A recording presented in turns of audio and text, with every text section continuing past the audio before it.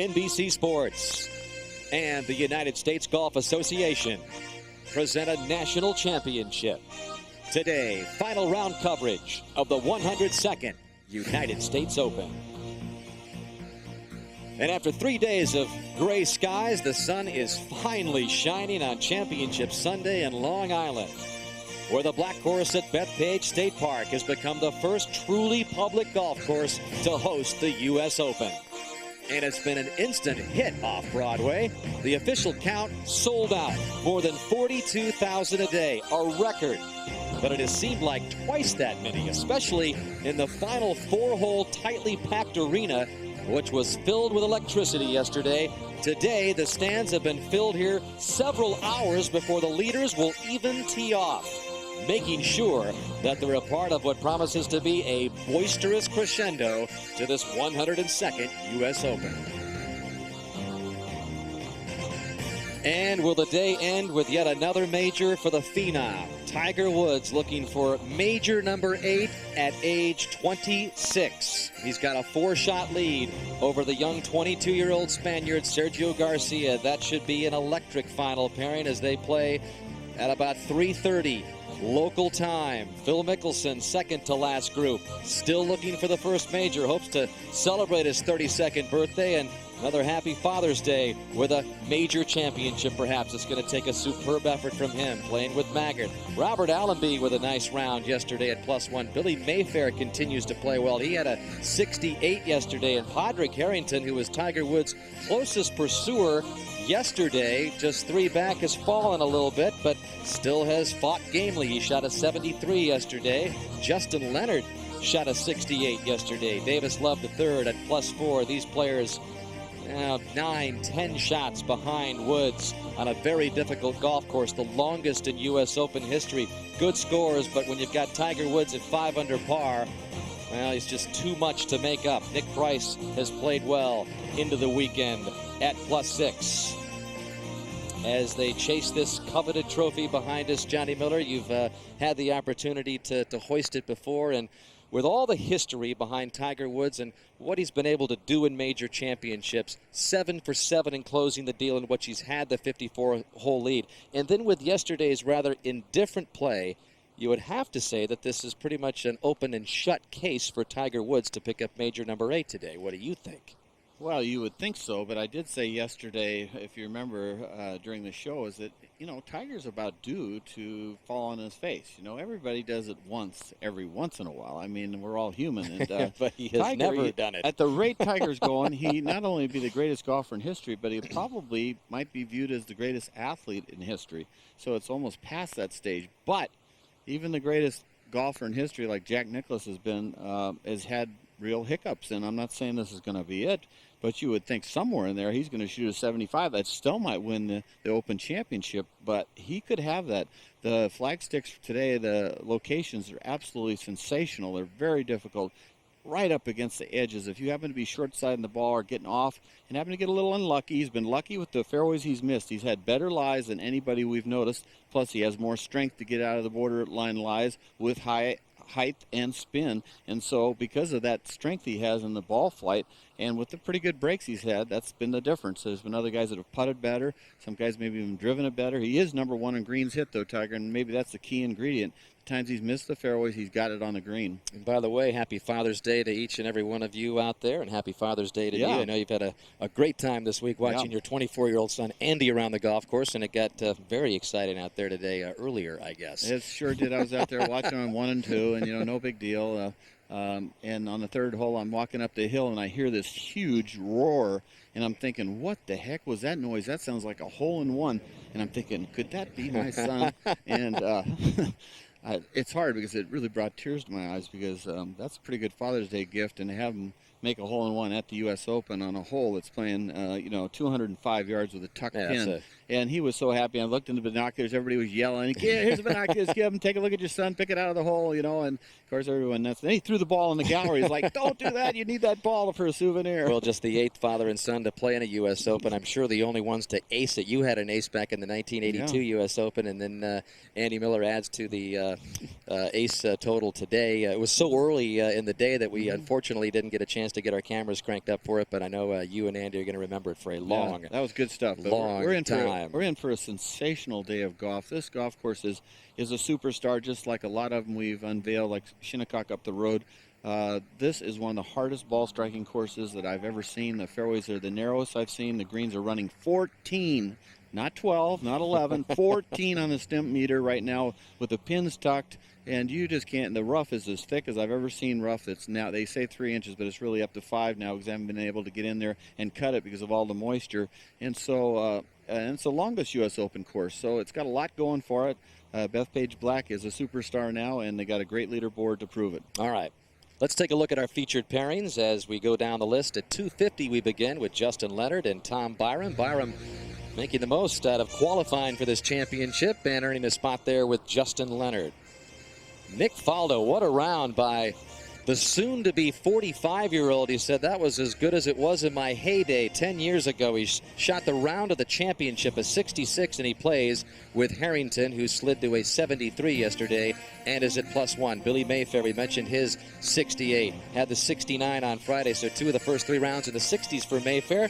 Matched up there with Robert Allenby, who shot 67 yesterday, and there is Jeff Maggart, whose 68 earns him a spot with the #2 player in the world, Phil Mickelson, in his 40th major championship, still looking to break through. Mickelson electrified the crowd with his play, especially late in the day yesterday after struggling at the start. And Tiger Woods and Sergio Garcia, a little less than 2 hours from now, will be the final pairing. And there is Sergio Garcia making his way into the clubhouse at Bethpage State Park right now.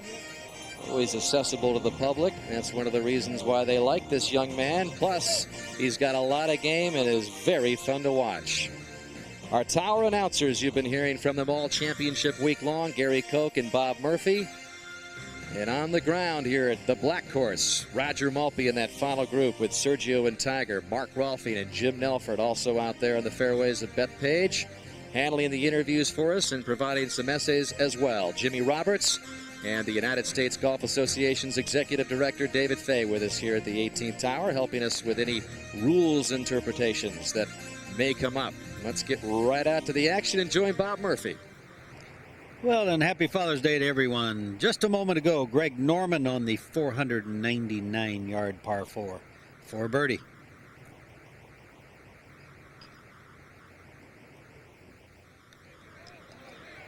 What a hole location today. The ball just trundles to the right.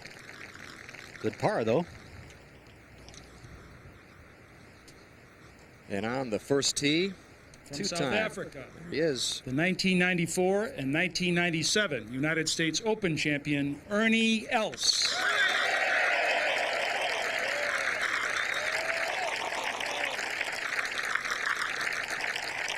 Ernie Els with a 70 yesterday, 3rd ranking in the world. Rounds of 73, 74, and that 70. You're talking about Dan. I thought his chances were pretty good this week. He's got that placid demeanor and just what you need for a U.S. Open champion. And a beautiful swing and a lot of power. He's going with 3-wood off this first hole. You can see a nice little cut, or either that or carry it over the corner is the shot. A lot of players hit 2-iron. He's going aggressively with a 3-wood. This one headed just up the right side, right on the corner. That's the advantage of the 3-wood. Now you can cut the corner. And Els will have a good look down the fairway. We've talked about the crowds all week long, out in force And again. from Sweden, Jesper Pernevik. And Jesper looking splendid in his Sunday garb. Boy, it's good to see the sun out. Crowds have waited a long time for it, especially after that nasty day on Friday. The rounds of 72, 76, and a great round yesterday of 69. Just a ribbon of fairway out there, Johnny. It's been the Toughest fairway to hit this week, the opening hole. Just 51% of the players are hitting the fairway, and they're not using driver. That might be hooking. Jesper is using driver, Johnny, and he just drilled it. Yeah, he just played it down the right side. Even though you want to play a cut there with a driver, he just did his normal little draw. Over to the 16th. 479-yard par 4. This is Andy Miller, 4 par. Great bunker shot from the left bunker, put him into that position. Unfortunate bogey there. We go to the third, 205-yard par 3. It's David Toms, the PGA champion. I think many felt like this guy had a chance this week, Johnny. Yeah, he shot 74, 74, 70. And it just isn't getting it going. Well, the golfers beginning to arrive. Sergio Garcia is here, and he is with Jimmy Roberts. Well, this is obviously a big day for you. Do you think it's fair to say that this is the biggest day of your golfing life so far? Yeah, I'll probably say so. You know, I've been wanting to get in this position and playing with Tiger on the last group on Sunday and in a major, and you know, I finally did it, and hopefully it'll be the first of a lot of them, and we'll see how it goes. But you know, I'm gonna give it my best shot, and hopefully we'll make it nice and fun and interesting for the people to watch. You know, you're not supposed to ask this question as an interviewer, but I can't imagine a better one to ask. How do you feel? Are you nervous at all? Excited? No, not at all. I'm excited. I'm looking forward to it, but no, not nervous at all. You know, it's you know, we're playing for a major, but still, you know, it's one more tournament. If I was 42 years old, I'll be nervous, but even if this one doesn't come, still plenty to go. Sergio, thanks for stopping by. Best of luck today. Thank you, Jimmy. Well, he still has 20 more years to worry about that then. Young Sergio Garcia, just 22 years old, and awaiting that much anticipated tee time as Tiger Woods and Sergio Garcia play on the final Sunday of a major championship together for the first time in the final pairing. Well, Garcia just 22. There's also been some fine play turned in by some young players in this championship, including the only amateur to make the cut. This was Kevin Warwick finishing up a little while ago for par on 18 in a round of 74. 21-year-old senior to be at the University of West Florida, played with John Daly today. Daly shot a 73 and had a nice kiss to the crowd. I love New York, says Daly as he exits 18. But congratulations to Warwick, the only amateur to make the cut at this championship. To the tee at the par 3 17th today, 208 yards, and Stuart Appleby is there, and boy, look at all the people that have been there for hours, as we mentioned off the top of the show. He's played a wonderful round of golf today. 2 under par.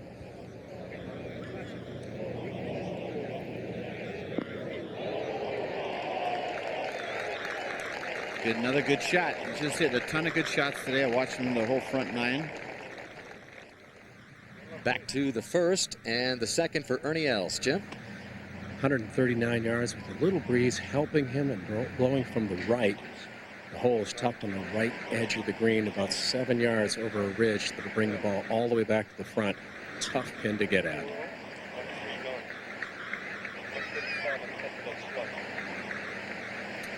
Big thing is just, this is the day of don't short side yourself, you know, Alfred, Jim? Absolutely. Well, if you miss this green to the right, you can't keep it within 12 feet of the hole. There's a little mound. There's a lot of these greens that are kind of like saucers, teacup saucers with the edges flared up on the sides. He's taking dead aim. Might even be aiming a couple feet right of the hole with his eyes.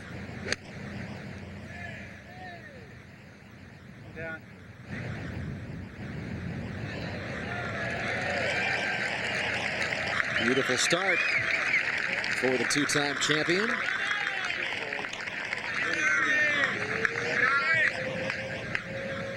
Now Parnevik, who just bombed his drive down there. Jim? Put in a nice spot in the left side of the fairway where he can attack this. 126 yards. He'll have to take a little off a wedge here. Well, his hat says he's the upper deck. That's where he wants it here, huh? If you try to hit a little left and just a tiny bit short, a whole bunch of balls, Jim, are backing off the green and way down on the front left side. You know, he's got to throw this at least to the hole, Johnny, as much as he spins it. Yeah, he spins it more, I think, than anybody around. I'm not sure he's using the same ball he used to, but he used to just spin it like crazy. Get up. Hit it fat, didn't he? Oh, he missed that by 10 yards, that shot. Well, that's that lower deck, not upper deck. As illustrated there. Tiger Woods and Sergio Garcia teed off at 3:30.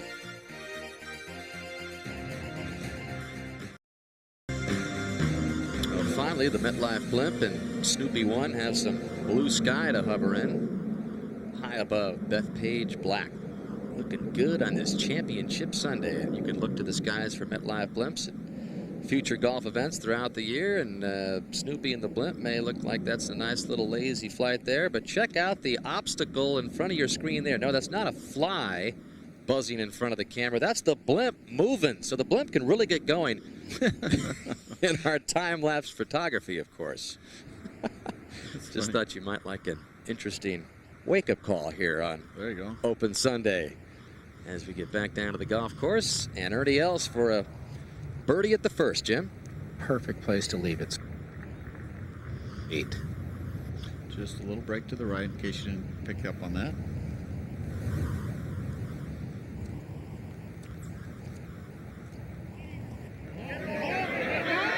Yeah.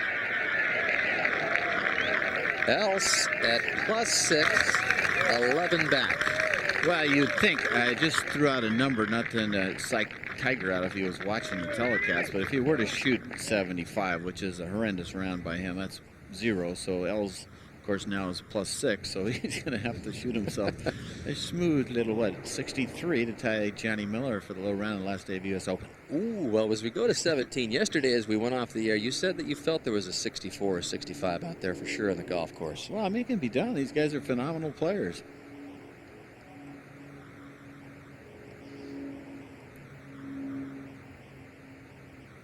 As Appleby strokes his birdie putt at 17. Now you can watch that break. That might be later in the afternoon.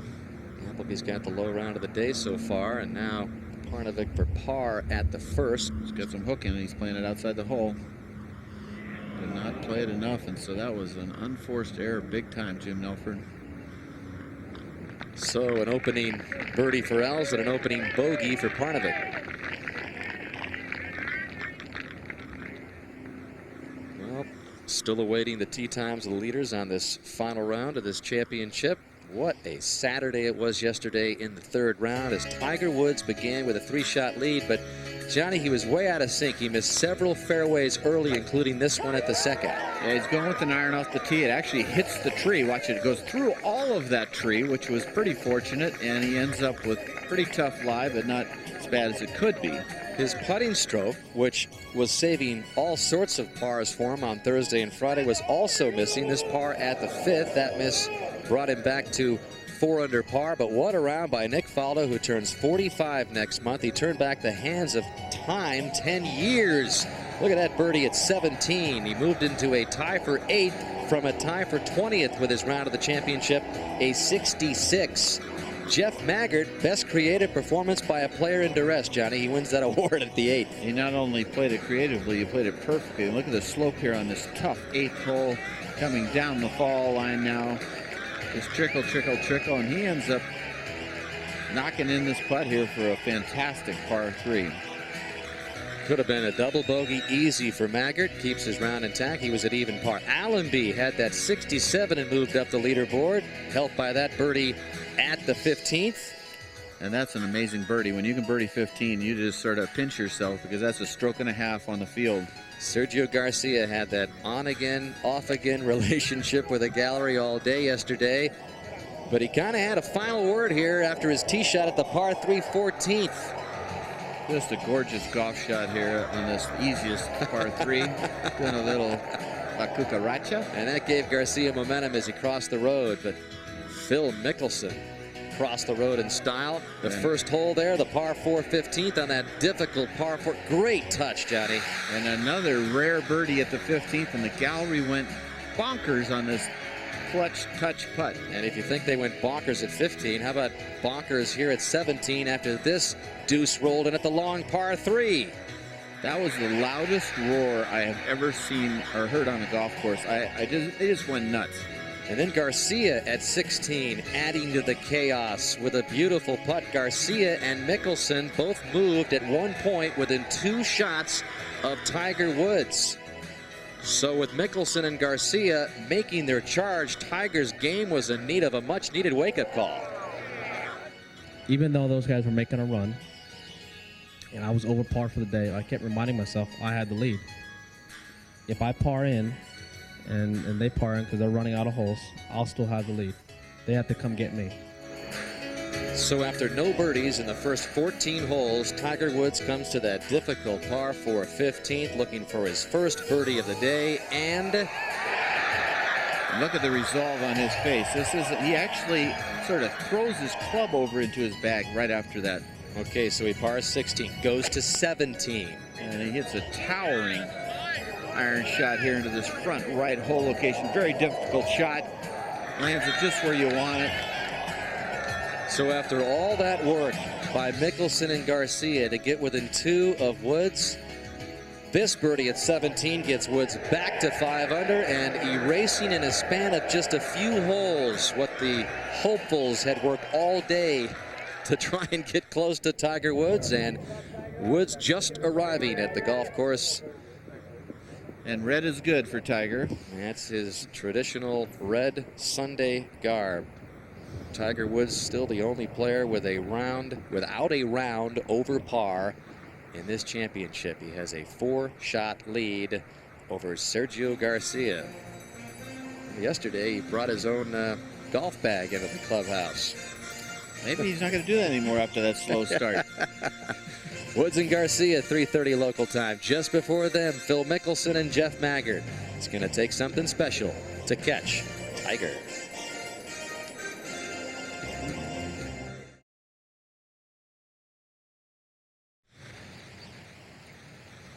Welcome back to Sunday at the U.S. Open Championship. Ernie Els on the second hole. 389-yard dogleg left. Hole location you can see. Players left.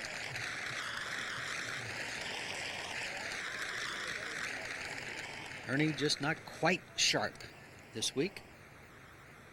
Well, just about an hour and 20 minutes away from the second to last pairing in the final round of this 102nd U.S. Open Championship. And in that second to last pairing is Phil Mickelson. And a few moments ago, we talked with our Jimmy Roberts. Well, Phil Mickelson, first and foremost, happy birthday. They serenaded you on the putting green. I'm going to imagine you're going to be hearing a bunch of that today. Well, thank you. It was very nice, and the people here have been very receptive, and I really appreciated it. What's your state of mind? I mean, this is obviously a huge day, and I mean, there are a number of ways you could approach it. Are you nervous, some butterflies, anxious in any way? I feel very relaxed, and I feel like I've been playing well. I feel like the conditions are very good.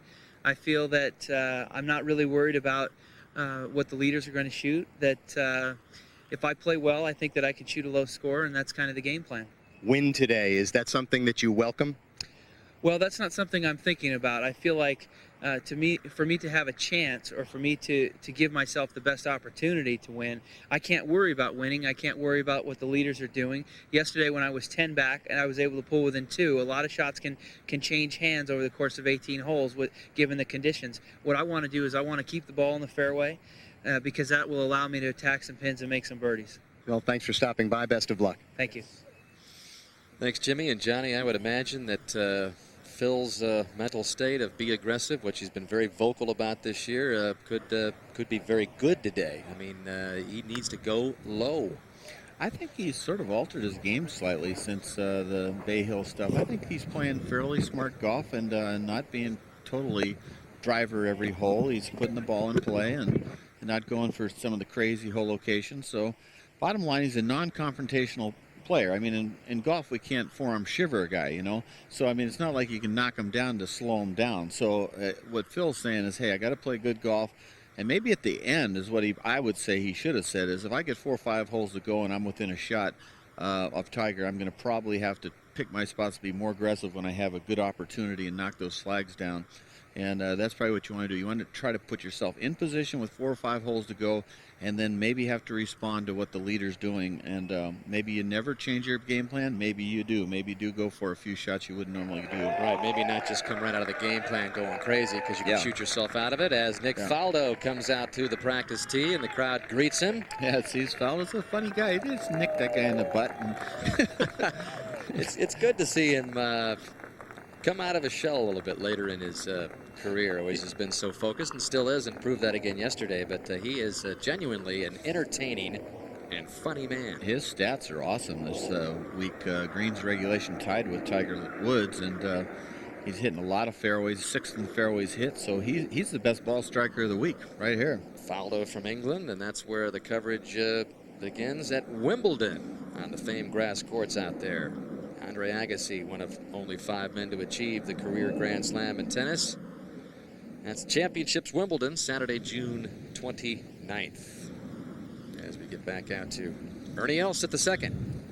And Johnny Miller, I can't help but think Ernie birdied the first hole. If he could slap this in the bucket, it sort of tells everybody else that good scores are available if you start out strong and can keep it going. It energizes the whole field, in my opinion. I know the USGA balances out their hole locations, but I'm telling you, these are Sunday pin placements today, folks. If you're going to go low today, you're going to have to make some putts and hit some sensational irons. A lot of tricky breaks like that the players can't see. And look at that. I mean, that's a professional golfer, for goodness sakes. And he missed it 1.5 feet to the left. We'll be right back at the U.S. Open Championship in just a moment.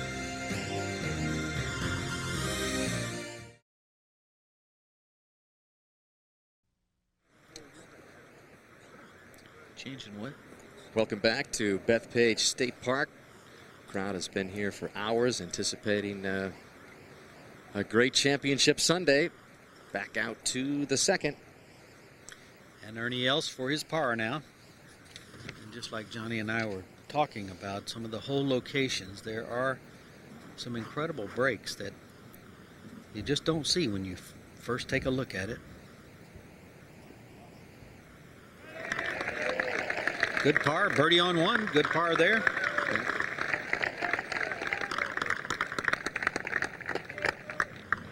Check in back at the first. Second shot for Scott Hoch. He's got the red, white, and blue on today. Usually deadly accurate with this, these kind of short irons. Good angle to this flag stick. The best angle, really. And look at that, right over the top of the flag stick, and a lot of side spin there. You can see how much slopes around that hole. That one's actually where the curve of the green starts going up to the right, so it's going to be tough to make birdies if you're short of the hole. And over at the 18th, look at this putt by Stuart Appleby for birdie. This, you gotta, folks, you just gotta watch this putt right here. If he 2-putts this, he wouldn't 2-putt this 50% of the time. He's got to hit it perfectly. Starts breaking big time right. See if he figures it all out. Oh my goodness. This is like the craziest green today that we're going to see. We saw the 18th green at Southern Hills. We saw some heebie-jeebies going on, and this green has got that plus some. Well, let's check out what young Andy did earlier from the bunker, his third to 18.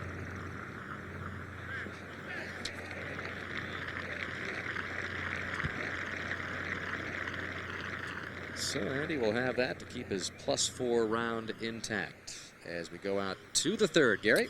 And the par 3 today measuring 205 yards. And Jim Nelford, for the first time all week, we've got some wind for these guys to contend with. Straight into the players' faces.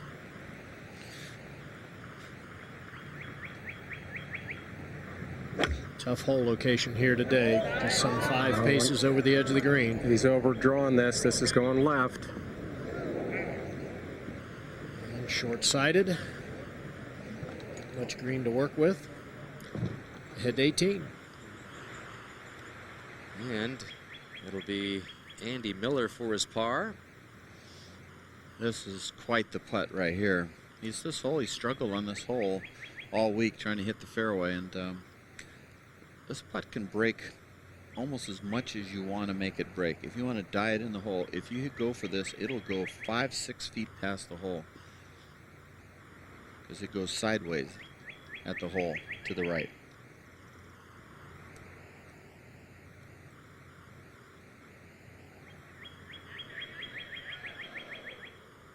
Not too bad. It didn't get away from him too bad, so that's putting okay.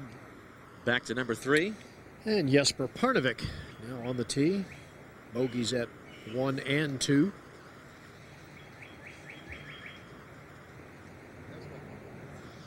What do you think his swing lately? It looks like Gary, he almost like plays a pull trap shot or something. Yeah, aims right on virtually every shot as he's doing here. Been trying to, seems to come over the ball a little bit. That one really came over, yep. didn't he? That is left all the way, guys. Catches part of the green, but it'll run away all the way into the thick, deep rough. Not good there. We go to 18. Where we rejoin the man who has the best round of the day going, trying to keep it going here with this par putt at 18 Appleby. 2 under. Trying to post a 68 today. Got off to a really nice start, making some wonderful putts on the first 3 holes. Average about 15 footers the first 3 holes, and that'll get you going. Appleby, one of 82 qualifiers to get into this championship. Good solid player. I know some of our guys thought that he would be a good pick on a sort of a second round pick. He's got some right in this putt. Let's see how it's putting.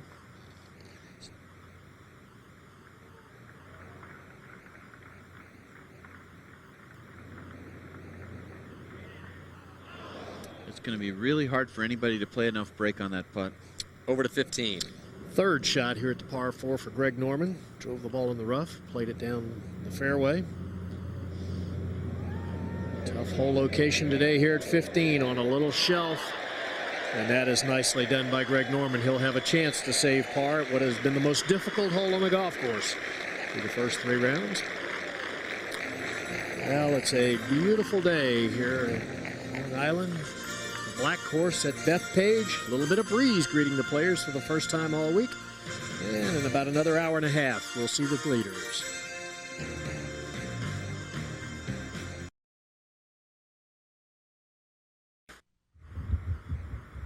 Moment ago, Scott Hoke for birdie at the first.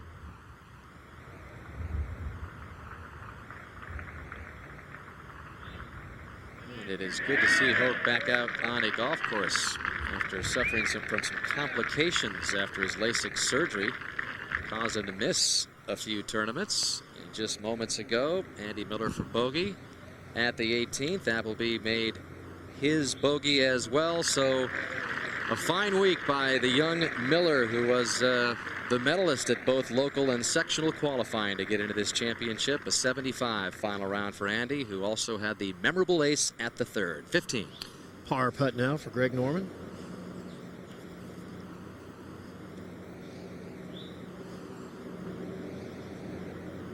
Very straight from here. Yeah, good up and down by Norman. Another qualifier. Playing in his 19th U.S. Open, was not exempt. Went to the qualifying site down in Florida, in Tampa, and was the medalist there. Lots of some of the names, game's biggest names qualified or tried to. Curtis Strange, a 2-time Open champion, tried to qualify to get back into this championship, Gary. As did Fred Couples, who was unable to make it. And the large number of minorities that have been introduced to this sport, and perhaps the most shining example of all of them, Tiger Woods, who will go for his 8th major championship a little bit later on, continuing to warm up on the putting green. And we bring in the 57th president of the United States Golf Association, Reed McKenzie. And as you watch that piece go by, and as you see Tiger Woods warming up for yet another run at the United States Open, you have to be filled with pride where this game was and where it has arrived at now, especially. You know, our foundation program for the good of the game, and you see programs like Herb Lowe's, which teach golf skills, teach life skills, honesty, integrity, respect for your fellow competitor. And we've got 100 stories like Herb Lowe's. It's very, very gratifying. And to see a player like Tiger Woods, who began on a public golf course, and to see your championship for the very first time come to a truly public facility has to be extremely gratifying as well. Well, this is my 25th Open, and this is the most remarkable experience I've ever had in those 25 years. I think the reception of the people of New York and the people around the world to the reaction here in New York has truly been extraordinary. Now, with that said, there was talk that Bethpage could be included in the rotation, if you will, of future U.S. Open courses, and with the great reception that it's had and with the record crowds that have flocked here, what is your statement today as we sit here as far as bringing another Open back to Bethpage in the future? Well, I can quote our chairman of our championship committee, Fred Ridley, who has said it looks very much like this will not be a one-act play. Certainly we don't have a definite rotation, but when we have a site that's successful in all respects, not only from the quality of the golf course, but the reception of the people and the reaction of the golf fans to the Open, it has to be in the list of places that we'd like to come back to as soon as possible. Finally, now that some common ground has been reached between the USGA and the R&A on the driving issue and the trampoline effect, the next issue, I guess, that would probably need to be handled and as quickly as possible, it seems, according to the opinions of some of the greats to play the game, including Jack Nicklaus, would be the golf ball. Would you think that's going to be your biggest challenge as the president of the USGA in your tenure, addressing maybe if there can be some kind of agreement with a golf ball? Well, you know, the president has the luxury of not being on the Implements and Ball Committee, which has the most direct responsibility for dealing with that issue. But in terms of the leadership of both organizations, I think you're absolutely right that we will be paying some attention to the golf ball. That is not going to be an easy matter to deal with, because there's the interests of golfers at the level that we're seeing here at Bethpage, as well as all the golfers around the world to take into account. And I can assure you that both organizations will be paying a lot of attention to that. And will it be a challenge? Definitely. All right, Reed Mackenzie, thank you very much. Congratulations on an outstanding championship here at Bethpage State Park. Thank you, Dan. Well, there he is in solitude, Tiger Woods. It's about the farthest away he's going to be from anybody for the next 6 or 7 hours, because he's getting closer and closer to making his way to the first tee. Let's go to Gary Koch. Well, this was just a moment ago as Greg Norman and Brad Faxon putted out. Norman had thrown his ball to the gallery. Faxon starts faking it. This gallery at 15, an amphitheater setting, just completely surrounded. Up, Norman takes the ball, and Norman throws it to the gallery. These people at 15 are having some fun, as all the people have this whole week.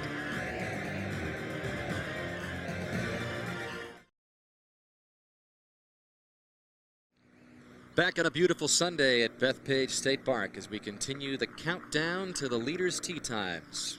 Tiger Woods and Sergio Garcia playing together for the first time on a final Sunday in a major championship in the final pairing. 16. That is the second shot of Greg Norman on the way at the 479-yard par 4. And the hole now playing back into the wind today, so should be much more difficult than it was yesterday. Over to the second. And Scott Hoch for another birdie now. He just birdied one. So we'll break ever so slightly to Scott's left. And all the way around the hole left. Moves into +4 and tied for 10th. So good start.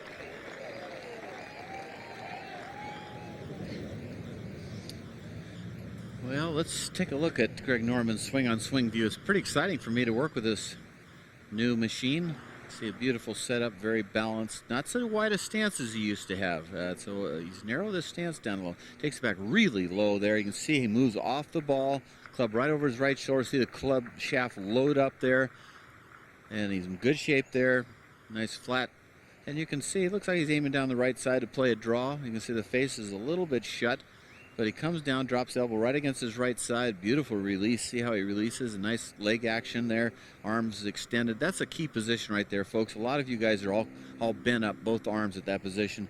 Then the follow through, you can see that bang off his right shoulder. Just smashes it against his right trapezius there and just left actually, and bounces off, and that's from a lot of really range of motion for a guy in his mid-40s. That's pretty good stuff.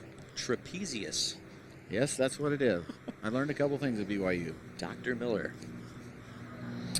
As we move to the third, and Scott Hoch on the tee now, and you can tell he's having a little trouble deciphering the wind. It's one of the holes, Johnny, really kind of surrounded by trees, swirling a little bit.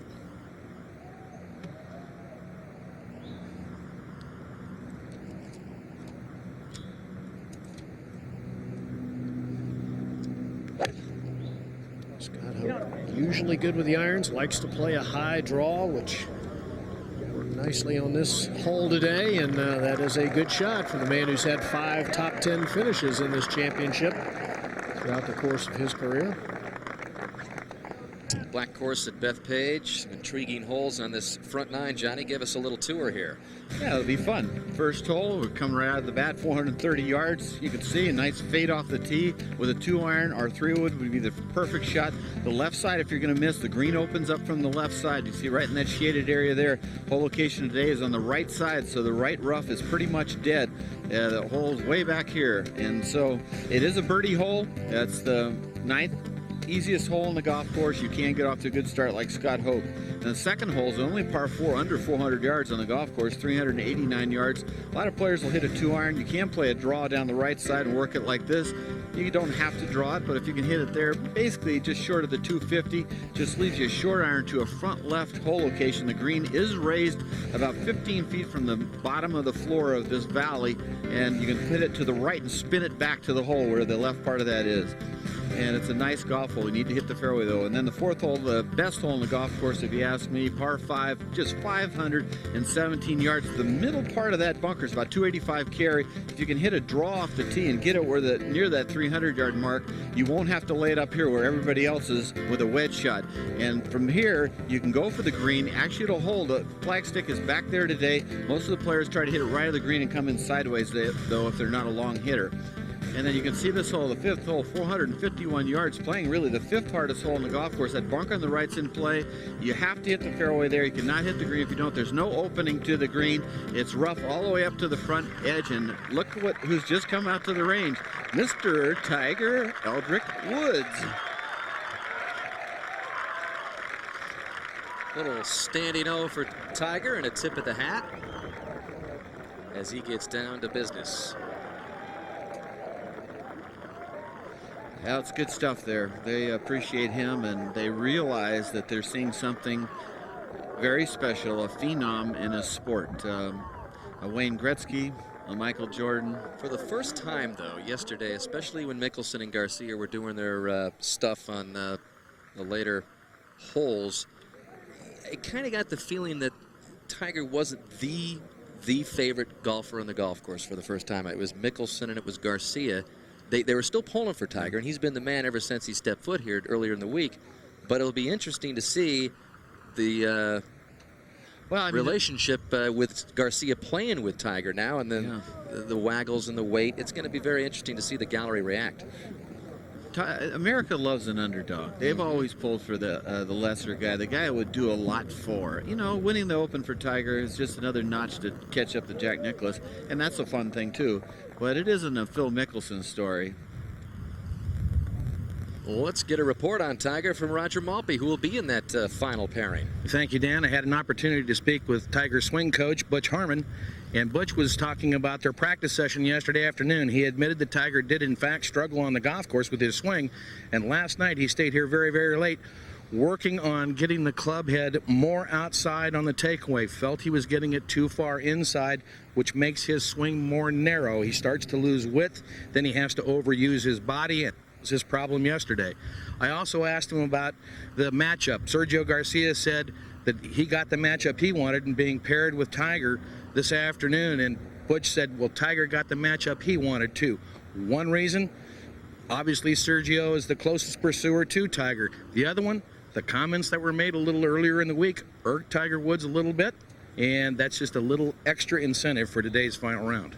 And those comments, Roger Maltby, being that Sergio Garcia said that the USGA probably would have stopped play on that rainy Friday had Tiger Woods been out on the golf course, which is just plain silly for starters. But Sergio did leave Tiger a note in his locker apologizing for the comments that he made that ended up as headlines in the New York City tabloids here. So, you know, maybe Roger has something there, and that Tiger does have something to prove. They've had their battles in the past. There's been the battle at the Bighorn, and there was some talk about how, you know, Tiger didn't appreciate, I guess, Sergio winning that battle in the manner in which he kind of wanted to show everybody that, hey, I can beat the man. Sergio, I don't know. I think it's an honest quality, but he doesn't say that Tiger's the greatest of all time. He just says very casually, Tiger's a great player, and he doesn't say I can't beat him. He doesn't put him up on a pedestal as much as most of the other players do, and maybe that's part of being a little brash and young. But he's had some success against Tiger head-to-head, and I think Sergio feels like, you know, if he was 5 under with Tiger Woods, that he would probably have a 50-50 chance of beating him. And remember, back at that '99 PGA Championship, for the first time, Tiger Woods, it was all about Sergio Garcia. They were pulling for Sergio Garcia back at the '99 PGA Championship. So it'll be interesting, to say the least, out to the third. Where Scott Hoch has another makeable putt for birdie and a chance to start off with 3 in a row.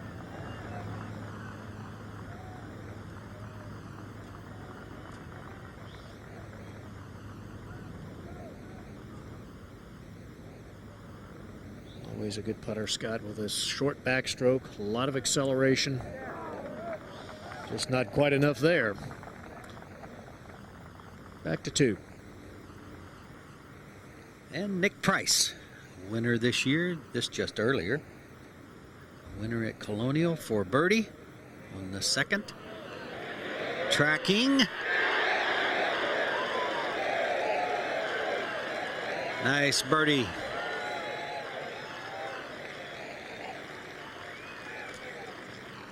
At the par 3/8, Nicholas Faust. You can see the club selection there at a difficult par 3, which is 223 yards, although it does play downhill. This was a moment ago. What a hole location. It's only about 15 feet from the Tweeds on the right. Oh, man, what a shot.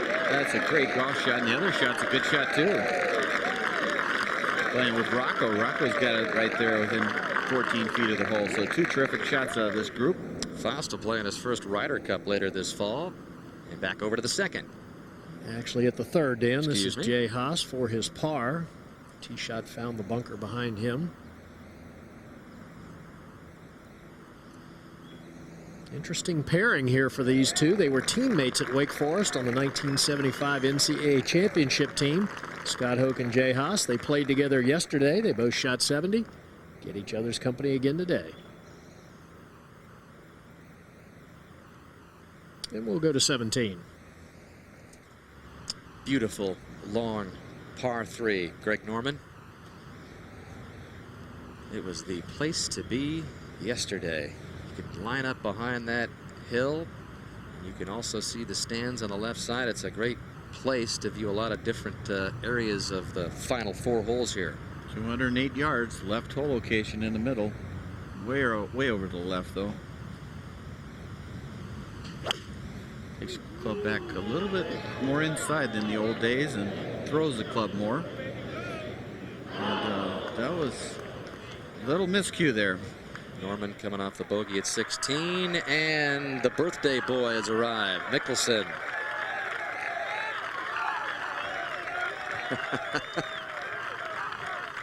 Johnny, it was an atmosphere yesterday that we'd never really witnessed, especially at a U.S. Open Championship.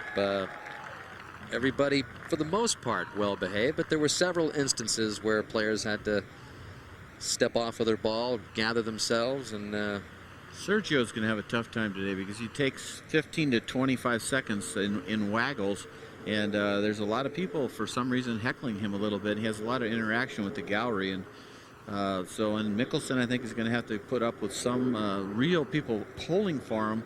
He's going to have to overcome the exuberance of the fans, and then Tiger's going to have, I think, the runoff from Sergio. So if I was these guys, I'd be wearing those shooting ear things, you know, where you couldn't hear anything.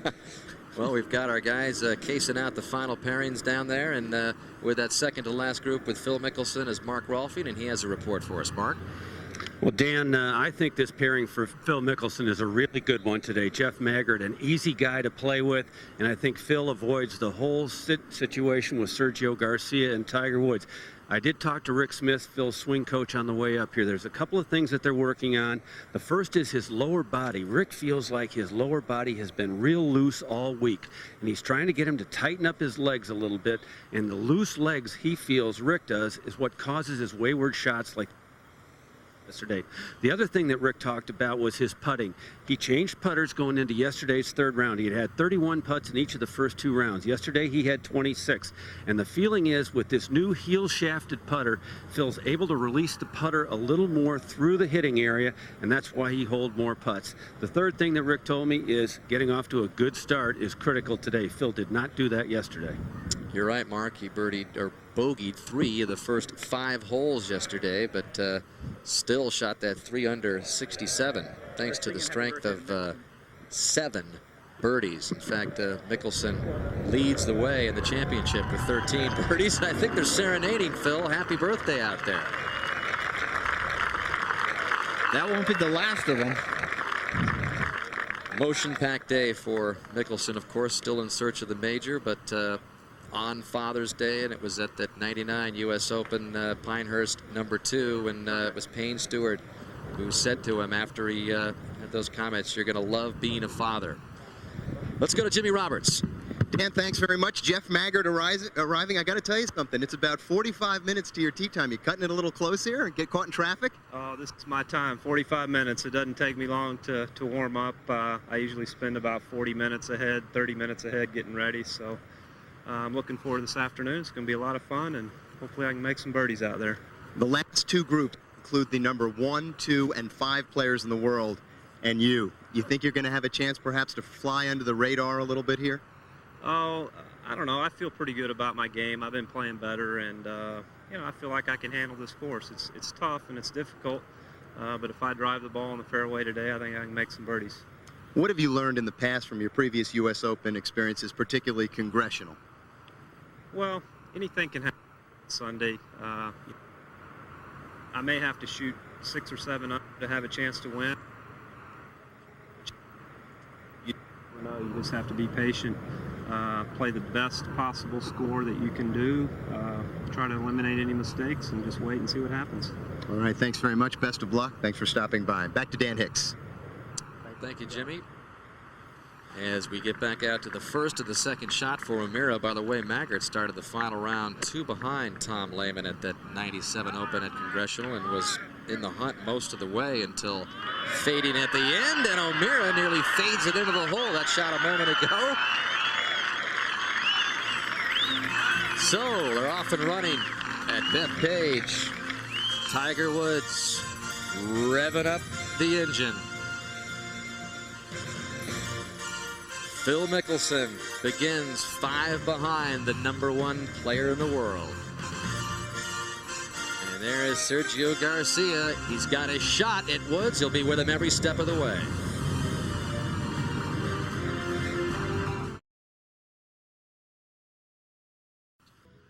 Well, I think it's safe to say that this Open week has been unlike any other Open week in respect to the crowds, but you ask many of the players how they feel about it, and players like Sergio Garcia, he's a guy who likes to play with the crowd, although I think he's gotten a dose of things this week that he has never seen before. Most of them are diplomatic. You can tell, though, by their body language, I think, that most of them really, really don't like what they've seen this week. It's certainly taken them by surprise. For more on that now, let's go back to our group of announcers with some more opinions. Thank you, Jimmy, and we'll term this NBC Golf's latest version of the McLaughlin Group. Issue number 1, gentlemen. There we go. Have the crowds become a little bit too boisterous? Have we reached the point where we might have crossed the line a little bit, Johnny? We'll start with you. Well, the bottom line, we're playing for $5 million, a lot of events now, and the big train's going down the track, and we're closing in on the 3 major sports in popularity, especially spearheaded by Tiger Woods. And the fans that you're going to get now are more of that kind of a fan that's drawing out of basketball and football and these wild sports, baseball. And I think that Maybe someday we are going to get this kind of stuff and get like this and either use my headset or stick it in your ear, and that's what you're going to need is some sort of way of dealing with the occasional fan, and maybe more than an occasional fan. You'll learn to deal with that. I know there's been great champions in the past, even guys like Tiger Woods, and I remember some great players out of Japan. Nakajima, the dad would yell on his backswing and throw things at him and say, get ready for the big show, because it could be that way. So I think it's that big train's going down the track, and this quiet little game of golf might be history. All right, Gary Koch.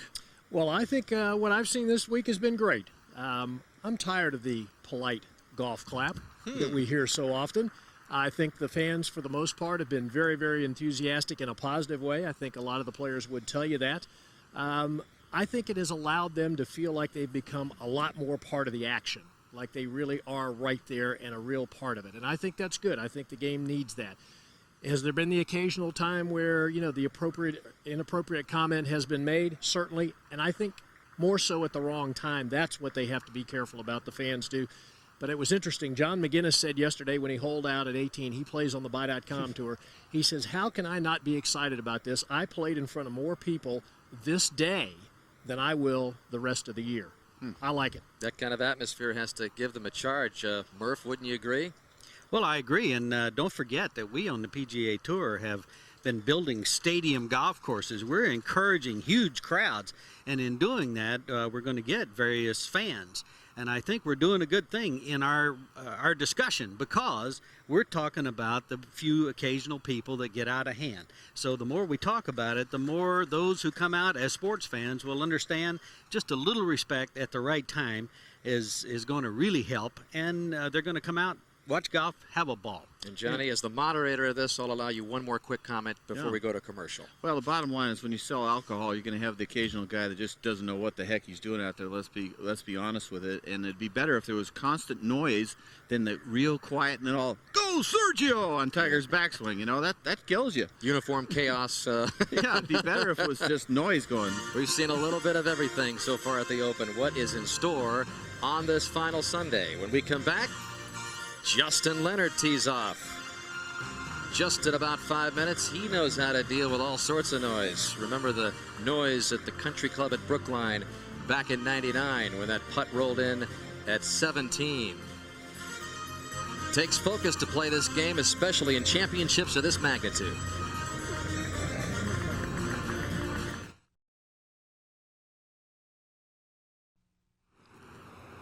Well, Tiger Woods has certainly separated himself a great distance as far as the world's best golfers are concerned, but check out this symbolic existence at the driving range. Johnny Tiger out there working by himself, a long way away from Sergio Garcia and Phil Mickelson.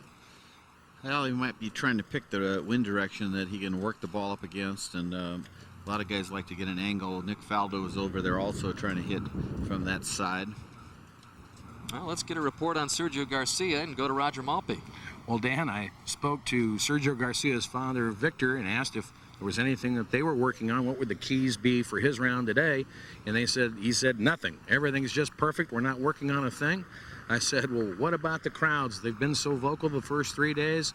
He's out with Tiger. They're likely to be even more vocal today. And he said, championship today is Sunday. We don't think about that. And then he pointed to the heavens and said, whatever will be, will be. Ladies and gentlemen, this is a 2:50 starting time. From Richmond, Texas, Tom Byrum. So just 4 more groups after this will be introduced on this final Sunday as you look at Tom Byrum, who turned in that 70 yesterday and one of 82 qualifiers to get into the championship, playing with Justin Leonard. Good playing this week, 72, 72, 70. And as we said earlier, the #1 fairway the guys are not hitting. This is the hardest fairway to hit on the golf course. A little bit of U.S. Open nerves. Diagonal fairway.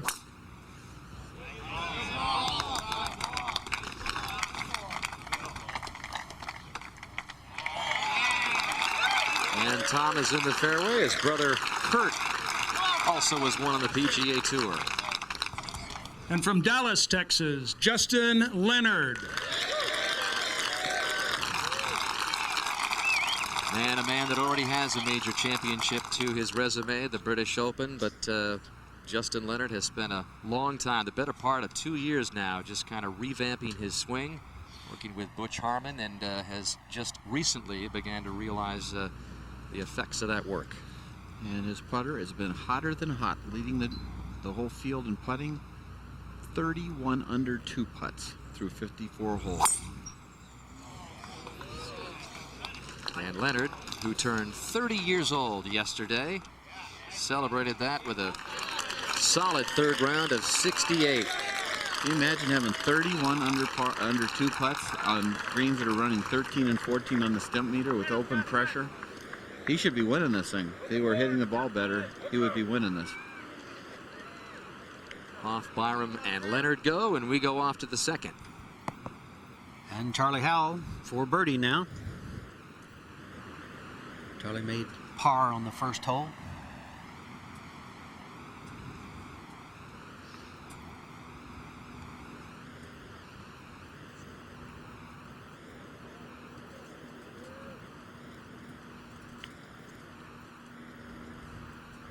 And at 18, Greg Norman finishing up.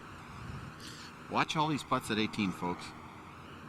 This putt at 18, you could not see that much break. We saw everybody we've shown so far on 18 here has missed that putt to the right. Norman, who has been a part of so many major championships, 29 top 10s in majors throughout his career. Tiger Woods, Sergio Garcia, waiting their tee time.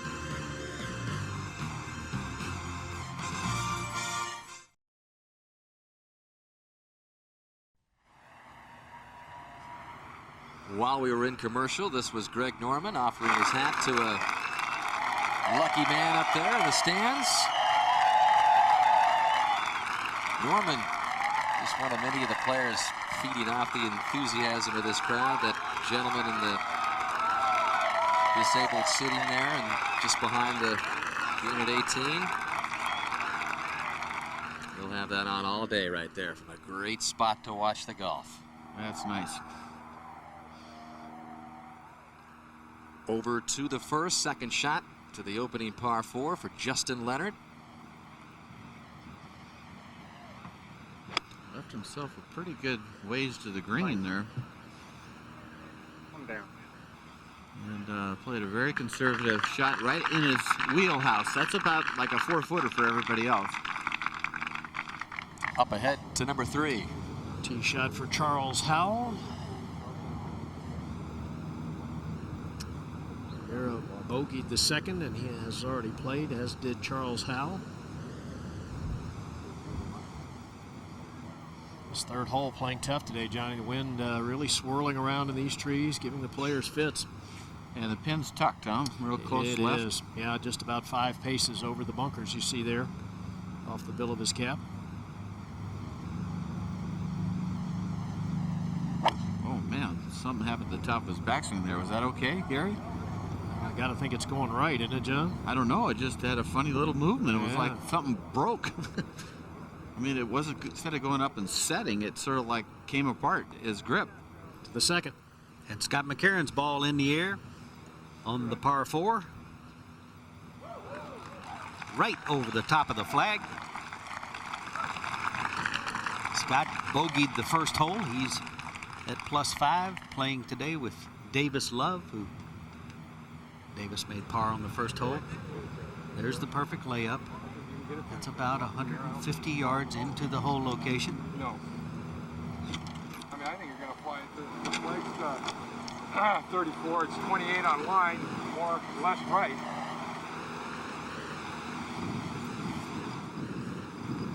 The wind is whipping up, huh, Bob? I mean, it is blowing and swirling too. You see the leaves going across. The wind is actually blowing straight down in back of Davis. Now he feels a bit of a gust there, I think. We have a bit of a storm coming in, but I think it might miss this area. But the remnants of from the northwest, there's thunderstorms, and could be a precursor of what might come up in a couple hours. But Going to make the course play tougher than tough. What's the wind's into here, Murph? No, it's downwind and out of left to right slightly. Yeah, it just came up, so I wasn't sure.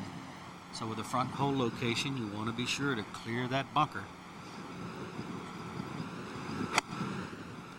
You'll see a lot of balls past the hole today.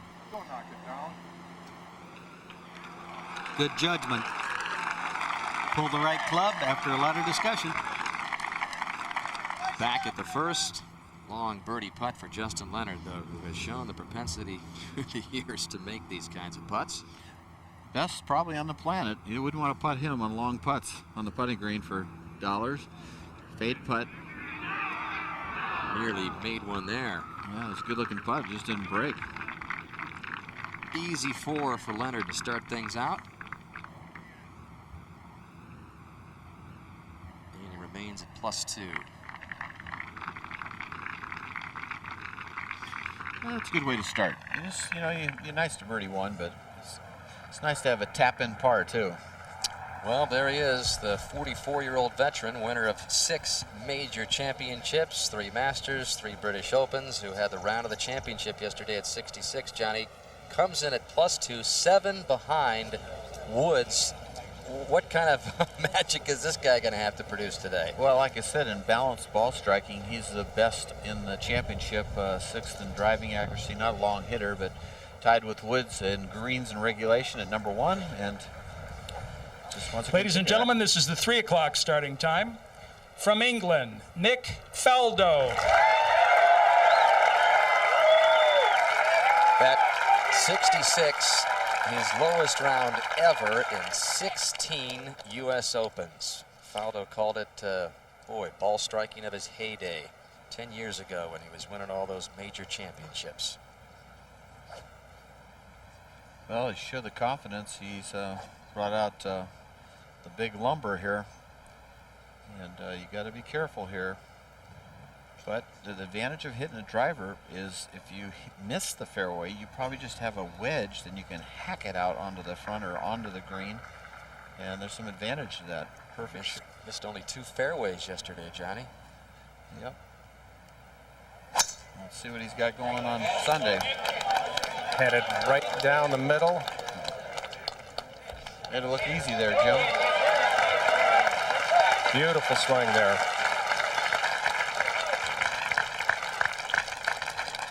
And from Ireland, Padraig Harrington. 30-year-old from Dublin earned the respect of the crowd yesterday with all the early par saves, but just did not really have his game as he played in that final pairing with Tiger yesterday. And after beginning the day 3 behind Tiger yesterday, he's shot a 73 yesterday and now begins a full half dozen back.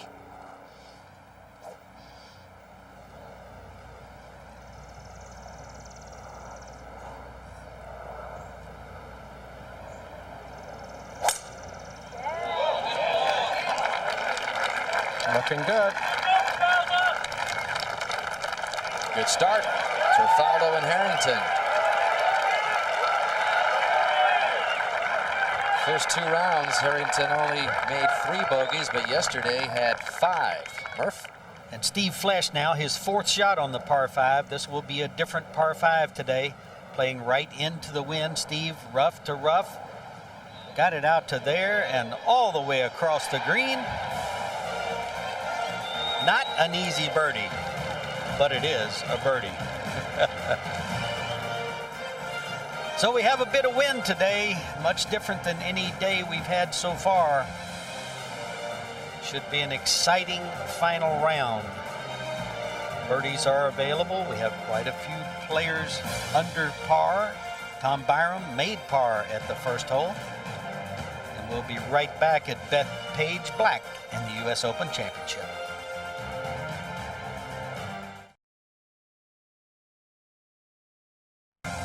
Less than a half hour away from Tiger Woods in the final group.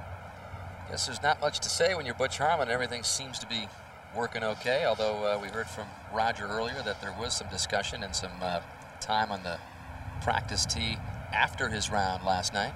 Yeah, every shot is, well, that's better than I can do. That's better than I can do. What can you say? Working on all phases of the game. But he's got the right stuff for major championship number 8 at the age of 26. Back out to the first, and Nick Faldo getting ready for his second. 158 yards, and this wind is really starting to pick up now. It's at least a club and a half wind, helping, and from his right, a pin that he just absolutely can get it nowhere near, Johnny, unless he takes it out of the rough on the right. Faldo won't do that. I wouldn't think so. He could hit a little shrimper in there, but be tough to do, huh? Why is he backing away, Jim? Yeah, a little piece of paper blew on by and distracted him. Well, it's been a lucky hat for him this week. His game is coming back, Jim, I think. He's putting way better. Says he was studying old films of his putting stroke, trying to get back there. Headed towards the middle of the green. It might go back. Not only might, it will. Faldo also says he's spending less and less time trying to be that player of old and just continue to work on his game in the present day. Over at the 5th, Scott Hoke for birdie a moment ago. And Hoke has rolled in another one. That's 3 birdies in the first 5 holes for him. 3 under.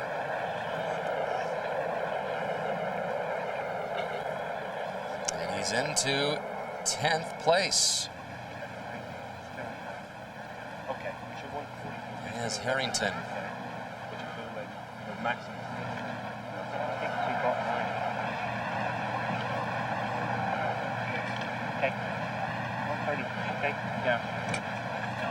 Harrington very deliberate, but he seems to have picked up the pace a little bit with his play. That's what we kind of got yesterday from his performance. Very balanced in his ball striking, 19th in fairways hit and 18th in greens hit. So that's real good playing. Good ball striking, good balance, putting, hitting. Not an exciting looking swing, but it's very effective. 138, 9 iron. Pretty quick there, Nelly. How is it? It's just right of the hole. Well, a much different start for Harrington today. He was scrambling in his early going yesterday. Got a chance to get it right back to even par. Yeah, yesterday made a 15-footer for par. So he's happy with that. You can see he's walking very briskly.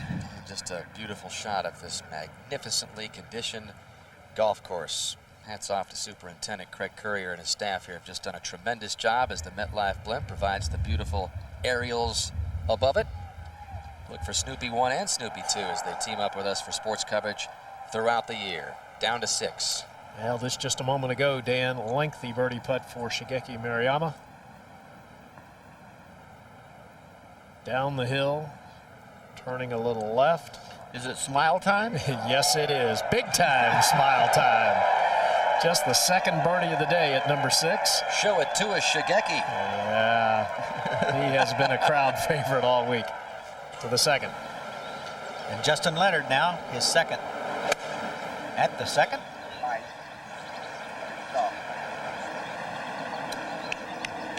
Downwind, as we said, and that would be a common shot, I believe. Especially out of the rough, huh?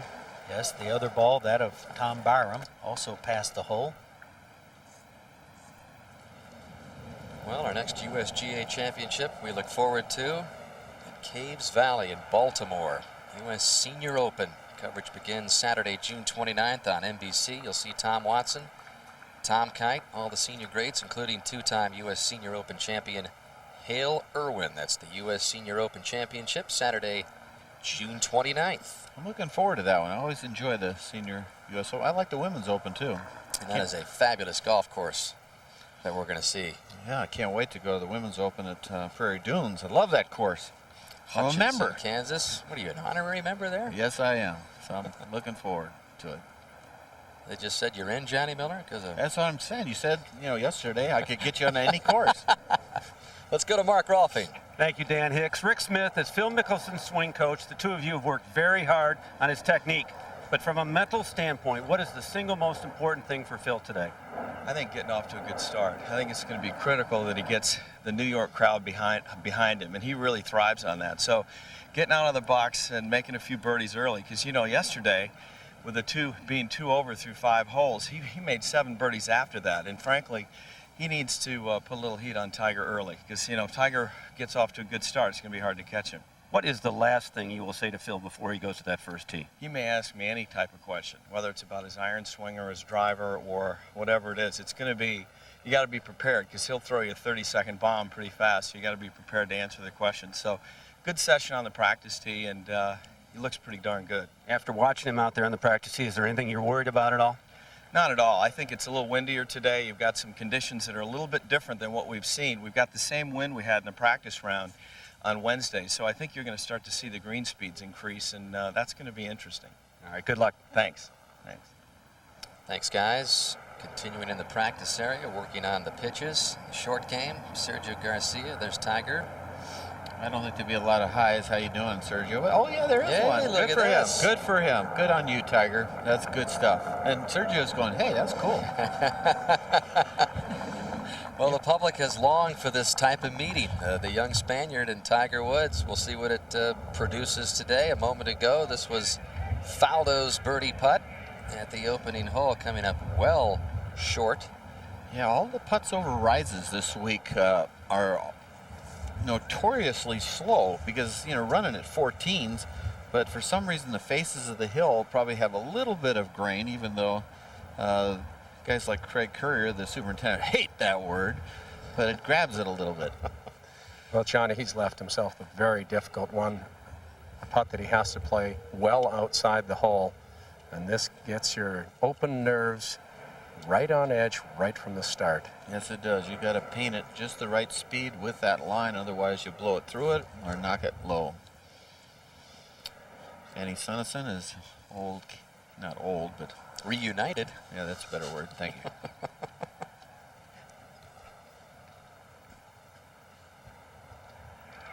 Yes.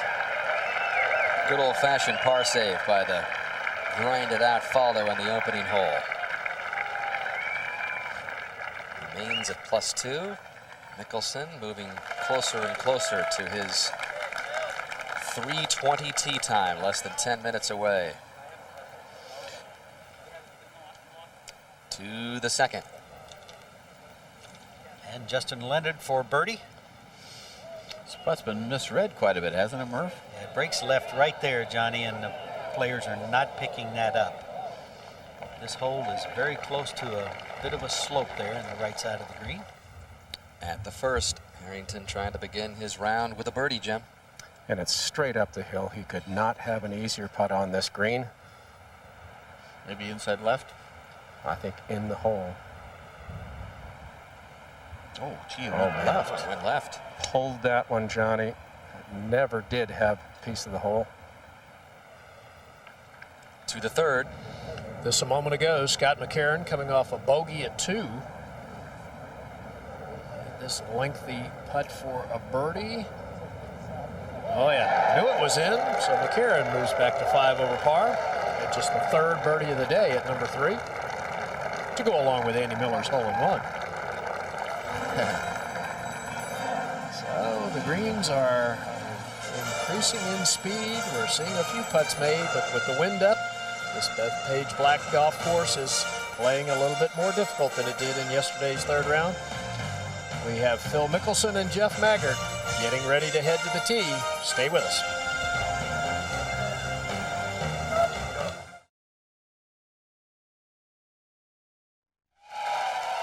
Live shot as the energy builds as Mickelson makes his way onto the first tee.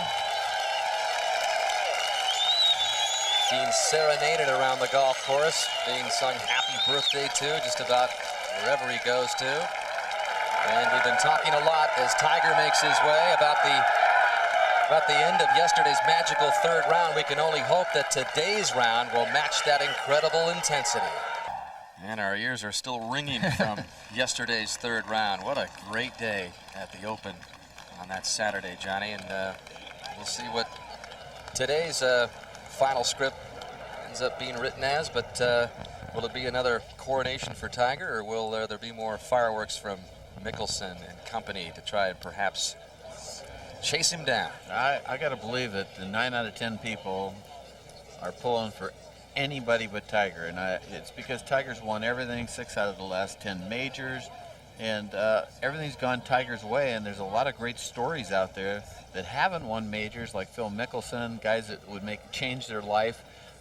New Yorkers love to root for underdogs, and I'll tell you, that stuff yesterday on Saturday was louder than I've ever heard anything. It was like a Sunday climax to a tight championship, and it really wasn't as tight as it sounded like. So if it did get tight, it would be awesome this afternoon. Plus, don't you get the feeling people have seen Tiger Woods win a major championship by 15 shots, a British Open by 8 shots, Masters by 12. I mean, it's not a dislike of Tiger, but they want to see a competition here, a close competition, and you definitely got the feeling from yesterday that they're going to like to see Mickelson win the most of anybody in the golf course today. They're going to enjoy it if he wins, Tiger, but I think they would like it to be close. And all the golfers that have golfed in this public facility know the sign well. The warning out there that it's a very Ladies and gentlemen, this is a 3:20 starting time. From Houston, Texas, Jeff Maggart. So Jeff Maggart, 38 years old, and with all of these high-ranked players, you can't forget about Maggart, who does have the 124th ranking in the world, Johnny, but he's an open type of player, and you've really liked his swing this week. He's back to the old Jeff Maggart. He was playing a draw for a while and flipping the club, releasing it too much, and his swing has the reverse C, keep the club face square, and that's where his accuracy is.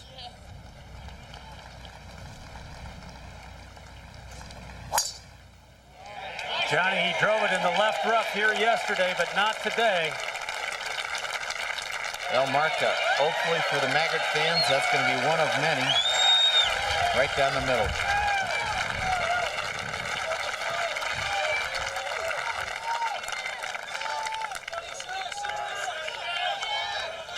And Johnny, right now, I certainly get the sense that Phil Mickelson is the crowd favorite. I'm not sure what's going on from San Diego, California, Phil Mickelson.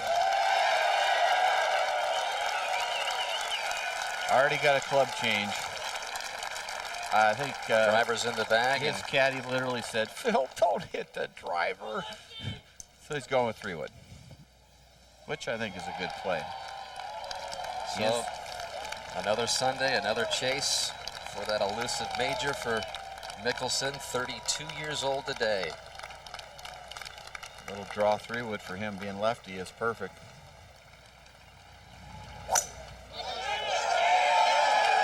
Pointing to the Boy, this right. is a big draw 3-wood. It's just starting to straighten out, though. Oh, that's excellent. Mickelson couldn't have asked for a better start. Drills it down the opening fairway. He electrified this crowd yesterday as a part of that 67. Up ahead on the green, Billy Mayfair. This was a couple moments ago, his birdie attempt from just on the front portion of the green. Nobody's made this putt all day. Got a big swing at it at the end. Yeah, that's a very, very fine putt. You see the break that's involved in that putt from below the hole. To the second. This just moments ago, Nick Faldo from 142 yards at the second. Good par save at the first. Excellent golf shot. And here comes Garcia, who experienced a myriad of emotions yesterday on the golf course. Several exchanges with the gallery. Some good, some not so good.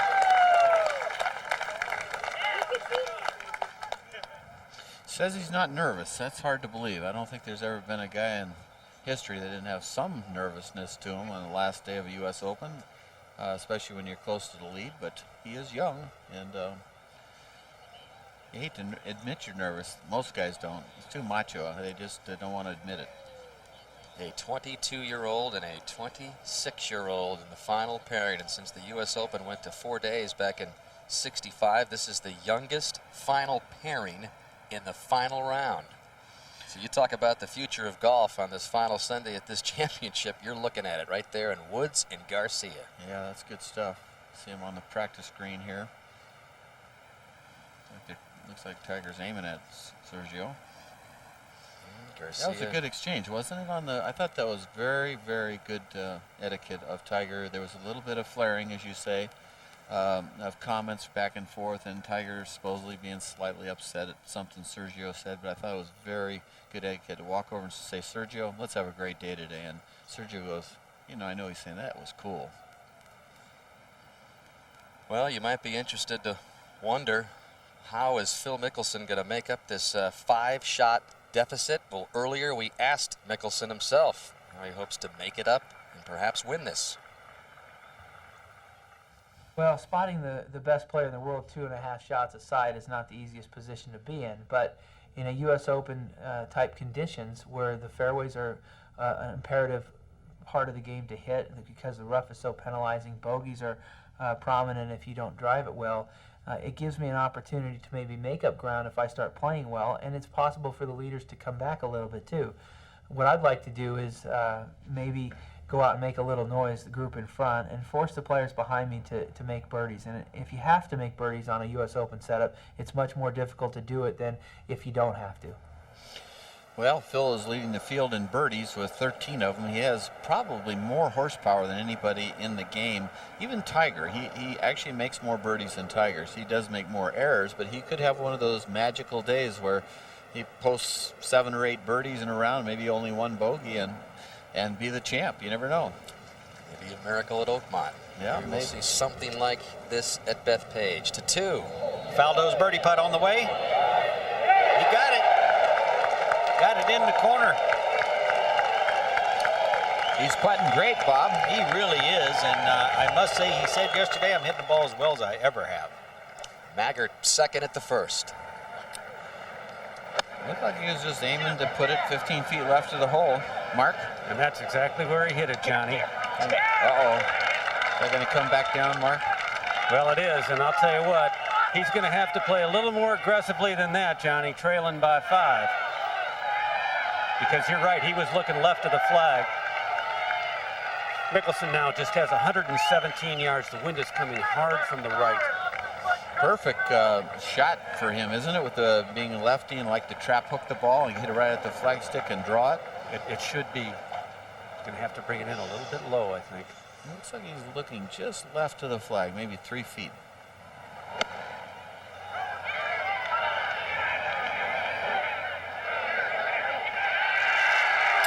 Well, it's out of the rough. Look at this. And look at this shot by Mickelson. Well, that's a very fine break, Mark. Rolfing to start the day. That could have been in a bad spot. So backspin helps with a nice little side bounce. And Tiger Woods has arrived on the scene at the first tee along with Sergio Garcia.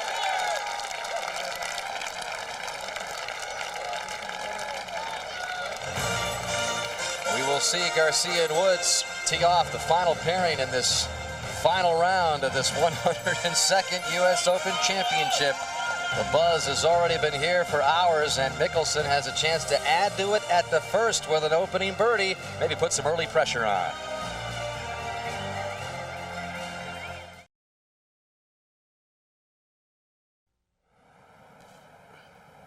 Let's go to the first tee. Gentlemen, good luck.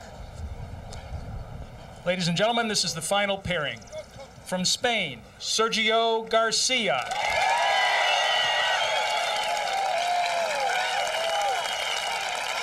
Sergio, born in 1980, just 22 years old, looking for his first major championship win, and we saw him do that several times yesterday in the heat of battle, taking a couple of deep breaths. Yeah, we'll see how his cadence is with the waggles right off the get-go.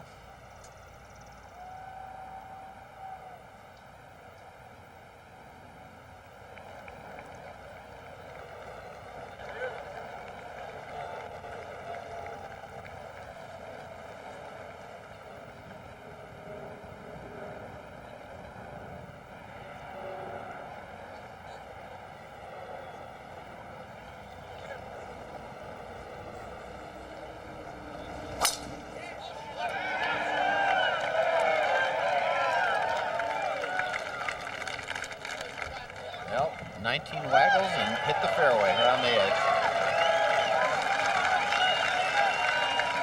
Up ahead, Mickelson for birdie. And you can bet that Woods and company hear this on the first tee.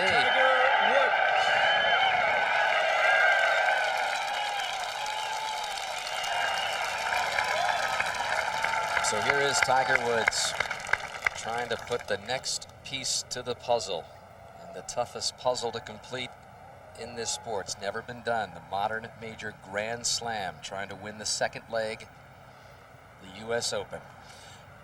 I think it's a good play with the 3-wood. Even if he misses the fairway inside the tree line, he can muscle it out of this rough and get it on the green.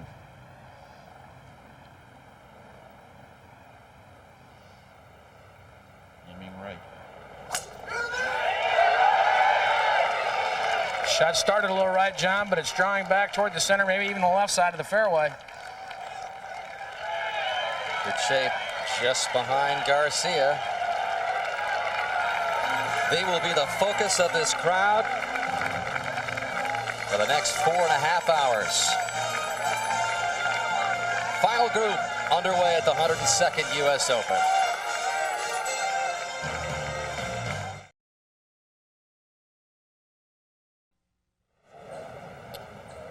Just a moment ago at the par 3 third, Nick Faldo, lengthy putt for birdie. But that's a little quicker than it appears. It does turn a little to his left.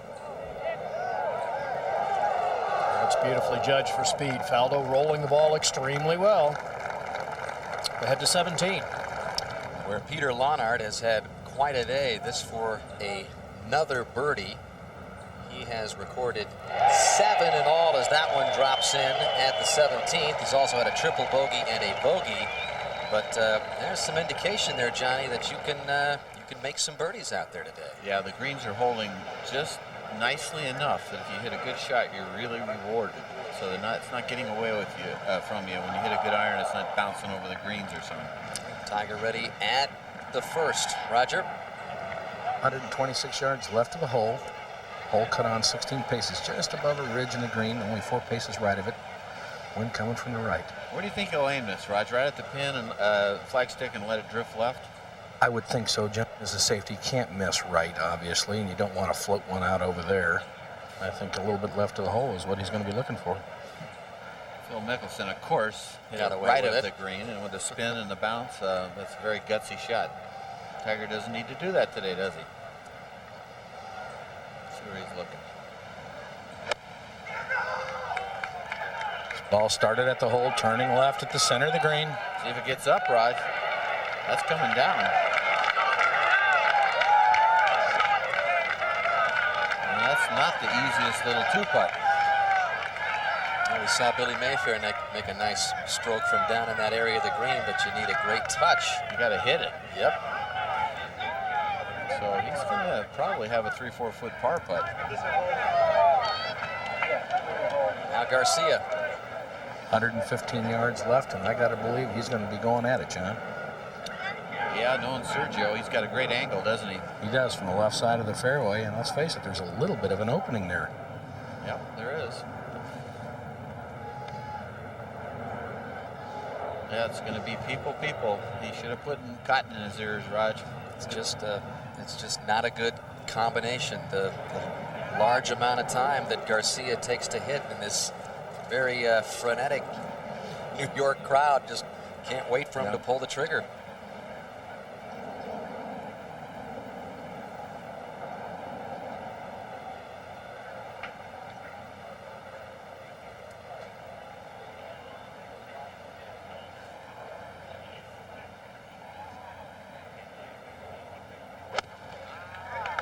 Sand iron from 115. A little right of the hole. Watch this, it spins. Uh-oh. Hang in there. It's coming all the way down, Raj. That's not a good break. But a good shot. He's got to say, hey, I hit a good shot.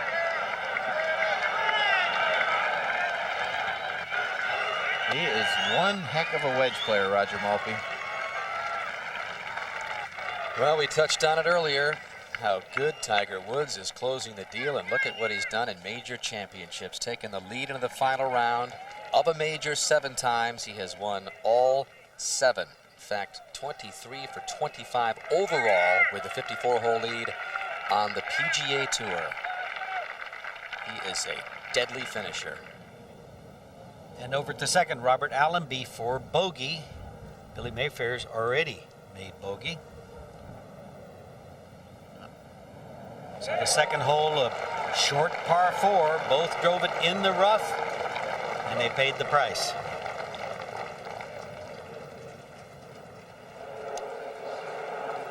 And back in the fairway at 2, Jeff Maggart. 136 yards for Maggart, Murph. And he made a real good 2-putt from the front of that first green. Had a tough 4-footer for par.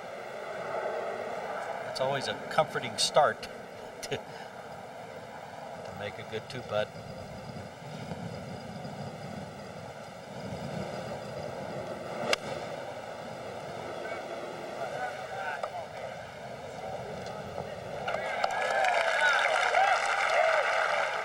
Good play right under the hole. We've seen some birdies made from there.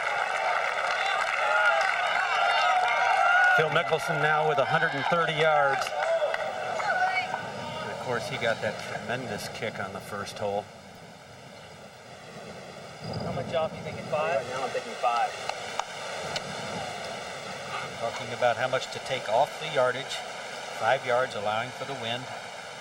You know, Murph, I found myself thinking about Payne Stewart a number of times today. I know he's watching, and I just have a sense he's probably rooting for Phil Mickelson. I don't think that can hurt. I think you're probably right about that. This needs to come down. Well, we've seen a lot of golf balls up there, and that is not an easy 2-putt. Well, speaking of not easy 2-putts, Tiger first to go at the first, Raj. Well, from about 40 feet. Easily half of that uphill over a ridge. I think it'll be influenced a little right on its way to the crest of the ridge, and then it will move a little bit left in the area of the hole. Double breaker, Raj, at the end. Right, last 1.5 foot will come back left. And there's some elevation change. It's got to hit it. Did he get it, Raj? Nope, that's what I was talking about. I thought he'd have 3-4 feet, and that's what, 5 or 6 feet, Roger? Over to number 3. Billy Mayfair on the tee at the 205-yard par 3 with a 3-iron. Mayfair likes to hit a big high draw. That is his shot. That works well here. Oh, look at this. Ooh, next to Andy Miller's ace. That's the second best we've seen. 18. As we check in with Lonard again at 18, again, just dropped in his 7th birdie of this final round at 17, now working from the bunker. Not the worst spot, believe it or not. You can stop it from there. See that backspin? It'll come, watch this, down 14 on the stemp meter. Watch this. To give you an idea how quick it is. Look at this.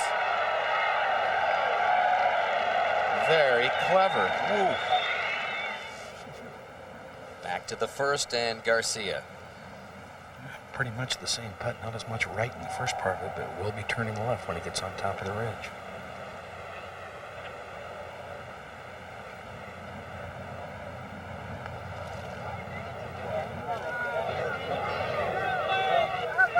Just hard to get it there, Roger, from the bottom. We've been watching all week long and hardly seen a putt get to the hole from there.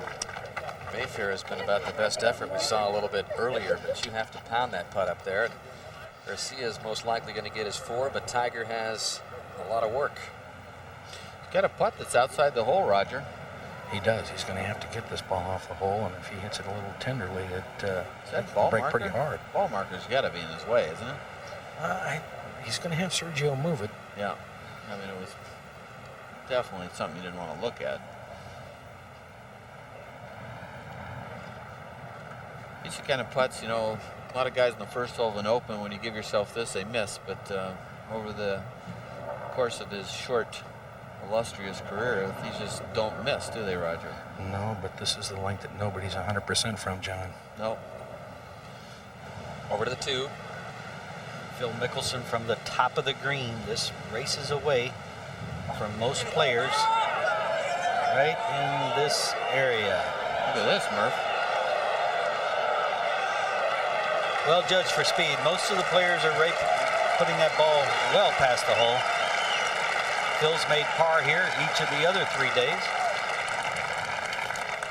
And at 1, Tiger for his par. He has just 1 3-putt in this championship.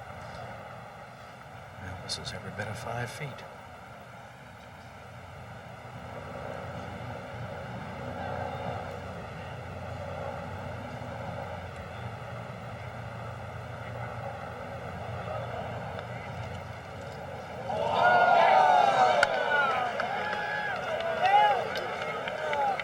Some guys in the field are going to enjoy that bogey. I can tell you that if he makes this even. This is no little gimme either. I think he just realized that, Roger. I better take my time. I got somebody making a noise over there. Also some murmurs from the crowd out there. Yes, there is. There's a lot of noise from the crowd, a lot of people shouting in the background. Tiger's waiting for silence.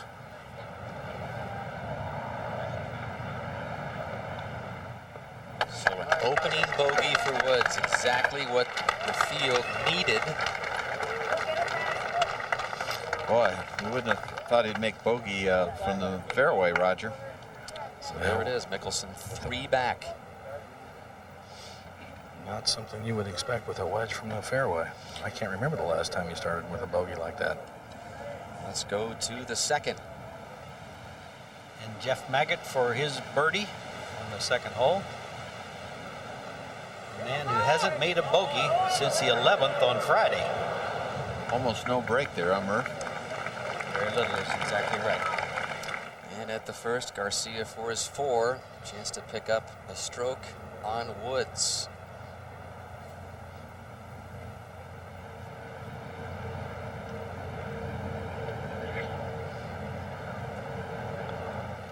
And just like Mickelson, 3 back. So an interesting beginning to this final round of the championship for the leaders. Well, guys like Phil Mickelson are saying, yeah, I've already picked up a couple shots, huh? From the 1st to the 18th, Lonard a moment ago for his par. You saw that beautiful bunker shot he played for his 3rd using the slope down there, and 7 birdies for Lonard, 67. And that's the best round of the day so far. One of 10 Australians in the field, the most players from any foreign country this year. And there'll be another international field at Wimbledon coming to NBC in a couple of weeks. Last weekend in Paris, Serena Williams defeated her sister Venus for the French Open title. She now looks to repeat that feat at Wimbledon, perhaps. The championships starting in a couple of weeks, Saturday, June 29th, right here on NBC. To the 3rd. Short putt for Billy Mayfair for a birdie 2 to get him back to 1 over par for the championship. So Billy missed one from about this length yesterday. Straight putt. All right, so Mayfair, who birdied this hole yesterday, birdies it again today. He likes the par 3 3rd. We go to 4. 3rd of the par 5. Nick Faldo coming up. From 84 yards. Boy, that was a good shot. He couldn't aim it at the flag at all because of the oaks in front of him. 48-24. Faldo 5 back. 1 under on his round today. We'll have a birdie try at a marvelous par 5, the 4th, as we go over to the tee at 3.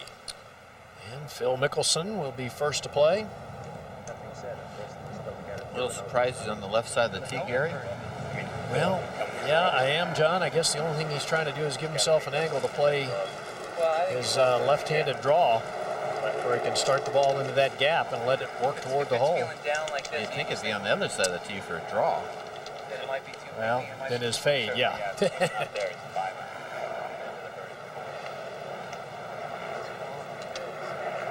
Gary, he may be trying something different. He has not had much luck with this hole this week. Well, you're right. He has bogeyed it twice in the 3 times that he's played it, Mark. Jim Mackay very involved in the shot selection on the first tee, grabbing that driver and giving him a 3-wood, and also a lot of advice on 2 and 3. Quite a bit of club, huh, Gary? Well, I would think so, and I would think he must be trying to cut it, huh? Hit that cut that you talked about up against the wind. Well, he started at the right side of the green. It is not coming back.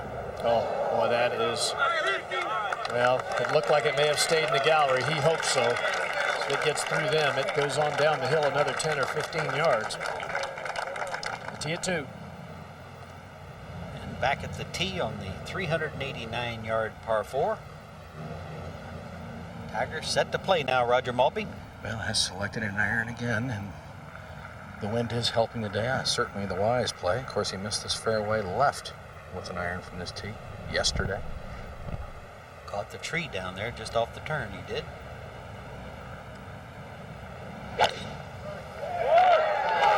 This ball going up the right side and turning. This should be okay.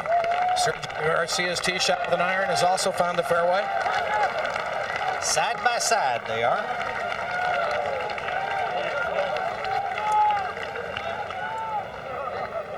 Just what we would expect from the last two players in the last group in the final day of the U.S. Open Championship. Tiger and Sergio. Here the gallery at 18. They're watching the scoreboard. They say, Tiger made a bogey. We're closer and closer.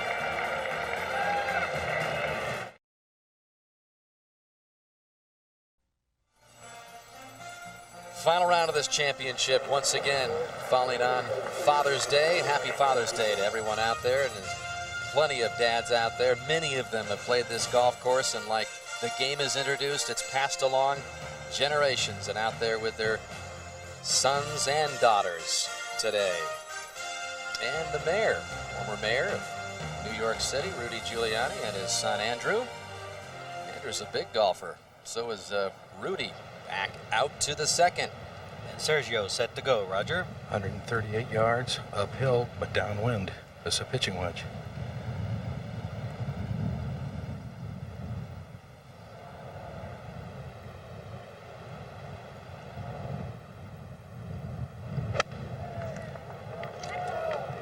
This ball way right of the hole. Wow. Had big intentions of hooking that one, obviously. Bit of a miscue. You see him checking it out. And now Tiger.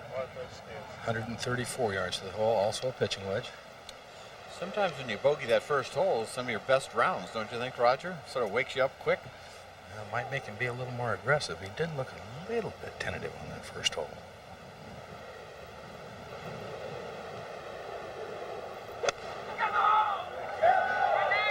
This ball right of the hole. Balls landing in that portion of the green just do not back up. They sort of skid.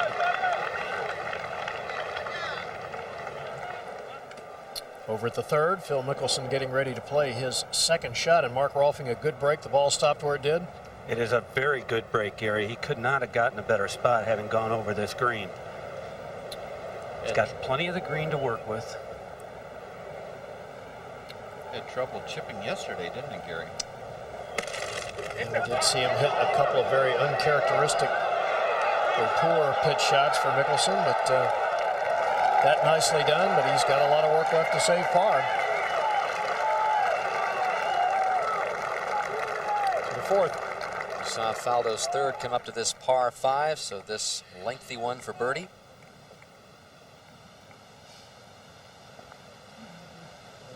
Green likes to go from left to right, and it's just hard to see, but the whole green falls to the back. Great par 5, the fourth. Faldo will have his par at +1. He'll remain as we go to the number 3. And the second shot for Jeff Maggard. How's the lie, Mark? It is a very good lie, Gary. It's an uphill lie. The ball's lying cleanly. It's playing back into the wind. Shouldn't be too much of a problem.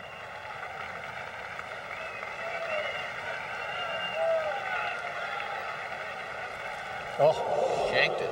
Absolutely. I forgot to figure in the fact that it's the final round of the U.S. Open. Oh my gosh, trying to hit a big spinner, I'm sure. Got the blade wide open. Dressing it on. Yeah, he picks it up quickly and then just kind of moves right through it, moves ahead of it. He was addressing it right on the hosel too, Yeah. wasn't he? Well, only got here 45 minutes before he was to tee off. Said that's his normal routine. Boy, don't see that too often. That's for sure. He is nearly twice as far away now as he was just a moment ago. And I would think that that has got to unsettle you a tremendous amount as we go to 5. For par, Justin Leonard. And so he's got a couple of bogeys in his last 3 holes. Drops a shot, +3 for the championship, +1 on his round today. So Justin is a full 7 behind Woods. 3. Maggart, 4 par. He really should be thinking of a bogey right now. That would be a pretty good score.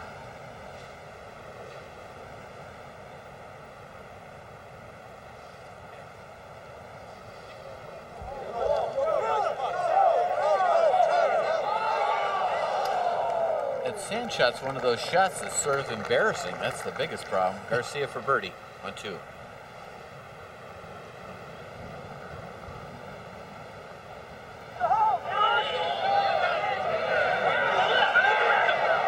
Sergio reading that to fall a little left. Roger Maltby just didn't want to do it.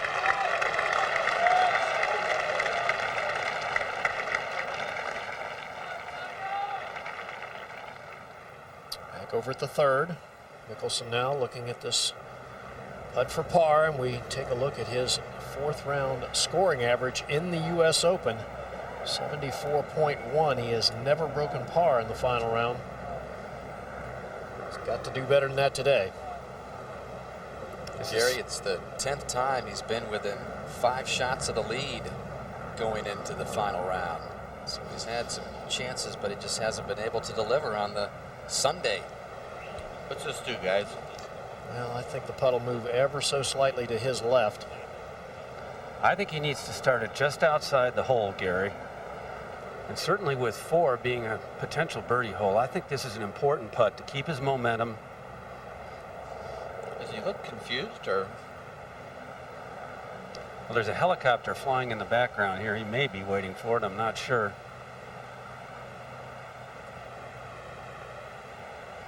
Greens are flawless, aren't they, guys? Just flawless. And on the lower right portion of your screen, this is Tiger for birdie.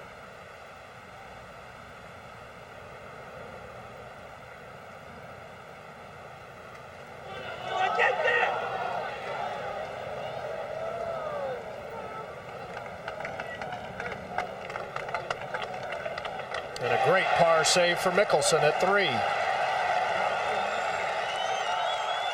That is what he did so well yesterday after changing putters before the 3rd round. Made a number of putts like that. I like the speed there, Johnny, kind of easing the ball into the hole. Seems like sometimes from that distance, Phil just tries to firm the ball so much. Good point. Over at 2. And Tiger now for his par. I would have said, Roger Maltby, that this is deceptively a hard putt from up there where Tiger was. That ball really goes left.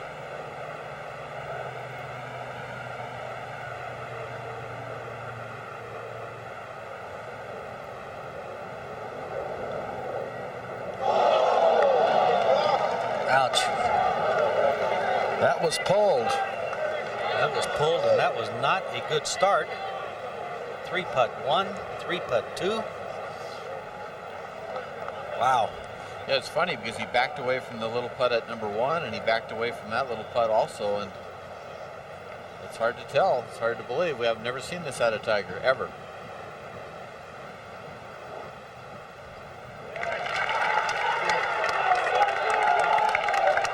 So the challenge is on. Tiger needs to challenge himself at this point. This is a surreal feeling indeed. Have another look at that putt. Should be playing this inside the right edge, and that ball starts inside left. Looked like he was aiming inside left. Just a moment ago at 3. This was Maggert's bogey putt. Move a little to his right. So the shanked bunker shot leads to a double bogey, his first over par hole in 28 holes. So now Woods' lead is down to 2 over Mickelson and Garcia. 4 over Faldo and Mayfair. Harrington 5 back along with Maggert. Looks a little bit like the leaderboard did late in the day yesterday when Mickelson and Garcia climbed their way to within 2 before Tiger had those 2 birdies at 15 and 17 to up the lead again. And what a big break, nicking the gallery on the last hole and hanging up on the cables. That's the kind of breaks that we've seen Tiger get. But let's take a look at this hole. 4th hole, such an awesome hole. You drive off in a high spot here, down into a valley. The bunker on the left is the key aiming area for the big hitters. This middle part of the bunker is about a 285-yard carry right there. So, and then if you can drive it just past the bunker, you got a good chance to make birdie. And they like it, and this is an Does he ever like it? Imperative tee shot. Just blast the driver to 3.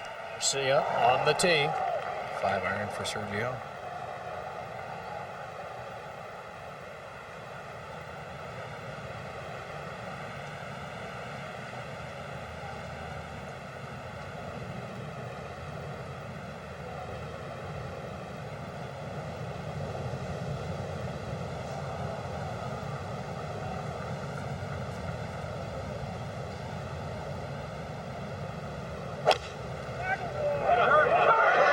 Starts at the right side of the green, really not turning. Not bad, Roger.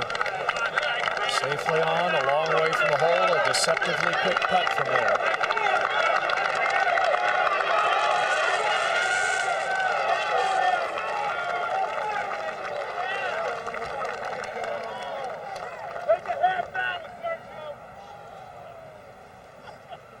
Well, Gary, I can tell you this. At this point, Tiger Woods has not watched one swing Sergio Garcia has made.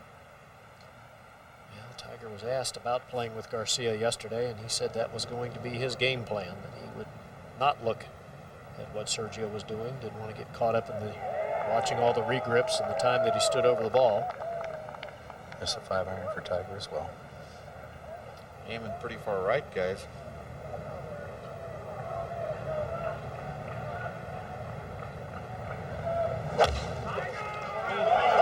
This ball starts the right side of the green, is drawing slightly, but will still be a little right of the hole. That's a nice shot. So both Tiger Woods and Sergio Garcia safely on the green at the par 3 third. They've made up strokes on Woods, though. His now lead is 2.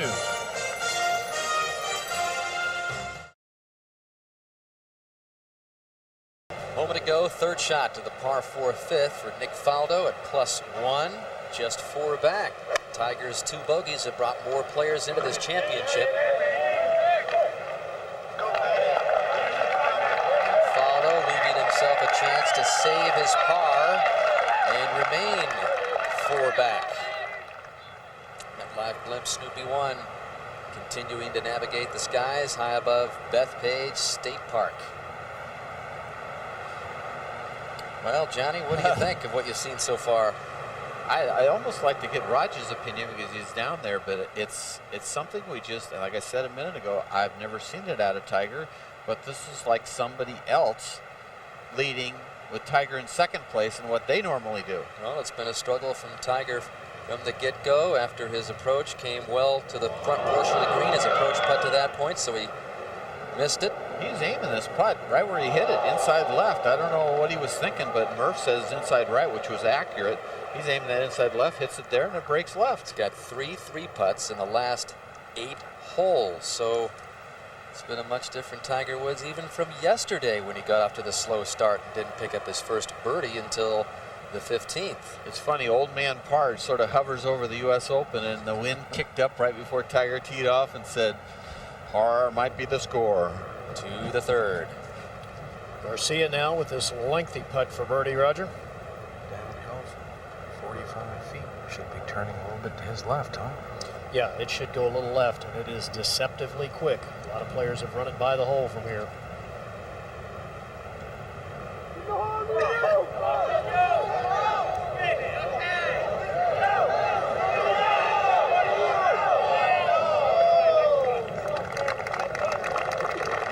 4. The par 5, and Mickelson, after bombing his drive. Mark, is he going to give this a go? It would appear to me like he is. He had a very lengthy discussion with Jim Mackay before he even pulled a club. Looks to me like he is looking right at the center of the green. Dead downwind. And a little bit from the left. Heads up. Heads up. What was that, Mark?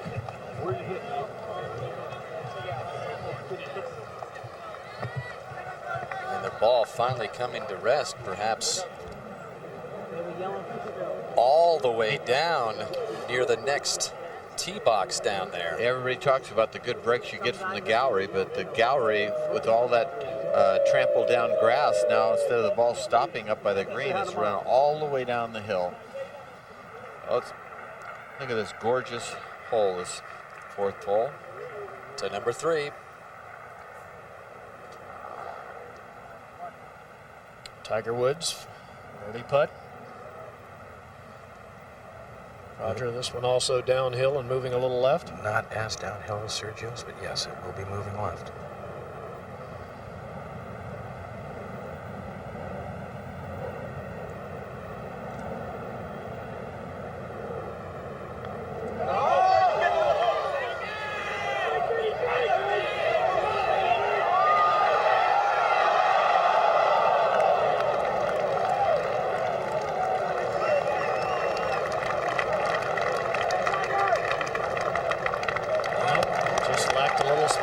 Safe par, though, for Woods. Sure that will help settle him somewhat to 5. Faldo for his par to remain 4 back.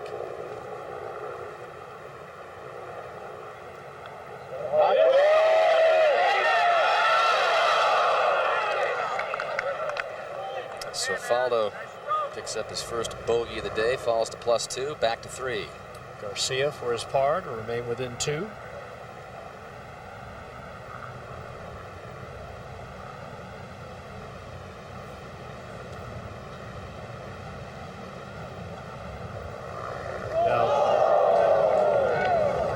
Outside the hole. Johnny, you think it's the wind that's affecting the putting, or nerves? Let's start with the N word, nerves. Look at the shots Mickelson's pulled off, and the challengers to Woods, both Mickelson and Garcia, having a great opening by Woods' 2 bogeys on 1 and 2, and both of them are probably going to post. There's a bogey there, and Mickelson is struggling on 4. And it's a beautiful walk down to that tee as you look across the landscape. The design A.W. Tillinghast, fingerprints all over this golf course as you look at the beautiful bunkering out there at that par 5, which stretches 517 yards out. And the 3rd shot a while ago at the 4th for Maggard. Perfect spot to hit it about 15 feet short of the hole, 1 hop bite. Boom. That's a good way to come up.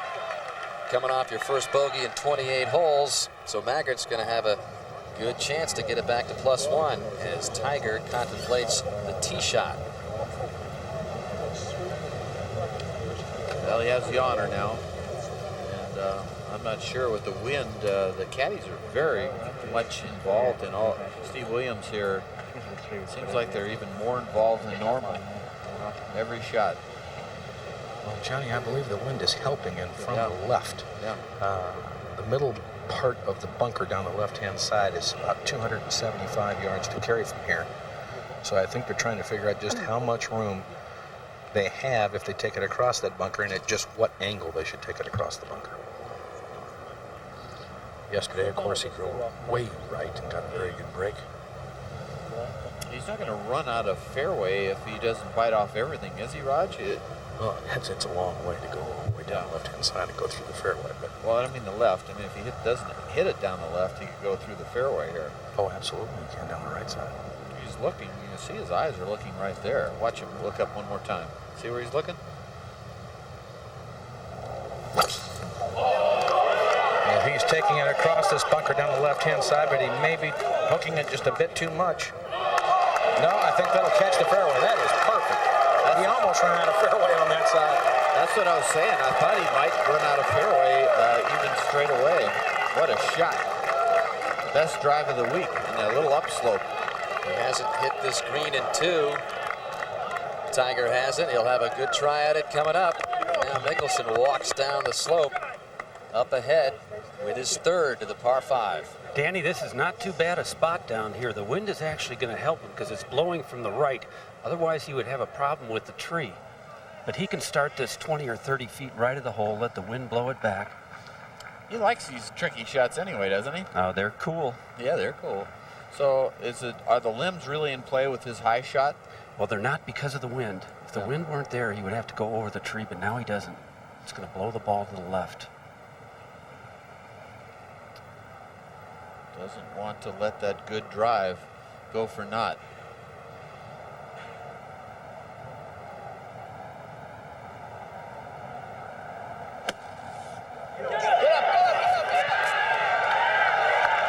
The mastery of Mickelson again. That was a pretty juicy little shot right there. That was a full-out swing. That was a big swing. That was a gamble. Mickelson is escorted through the ropes. So much magic for Mickelson over the years. Another piece there, and another one in the 2nd round when he played his 3rd shot. At the par 5 13th, it went all the way across the road, back out to the green. What shot that was. A little punch slice through the edge of the tree. It was on that muddy Friday, and Mickelson emerged again from the gallery, unscathed. What a day that was, Friday. Hey, you get to know your fans that way. Finally, the sun is out here on this Sunday. Mickelson will have a crack at a birdie at this par 5 today. Mark, did you make your way through the throng there? I did. I'll tell you, this is just about as close as you'll ever see fans to a putt. I mean, these fans to the left of this green are no more than 25 feet from the hole. Yeah, they're on the green almost, aren't they? They are. It feels almost like the Legend of Bagger Vance or something around the green as Phil came through. It was a great shot. He did have a good lie down there, but there aren't a whole lot of players in the field, I don't think, who could play the shot that well.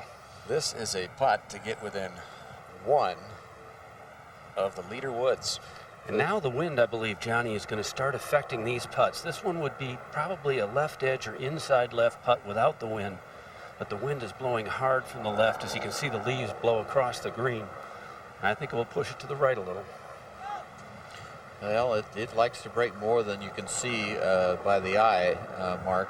This putt is outside the hole, I would imagine, if he hits it softly. See the wind buffeting the pants of Mickelson. It's definitely become a factor for really the first time in this championship. What's going on, Mark? Well, I think he's just waiting for a little bit of calm, possibly. I think you're going to see the pace of play slow down a little bit just because there is a lot of crowd that they have to go through all the time, and the conditions are getting tougher by the minute. Made a great putt on the last hole. This one is just a little longer than the last one.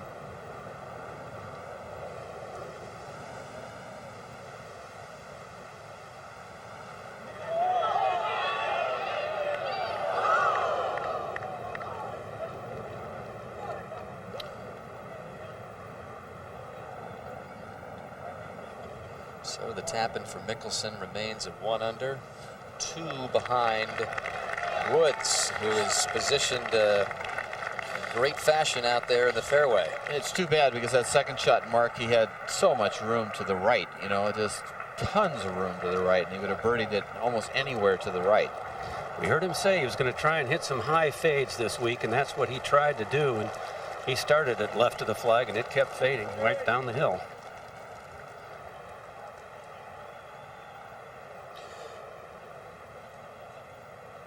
So Maggard has this birdie attempt. Take some of the sting out of the double at the third and get him back to +1. It's remarkable that he has this putt at all. He drove it into the left-hand fairway bunker here. It's a good break. It was better than being in the long grass.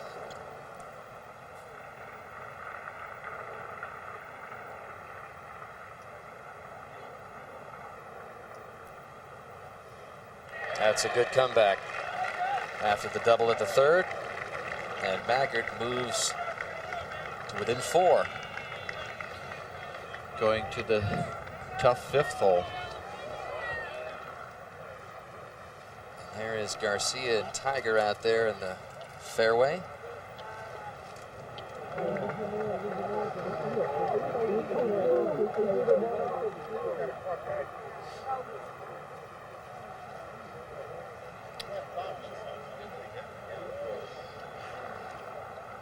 And 16, 34 yards.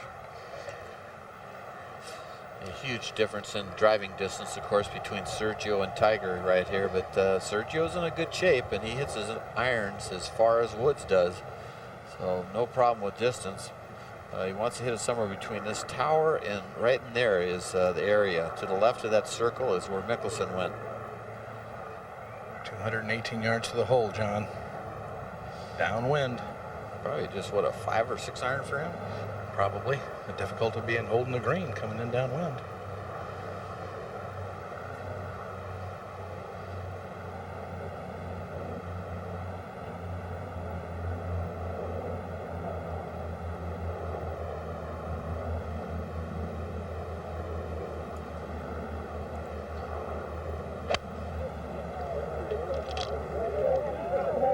Saying go, headed left. That's it. Hit it right by the flagstick. Little mowing area down there. Oh, man, that's a bad break there. That could have been within 12, 15 feet. But it's a good shot. He's got a tricky little closely mown area that he's got to deal with. He can putt it, trip and run it, wedge it. And well-struck shot right here. After that second shot, Garcia has made a habit of trying to get a glimpse of his shots through the years. I don't think he was tall enough or could jump high enough to see that one. No. Tiger. Totally blind, huh, Roger? Totally blind, John. He can see the tree and from on the left-hand side, and from that he knows the direction of the hole. 184 yards left of the hole. Think he's going to take dead aim here or play a little right? I think he'll play a little right, John. I don't think he'd want to miss this green left. Is this on the upslope so far? It is. It's on a bit of an upslope, so he's going to be able to get this ball way up in the air. Yeah, this is a perfect spot for him. Could be make an eagle here if you don't watch out the rest of the field. This ball right of the hole to the center of the green if it's up. Short. Did he catch all that, Roger? He might have got it a little heavy on that uphill slope. Flash down, Roger. And that is really a bad spot right there. Downwind, buried, green going away. Plenty of peaks and valleys to the early going for the leaders in this championship. Tiger Woods giving it a go and 2 at the par 5, where there has just been one eagle this week. His ball, not a very good lie there. He'll be working on for his third when we come back.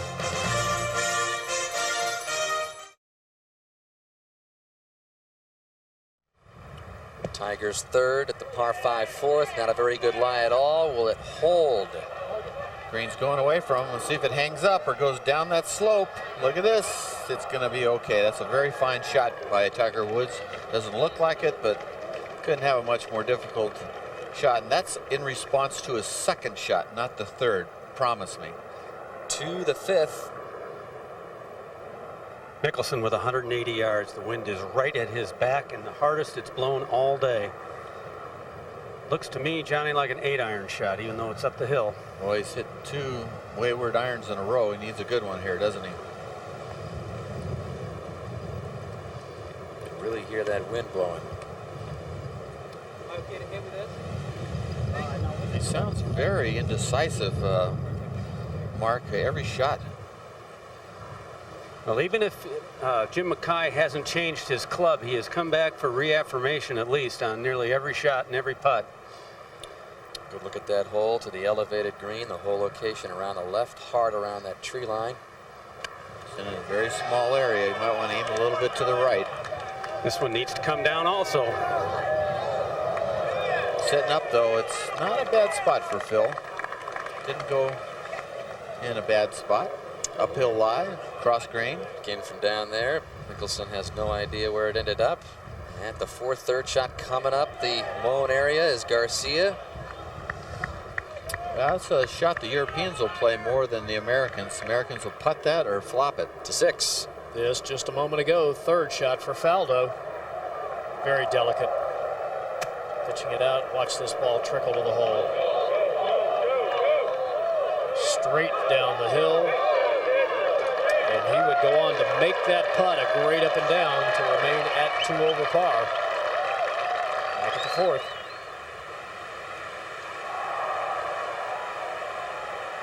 And Tiger Woods, after leaving it just on the top level there. Well, that's just inside 18 feet. Now putting back uphill. Should turn a little bit to his left. It's also into the wind. And the wind on top of this hill is one of the higher points on the golf course. It's quite strong here now. I almost would be surprised if he gets this to the hole. I think it's a little slower than he thinks.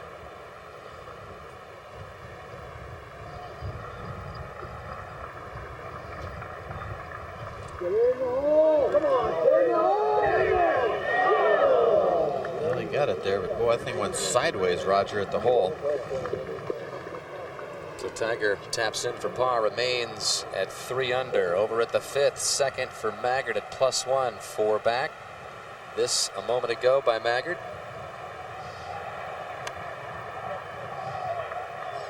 Throws it up high with that reverse C. Comes in pretty hot. That wind is really make the ball coming. It's coming in flat. Much different golf course with this wind today. And at the fourth, Garcia for a birdie to get back to 1 under.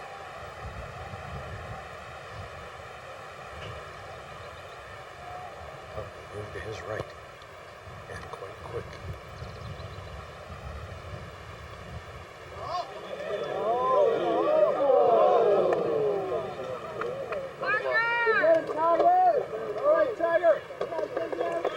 So a couple of pars for Garcia and Woods. And Sergio remains 3 back of Tiger.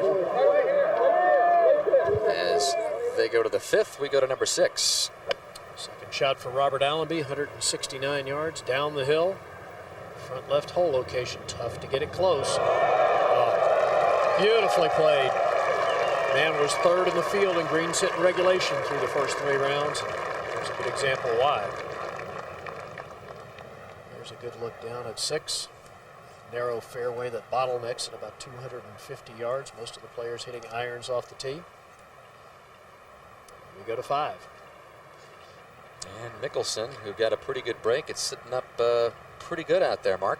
It's a good lie, Dan. It would be an easier shot if he were a right-handed player because his stance would be better. His feet are going to be well below the ball now. Well, when you're below the ball comes up softer and lands softer, Mark. So if he needs that, it's good. That was a good call there. He went right under it, Johnny.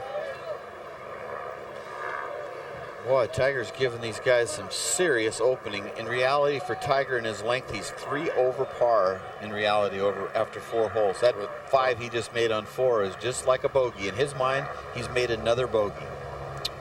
Back on the tee at the fifth, par 4, 451 yards. It's nice to play a fade, but with downwind, it's probably, the wind's probably going to, how is the wind, Roger? Is it straight down? It's down, and I think a little bit left to right. Okay, so the wind picked up, and that got him back off the ball. He's playing it back like he's going to hit that stinger trap. Well, it's not the stinger trap, but this going down the right center of the fairway. That is good there. Up ahead, this is Maggard for birdie.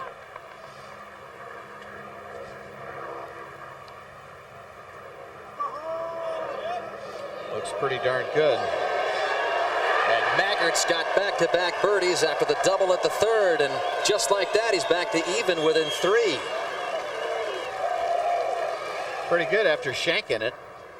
Back on the tee, and look at that green, all the way up around the corner from that left tree line. 35 feet down to the fairway after you cross that cross bunker, Garcia.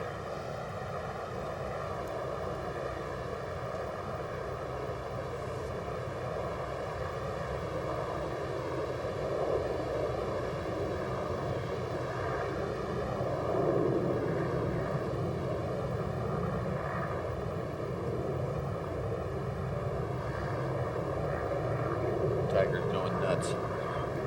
Probably not looking. He's not looking, but he's still going nuts. He was not looking, in this tee shot down the right center. This is really good here. Just about even with Tiger out there. Good position in the fairway at the 5th. As you come back up that hill, you see the elevation as you get up to the 5th green. Around that corner in that whole location on the left side, as Mickelson now has this for par. From about 16 feet, normally it would turn pretty hard to the left, but the wind is coming from the left and will hold it up a little.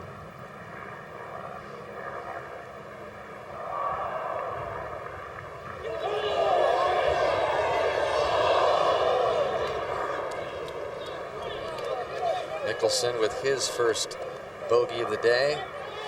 3 very poor iron shots in a row, just on 3, 4, and 5. It couldn't have been much worse. The ball's starting to shake a little bit on him.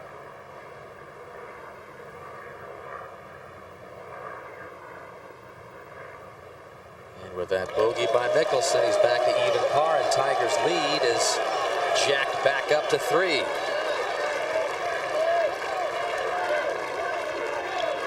Mickelson, Garcia, and Maggard trail by 3. Let's go to 7.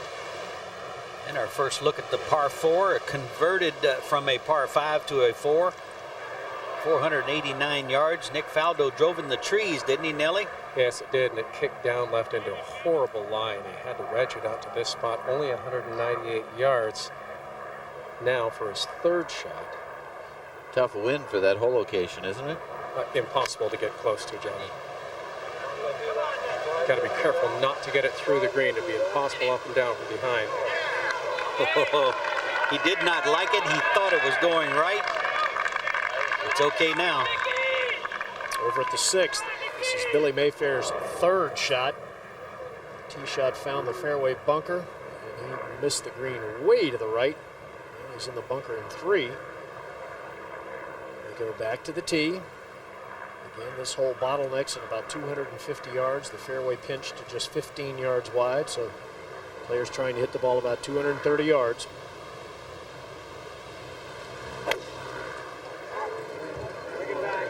Started this one down the right-hand side. The wind is blowing it back. Should be just fine. Well, let's take a look at the 6th hole. Mentioned a par 4 that plays to 408 yards.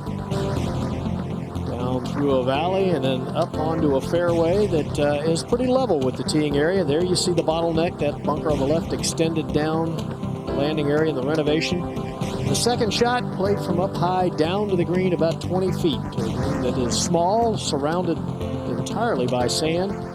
The front left hole location today, anything but easy. There have only been 4 birdies on this hole so far today.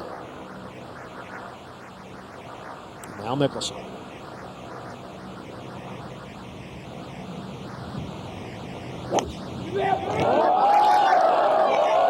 Started down the left-hand side, needs to get down. That finds the fairway bunker. It's sitting well, but there's a big lip there. Interesting to see if he can get enough club over the lip to reach the green. Up to 5. And Tiger Woods ready for his 2nd, Roger. 174 yards left to the hole. Can only see the very top of the flagstick. Just about has to play, if he's going at the hole, across the gallery on the very left-hand corner on the hillside short of the green. This is an 8-iron.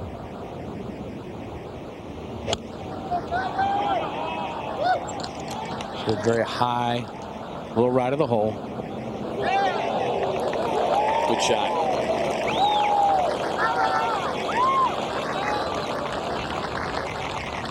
Tiger has 2 bogeys in the first 4 holes and still has a 3-shot lead. Now Garcia, his 2nd. That's from 170, virtually the same shot. He too can only see the very top of the flagstick. You can see Tiger in the background, not looking toward Garcia's address and waggle time. His waggle time has increased since we saw him earlier in the year on the PGA Tour. Definitely, he was trying to cut down on the waggles, but during this championship, it's gone up again.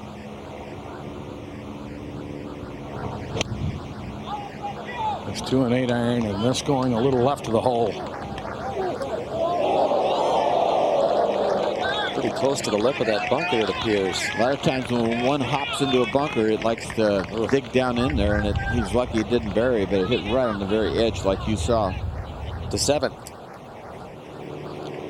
And Padraig Harrington's third now. He put it just in the fringe.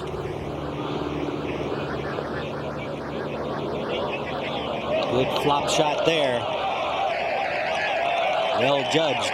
Downwind chip shot, and that takes effect.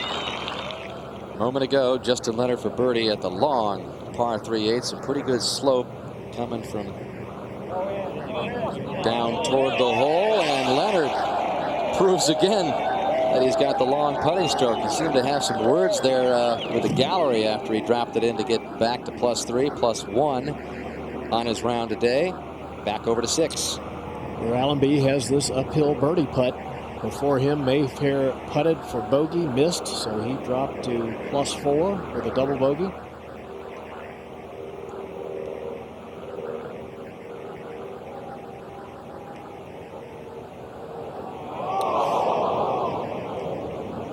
Motioning that the ball actually moved a little to the right. It was pretty straight if it was hit firmly. To the 7th. And Jim Nelford, this is a difficult putt to read. This thing really wants to go to the left. You just have to get it right of the hole, Murph. It will move left, but not much. 4 par to remain 2 over. Oh. I wonder if the wind affected that. It just absolutely stopped. Almost stopped when he was over the ball, so I don't think it did. I think it was just a bad read, Murph. The wind is swirling out here, and it's picking up. At times, it is at least a 2-club wind, and it will start playing with the guys' putts on the greens. These guys are so fast, we're going to have to start figuring it in. Yeah, and they've been worrying about the downwind. Wait until we get to the end of the wind holes, folks. Then we're going to have a lot of fun.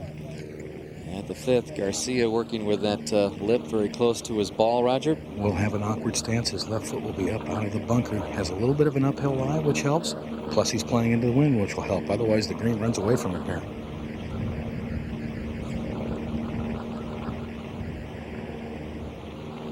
It's makeable.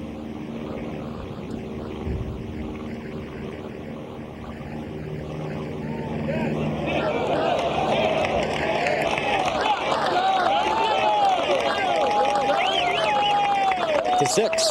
Jeff Maggard second.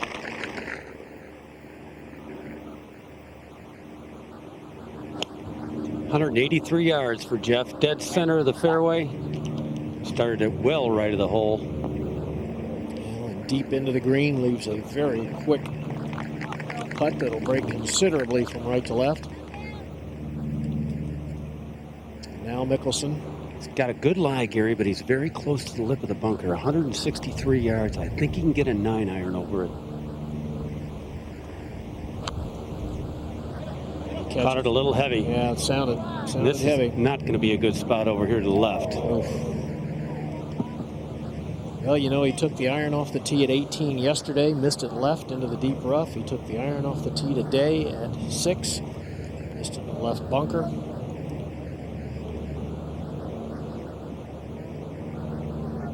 Go back to 5. And Tiger for a birdie. Now this putt from just inside 20 feet. We'll be swinging right to left all the way.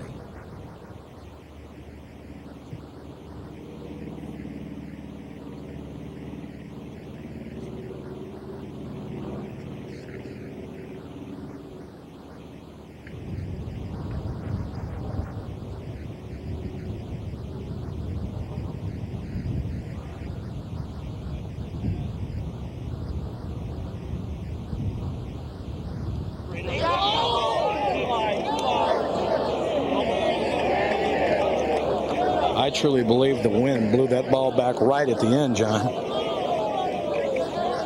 Well, normally he figures out anything he wants to figure, but so far he's been very normal. Tiger, one of many of the players to comment that these greens aren't as flat as they appear, aren't as flat as they were publicized. There are subtleties to them, and they've been very tricky, especially for a golf course that most of these players saw for the very first time when they arrived here this week at Bethpage. Sometimes the best way to look at a putt on greens like this is, why shouldn't I play this straight and then let the break lead you where it wants to lead you? But think straight first. A nice up and down for Garcia to remain an even 3 back.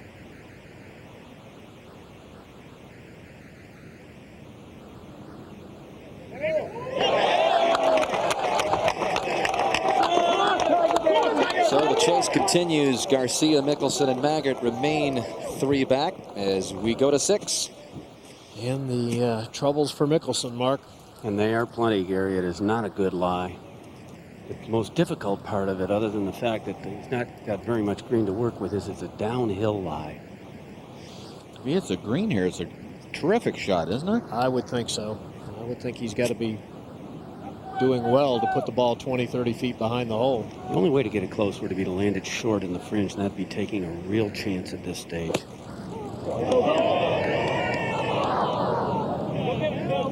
Is that on the downslope, Gary? I think so. I mean, the next one's not very easy either. He couldn't afford to leave that short. No, I agree with you 100%. Had to make sure, if anything, you go long and take your medicine. Lucky he didn't end up in that stuff right ahead of it. Yeah, the fescue. So back on the tee. Tiger Woods, first to play. The camera's in our left, sir. Put the camera white, please. Oh, the course is winning, Gary. Well, the wind coming up, John. Green's drying out a little bit, causing some indecision with the players. And like I said, we haven't got to the end of the wind holes. That's right. These are, quote, the easier ones, right? You'd think so. Come on, guys. Hold up behind the tee, please, till the players have hit. You can hear Steve Williams in his New Zealand accent taking command of the gallery. We're going to move ahead to the green, and Mickelson's fourth shot now. Another shot, Gary, where he really can't afford to take a chance. 6 would not be the end of the championship for him. Got to play it perfectly to get it close. He did. He did. Wide open club face. Beautiful thumping sound as the club hit the sand.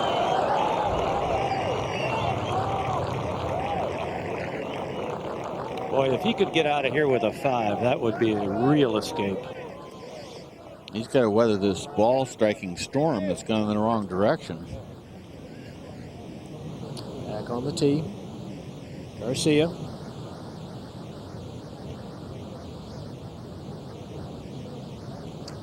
Tiger Woods already played. Hit it right down the center of the fairway.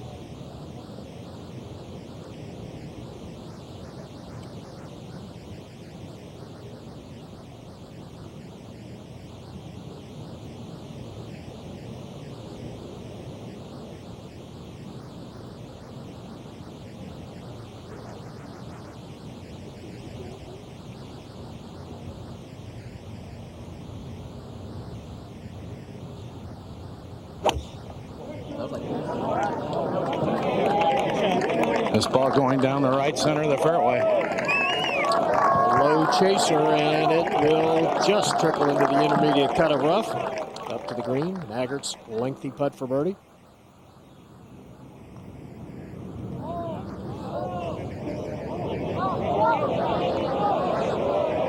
lot of speed here on this putt. That is nicely judged by Jeff Maggart.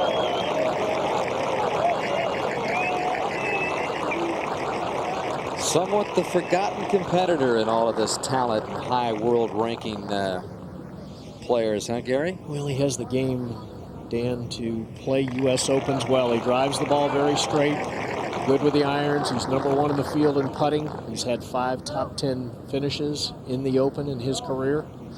Don't you find, Gary, the unusual foes of Tigers, guys like Billy Mayfair and Ed Fiore, Bob May, and maybe a Maggart, guys you would never expect have been able to maybe stand up pretty strong to Tiger.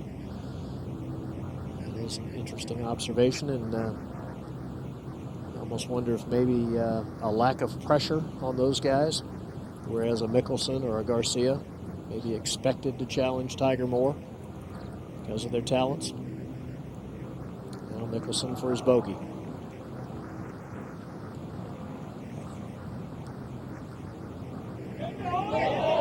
So Mickelson with a miraculous 5, but that moves yet another stroke away. He's now at +1. Tiger Woods in the fairway at the 6th. And we'll be right back in just a moment.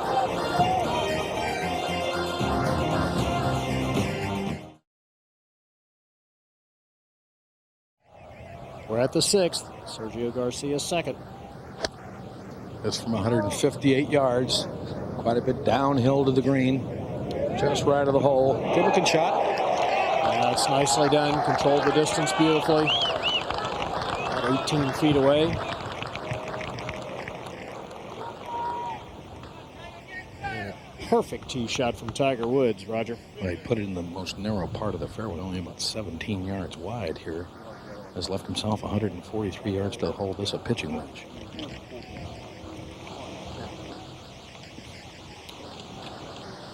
Take a look from above. Look how narrow the area that he drove into. I'm surprised he drove it down that far. I think that hook wind, he got it right in the wind. Must have, and it probably rolled a little farther than he expected. Roger, this is a green light special, isn't it? It is. You should shape this right to left. Ride the wind, John. He can spin it left, right toward the hole. Do you find this is unusual for Tiger, switching clubs, rechecking wind? Well, the wind is moving around up here, John, now. It feels as though it's from the right and against. It has moved around a little bit today in these hollows and hills of this golf course. It doesn't always come from the same direction.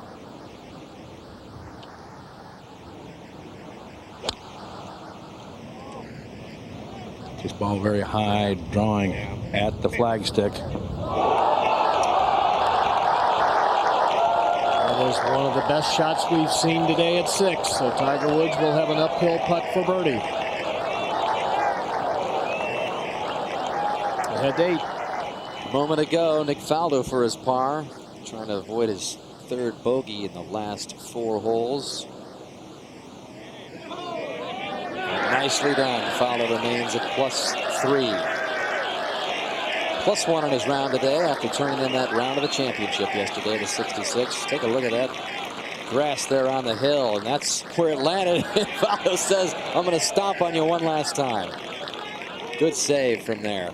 We saw Maggard pull one off from that gnarly grass yesterday. Moment ago, Corey Pavin, champion from '95 at nearby Shinnecock. A moment ago, and a lot of people were speculating that Corey Pavin would not make it to the weekend. Just didn't have enough length on a very tough golf course, longest in U.S. Open history for a guy that was dead last in driving distance this week at 239 yards, but figures out a way to do it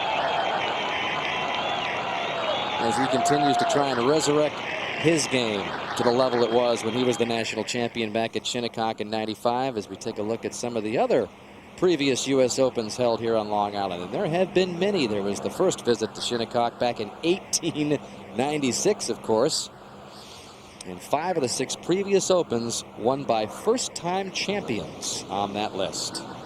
And at 8, Harrington's par bid a moment ago. And playing with Faldo, Harrington saves it as well. Well, back to that final group, Sergio Garcia, and earlier we asked the young Spaniard about playing in the last group, head-to-head with the top player in the world.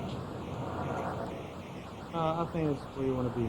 You want to play against the guy you have to beat, and if it's Tiger, even better. And I'm looking forward to it. And you know, if he wins, I'm gonna congratulate him. I'm gonna say well done. And you know, if I win, I'm gonna be a very happy man.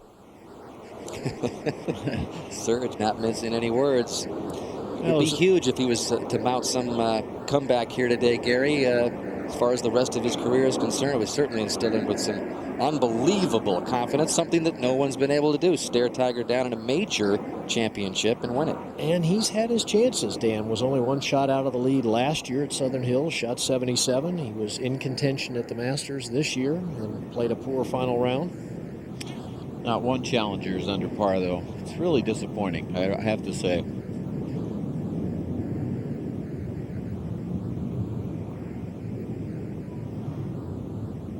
Fairly quick putt here. It will be turning to his left.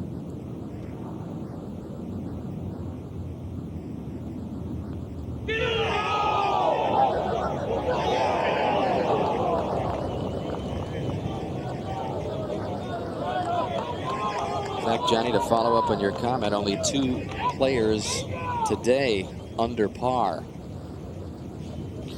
Course average today is 2.5 strokes higher than yesterday, which is surprising.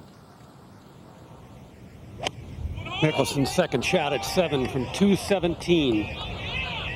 This one is left and short again. This is where he began his good run yesterday. Birdied 7, 8, 9.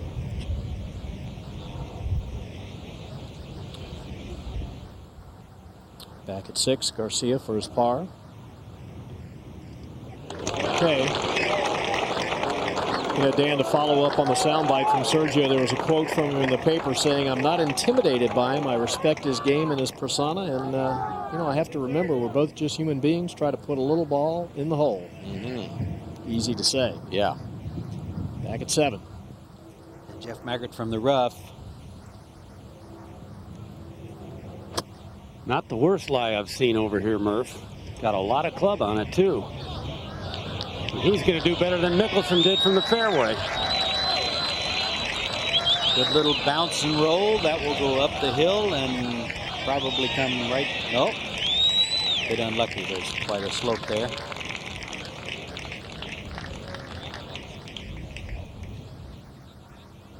Back at the 6th. Tiger Woods stalking this putt for birdie. Just about 8 feet.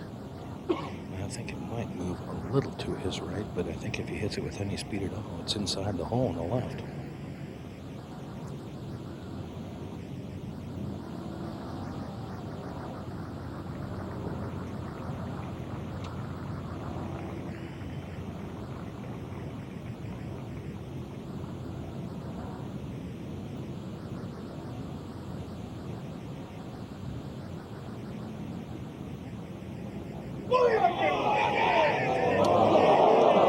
Good call, Roger. Got it well off the hole. It moved ever so slightly.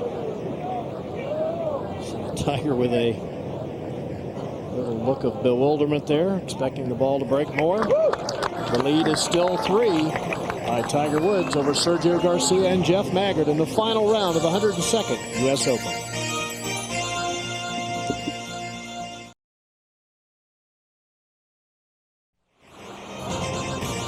Welcome back to this amazing transformation of this first truly public facility to host a U.S. Open.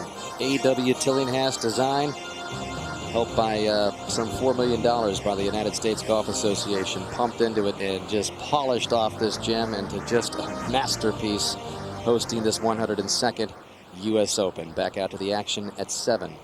Phil Mickelson from the left bunker now. You see the wind whipping across to his left. What a bunker shot. Phil's only hit 2 of 7 greens today. Take a look back earlier. Phil has just missed the shot. And this is 2 men hard at work. He turns around to his caddy, Jim Mackay, and says, "What am I doing?" And then Mackay says right away, "Phil, just a little bit up and out at the bottom." So they're working hard together. He blocked it on 4, blocked it twice on 5, and blocked it on 7. That's the right advice. Jeff Maggart now for birdie. This a roly-poly putt breaks a lot to his right.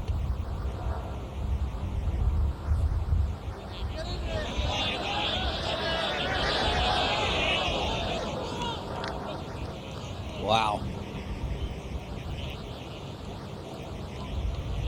Wow. At the 9th, Padraig Harrington for birdie. That turns ever so slightly left. Did he hit it? So Harrington will remain at 2 over par. He makes the turn. Back to 7. And Phil there studying his putt. Maggard is away there, Mark Rolfing. He is well away, Murph. It's kind of interesting that Maggard got it closer out of the rough, or in a better spot really than Mickelson did. And now Mickelson has gotten it a lot closer out of the bunker than Maggard did with his putter. And this putt from that side, Mark, I've not seen one person make this putt. Well, the problem with Jeff's putt is he hit the first one so hard he didn't get a chance to see the break as it went by the hole. Went by the hole very high. This deceptively wants to work back to the left. The wind, however, is blowing to his right. And when greens are cut down like this, Mark Rolfing, the wind definitely affects the ball. Oh, there's no question about it.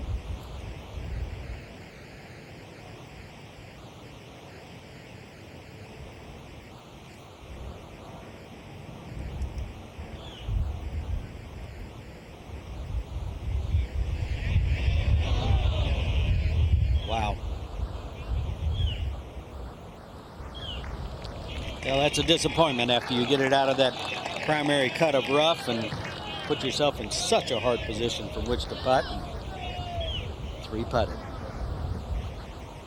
This will be some par here, Mark Rolfing. Oh, it sure will. Well, you think about the up and down on the bunker at the last hole for bogey.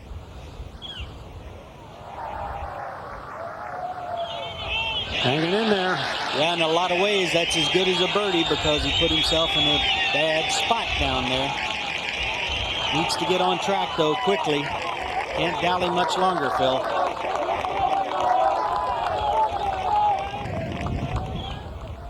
There you see, while Maggard was putting, Phil's trying to get that thought in. Seems to be hanging back. There you see he's staying much taller in the upper body. It would appear that he's dipping just a little bit going in there.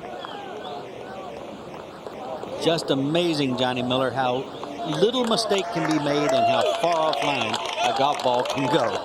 Yeah, Mackay was saying that right shoulder at impact is raising up, and that's blocking and opening up the club face, and that's what his advice was. Probably what Rick Smith has had him work on, too. Tiger ripped back in the fairway now. Roger?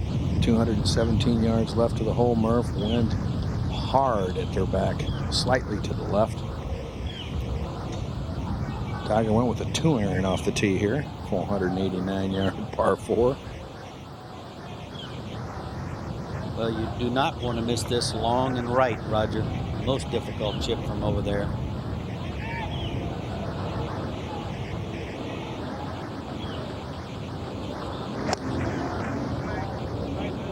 This ball very high, just left of the hole. Good position.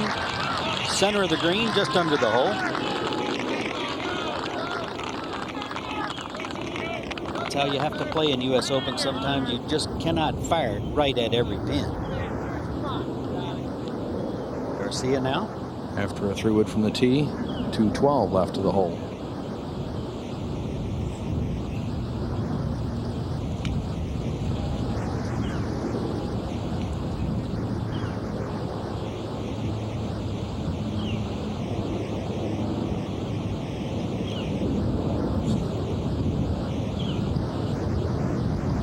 Tiger was going to have a peek, but he turned his head again. That's a good idea. It can be distracting.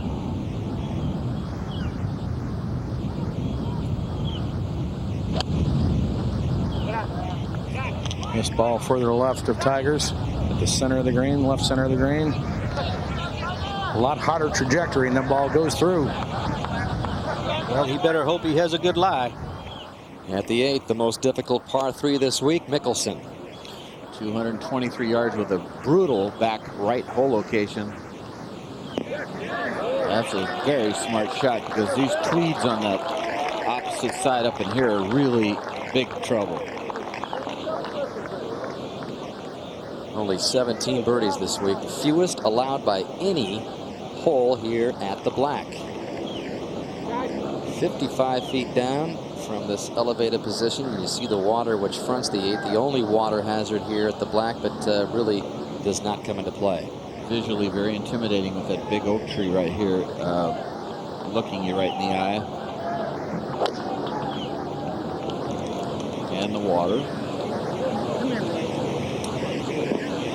Boy, that was going right on the line. See if it stays though. That's going to go back down the hill. And also, the first 7 holes here at the Black don't have a lot of slope to them. And you get to number 8, it's somewhat of a big wake-up call because there is some pitch at the 8th from back to front. Good shot. Well, is anybody going to chase him down, stare him down, take away his 8th major championship at the age of 26? So far, Woods remains clear of the field. 3 better than Garcia, 4 ahead of Mickelson and Maggard.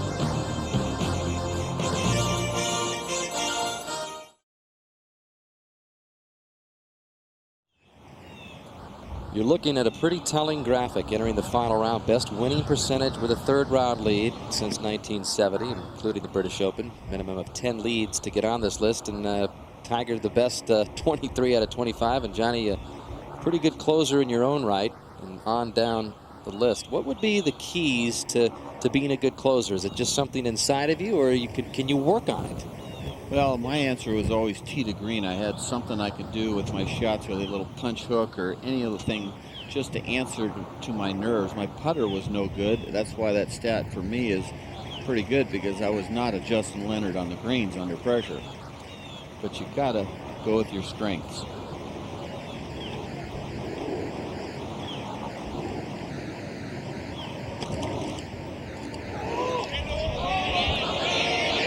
Whoa.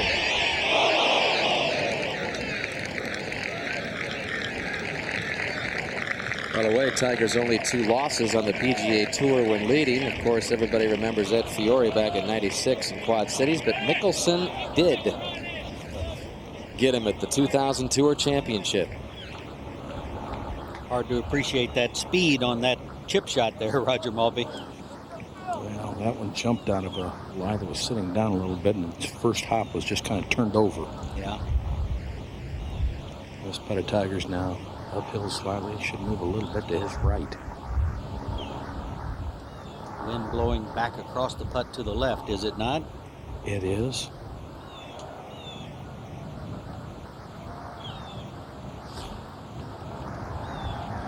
You almost feel it's time for Tiger to make one here, Roger.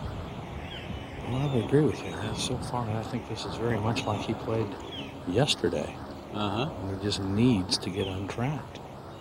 Needs to get some kind of confidence going.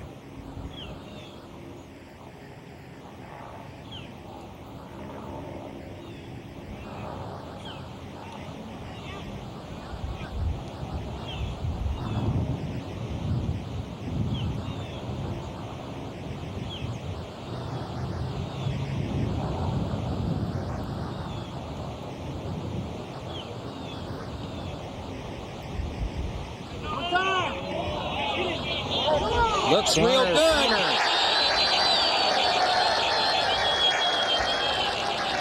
It was just about time. Sergio nods. Nice putt. Good call there, Murph. And Mickelson coming back down to the 8th.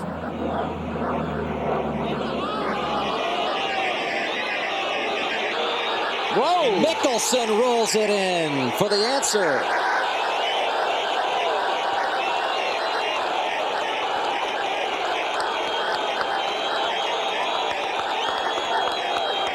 So Mickelson back to even.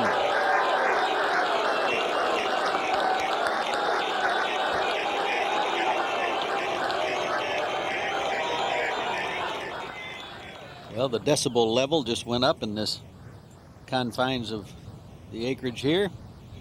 Sergio for par now.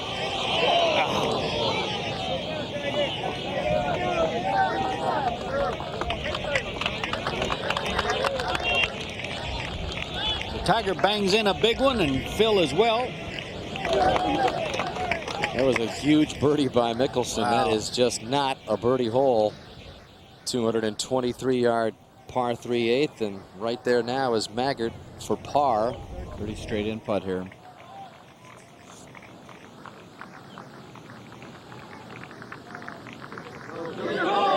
And Maggart escapes with his 3. It means a +1, 5 back. But the closest pursuer to Tiger Woods right now is Mickelson, thanks to that long birdie at 8. He is within 4. And you remember how the crowd pulled him along, especially in the latter stages of yesterday's 3rd round. And by the sound of that ovation after that 2 rolled in, they hope to pull him around again. But is it going to be enough on his 32nd birthday and another Father's Day at the Open? I wonder what that little pink card was all about right there. Not sure if that's a Father's Day card or a little notes to himself or... Well, the final group at this 8th hole, and Tiger Woods with his first birdie of this final round, moving it back to 4 under, will have the honor. Full location on that right side, well back. Well, the difficulty here, Dan, is there's quite a stand of trees behind this tee which shelter the players from the wind. Tiger's been making some motions that he believes it is downwind left to right, and I would agree with that. A lot of players look at that water, so it does serve a little bit of purpose. That you can see down there the water and the ripples. I tell you what, this is the scariest shot, without a doubt, of the front 9, Roger, visually, don't you think? Well, I would agree with you, John, just because the green sits so far down, and the ball's exposed to the air and the elements for so long, and plus with that tree overhanging on the right, I agree. I think it's a demanding shot. I wouldn't be surprised to see him under club, just leave it short into that bank somewhere and just, you know, make your hard 3, 2-putt 3 and get out of here. If he tries to hit it all the way back to that flagstick, boy, that's a narrow target. You can see those trees moving. Report from our blimp that the wind is 30 miles an hour. That's a good deal up in the air, but it is definitely blowing up there, and you can't feel it from back there on that tee. He's not sure what it's doing, but it's whooping up there. He's looking at the trees moving and swaying. Well, every now and then the trees dramatically make more noise as the wind picks up, and that's why he backed off. He selected a 6 iron. Steve Williams said, trust the shot, trust the wind.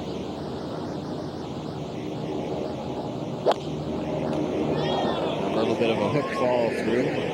Maybe a makeup move. Where is it, Roger? This ball just a little left of the hole at the center of the green. And boy, that carried all the way toward the rear of the green. Well, that downwind, he just rode the wind, is a good play. To the par 4 ninth.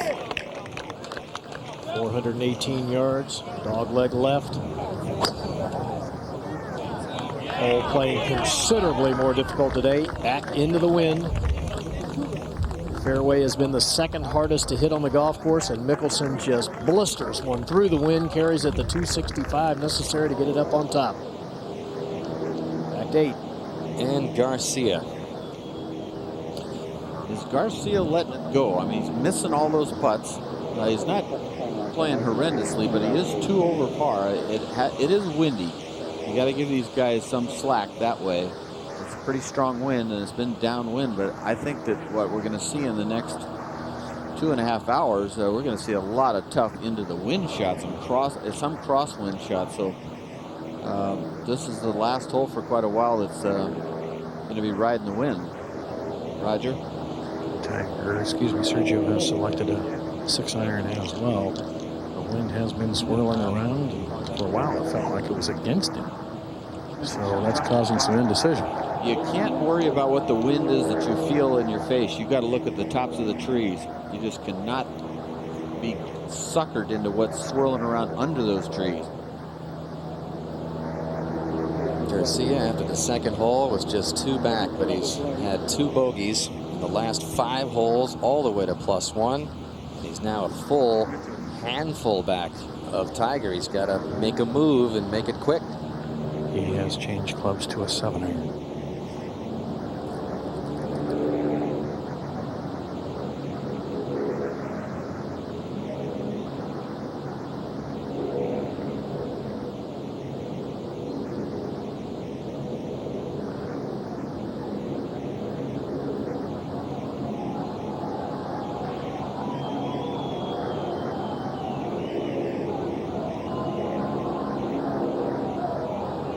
25 seconds over the ball.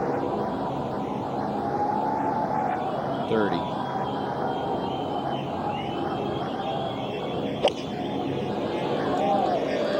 This ball hit very high. It's at the flagstick just left of it. It's up. Oh, what a wonderful shot. Might be the move that Garcia needs to make. Like Mickelson hoping for a rare birdie at the long par 3. They trudge down toward the green. So Tiger with his birdie at the 7th. It took him 15 holes to get the first one yesterday. Finally picks one up at the 7th, but just answering was Mickelson's birdie at the 8th.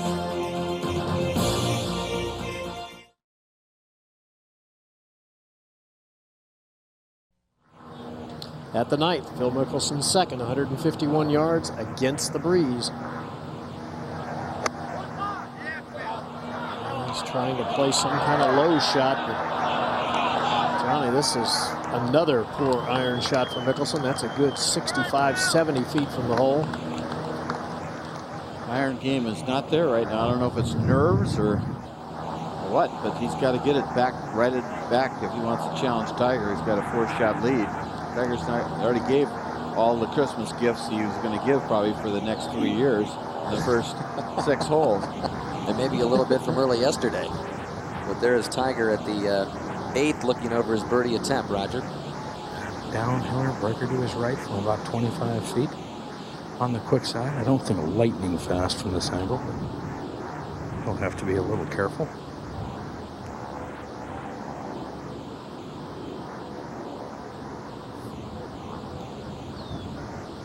This green is one of the quickest on the course, Raj. This one in sneaky number 3.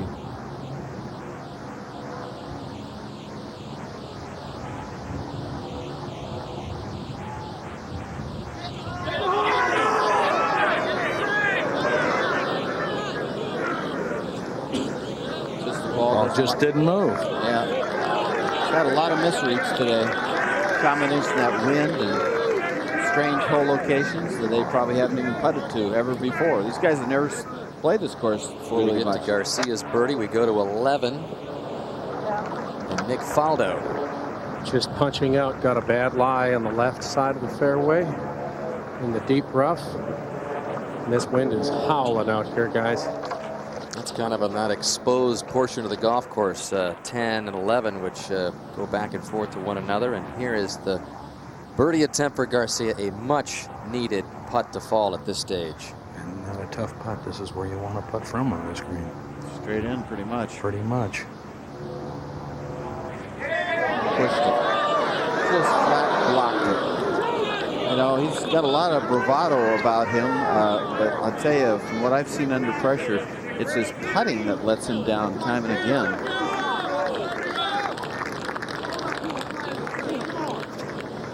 Garcia remains at +1.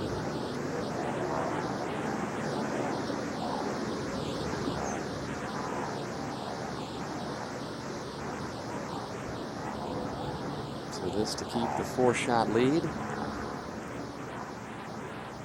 The balls are actually wiggling a little in that wind on these 14s on the stimp meter, Raj. Yes, they are. If a gust of wind comes up, it will move the ball, Jim. Upper left is Mickelson at 9. Tiger saves his par at 8. Mickelson's ball on the way. And that's going to come up a good 4 or 5 feet short. Putting a tremendous amount of pressure on his putting with his poor iron shots. To 11. And the 3rd for Faldo, Jim. From 93 yards, and Faldo is starting to struggle. He's missed the 5th, 6th, 7th, 8th, and 10th greens, and will miss this as he's pitched out, has 93 yards. Has a little backstop behind the hole here. But this should be right in his wheelhouse. Crosswind.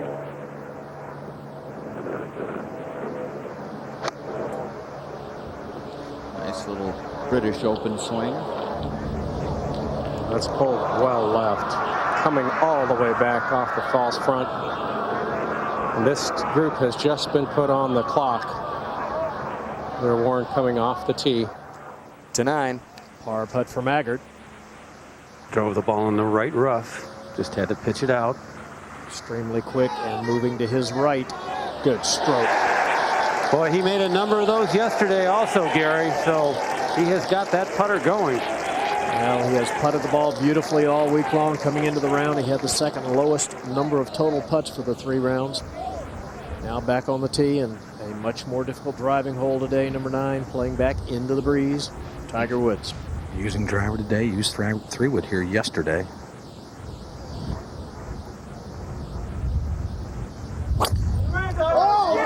Dog leg left, fairway slopes left to right, but if you can carry it about 260 or so, you carry it onto the flat. That's just what Tiger did. Back up at the green, Mickelson for his par to remain 4 back.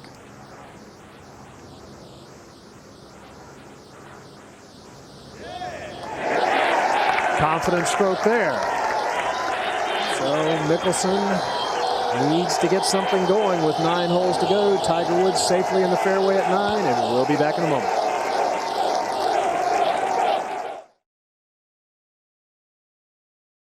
Mickelson off the second longest par 4 in U.S. Open history, the 10th at 492.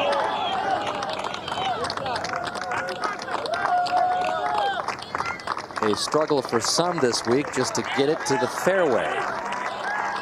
And Johnny, the big length, the black is on the back. Yes, it is, and we start here with the 10th hole. It's going to be playing really tough at 492 yards. Got a fairway about 25 yards wide. If you can drive it out there, you can see it goes down to the green there, but it's surrounded in the front with those big bunkers there, and a par is a wonderful score on this hole. It's been playing the second hardest on the golf course this hole. And then over to 12, 499 yards. This cross bunker is really tough, and the wind's going to have to deal with the wind, a crossing wind there. And of course, hurting on that second shot. 4 again is going to be a great score. You do have a little run up throat there the players can play with if you're hitting a long iron, which a lot of them will be doing here. And the 12th hole, like it says, the 4th hardest. And then the 13th hole, par 5, 554 yards. It's going to be a shot that you'd like to hit a power fade if you can, down the center right there. Keep it in play. Otherwise, you got a tough layup in this area here. If you can get it down just in front of this bunker, leaves you a nice little semi-blind wedge shot. Make birdie half the time. Birdie is a possibility right here. Then the 15th hole, par 4, 459 yards, the hardest hole on the golf course. It doesn't look like much off the tee. No bunkers. Say, what's the big deal here? Well, the big deal is the green rises about 20, 30 feet up the hill. Bunkers in front block you out, but the green, as I said before, was designed in hell. Take my word for it. This thing is number 1 pin today. It's on the right side, right back middle. Very difficult hole and tough hole location. And then the 16th hole, 479 yards downhill. You want to hit the ball off the tee right into this little tiny fairway. If you hit it left or right, you're probably not going to hit the green. The green opens up for a cut iron shot. This is the 6th hardest hole on the golf course. Another tough one with the wind to deal with. Then 17, 207 yards. You can see it right here, heavily bunkered, force carry, back hole location on the left side. It's a hole you just have to hit a good high iron shot and stop it quick. Wind will be a big factor there. And then the 18th hole, par 4, 411 yards. Been playing not that hard at the 14th hardest hole on the golf course, but you do have to sort of lay it up short of all this bunkering here and then try to hit a iron shot uphill. That big bunker on the right's in play because the pin is in the very back right corner, just behind that right there. And the green is very hard to 2-putt, so you're going to see very few birdies on 18 today, not like the other days. To 9. Second shot for Tiger. 158. Oh, beautifully played. Kept the trajectory down. It leaves a very quick putt from the back fringe, but a nice shot. We go to 11. Harrington a moment ago for his par at this par 4. Faldo made bogey here to drop to +4, and Harrington will drop a shot to fall to +3.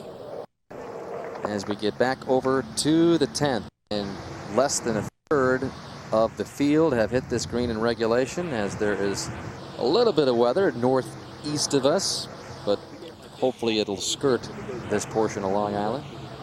Now the good news, the wind is blowing from the other direction toward the north, I believe, Dan. This one we currently have at 7. While Bones and Mickelson look that over, we go back over to the 9th. And the second shot for Sergio Garcia, right rough, 143 yards.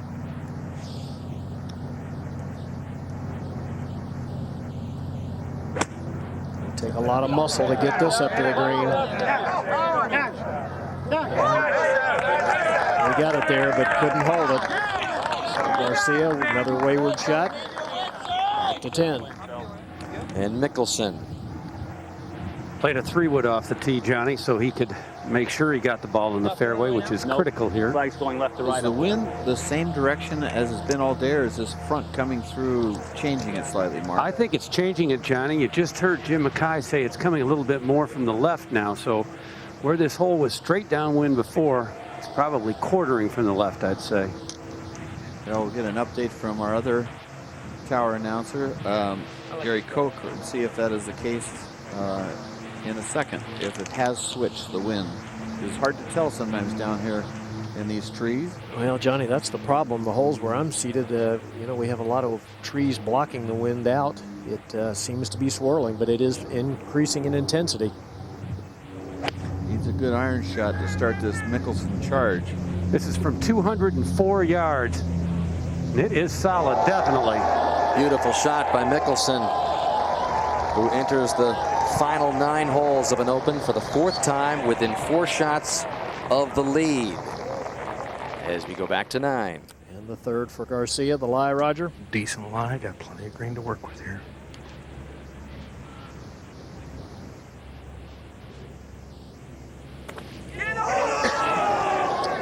I'm not sure what that was. What was that? I mean, I think the club bounced on him. That big a swing, though, for that length of shot. Back to 10. And Maggard. 196 yards. The ball just crept into the rough. This is a bullet. Yeah, I'll tell you, it's starting to look like the British Open, this golf course. The greens are turning brown and the flags are bending.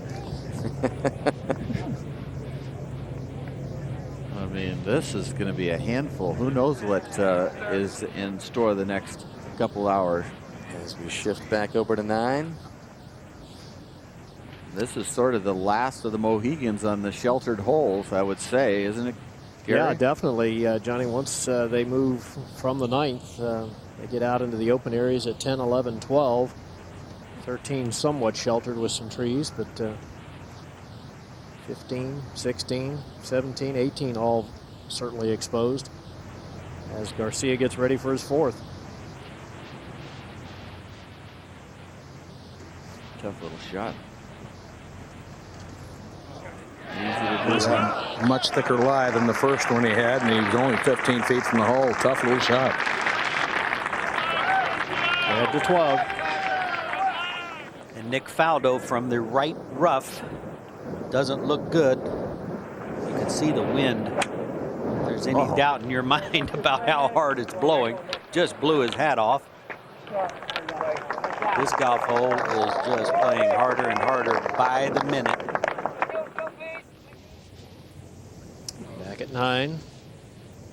Tiger eyeing this putt for birdie. And no one on the golf course right now, Gary, no one is under par for the day. This wind is tough. Roger, a fairly quick putt here coming down the hill. It is coming off a slope in the back of this green near the collar is Tiger's ball, so that may affect his takeaway some. See the scoring average this week. 2.5 shots higher today than it was yesterday.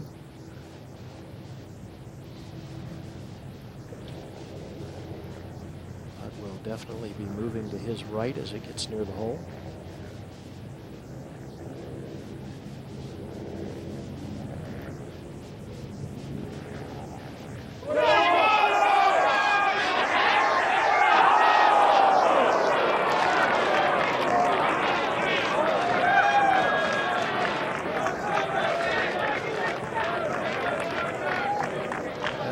awfully good for a long time. About here, it looks very good. Just wiggles right.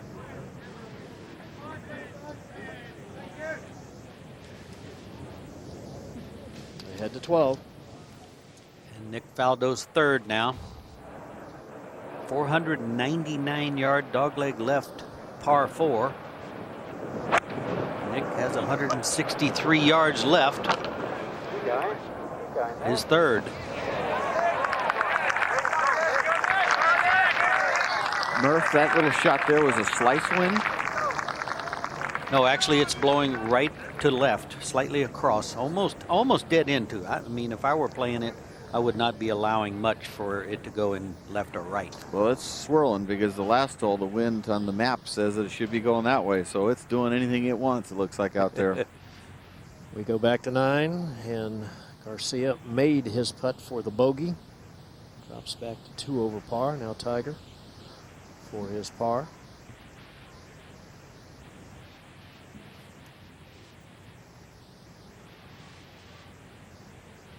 All right, safely in, 4-shot lead with 9 to go.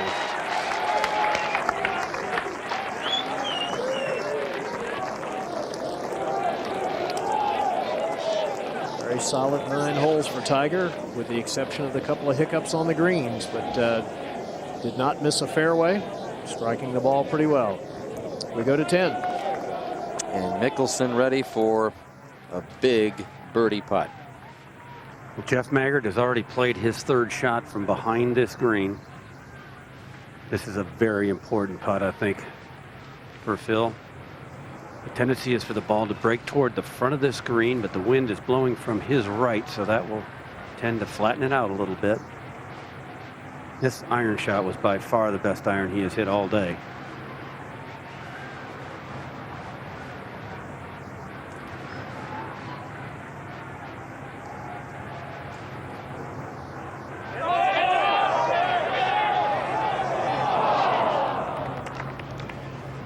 Would have been big. Would have gotten Mickelson to within 3. He'll remain 4 behind, but 4 is a good score at 10. 492-yard par 4.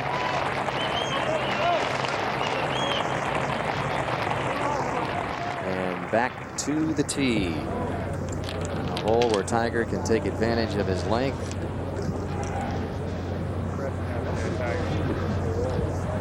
Tiger has been a little concerned with the weather. He asked me in the last fairway on the way to the green what I knew of the weather situation, and on the last green spent a great deal of his time looking at the heavens, checking out the clouds that are rolling in. You can see what he's done on the back 9. The back 9 measures nearly 200 yards longer than the front. It's the best of any of the leaders. So Tiger with a 4-shot lead is looking good. Great driving, huh, Roger? No missed fairways. That's impressive. Look how long it is to that fairway at 10. Hey, folks, can you be quiet over here, please? And then your second shot, Thank you. you got to get it there. No rolling it up. You can see the focus in his eyes, the resolve. A lot of athletes around the world would like to wonder what goes inside that mind.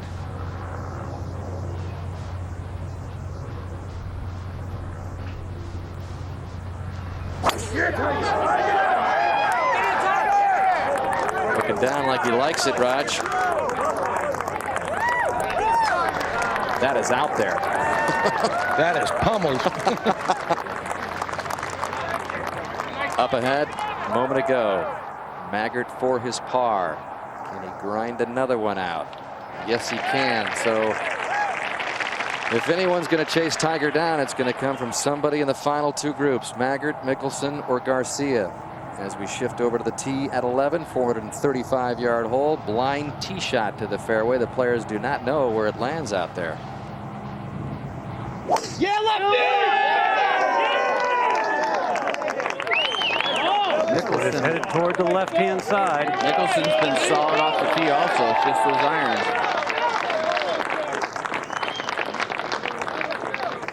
So Mickelson safely in the fairway there at 11 as the leaders make the turn. If you just joined us, here's what has happened earlier. Mickelson got off to a great start. Drove it right down the middle of the fairway at the first. Got a pretty good break with his second coming out of that rough. And Mickelson was able to turn it into an early birdie to get to 1 under. And then the final group teed off. Tiger and Garcia. And Tiger had this putt for par at the first, so there was a 2-shot swing between him and Mickelson right from the get-go. Mickelson was within 3, and then Tiger missed another one at the second. Woods beginning with 2 bogeys to begin the round. The lead was just 2 over Mickelson and Garcia. And then Mickelson for par at the third with a big save to remain at 1 under within 2. Garcia for par at that long par 3 off the mark. Since then, Garcia's picked up 2 more bogeys to fall off the pace. Mickelson second at the 5th.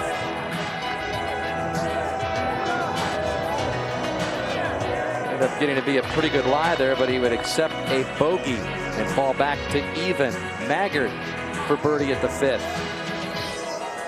He doubled the 3rd, birdied the 4th, and made it 2 in a row to get to even. He was within 3. Then Tiger for birdie at the 6th. Still was looking for his first birdie when he arrived at the 7th. And it finally came, moving Tiger to 4 under par. And with others falling off the pace, his lead was growing again. And Mickelson answering with an unlikely birdie at the long par 3 8th to get back to even par.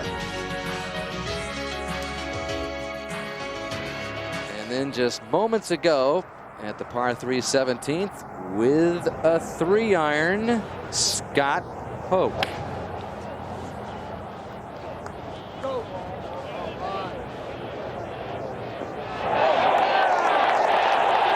And it goes 37th ace in Open history and the 3rd this week.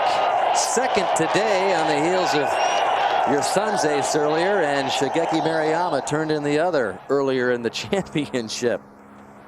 Yeah, it was a terrific shot. Just looked good all the way. And it vaults Hoch into a tie for 7th, +5 for the championship.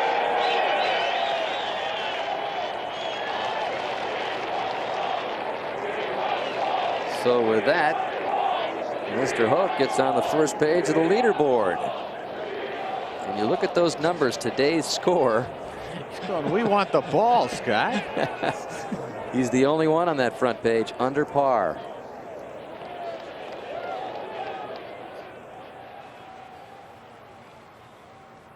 And many of the players in their pass through the New York area this week at Westchester paying tribute to the city. And Scott sporting the skyline and the colors of the United States and the skyline of Manhattan. Back over at the 10th, Sergio Garcia first to play. Roger? Just in the fringe cut off the fairway. Ball sitting down a little bit. Has 181 yards to the hole. Went a little bit from the left. Actually, it's kind of dropped right now, but certainly the hardest hole location to get near the hole here. That front blew by, Roger, and maybe it's a little eye behind it where it's sort of calm. It has certainly dropped dramatically, John. It was howling here just a little bit ago. Yeah, this hole was crazy a little while ago. No, we have to hit it hard.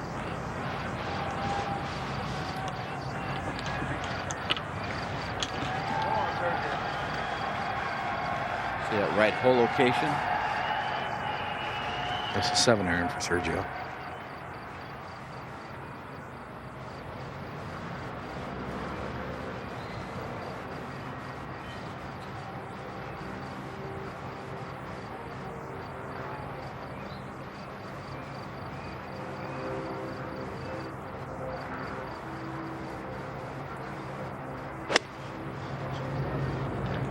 Win.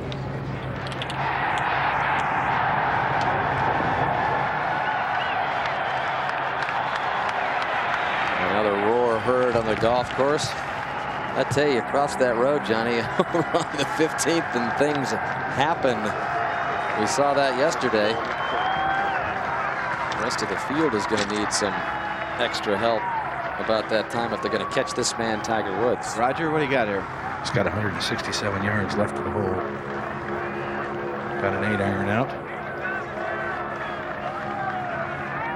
Huge tee shot here.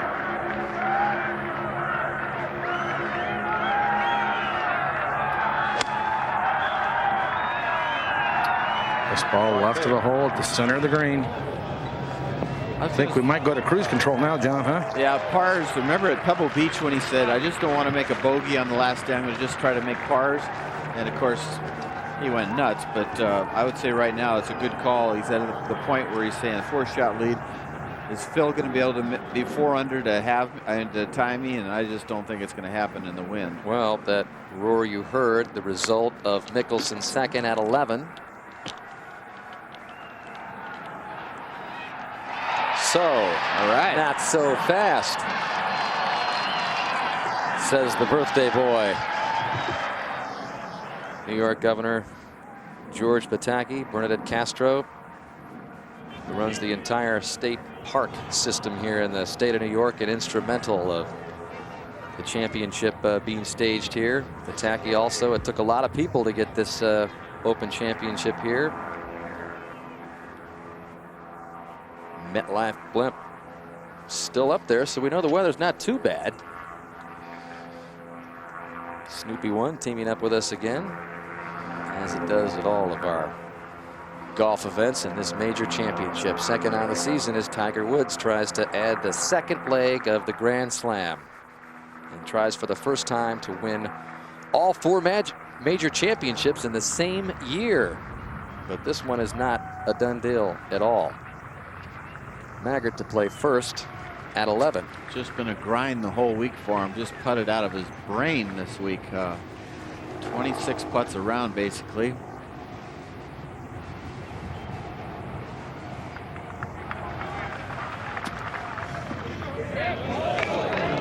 Beautiful touch. Really nice. Just barely got it on, trickled it down there.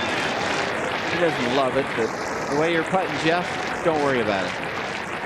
Over to the tee at 17, Nick Price a moment ago with a 3-iron. Again, a 208-yard par 3. Familiar quick swing of Nick Price, and we'll see why they're all excited. Oh, almost one-hopped it in there.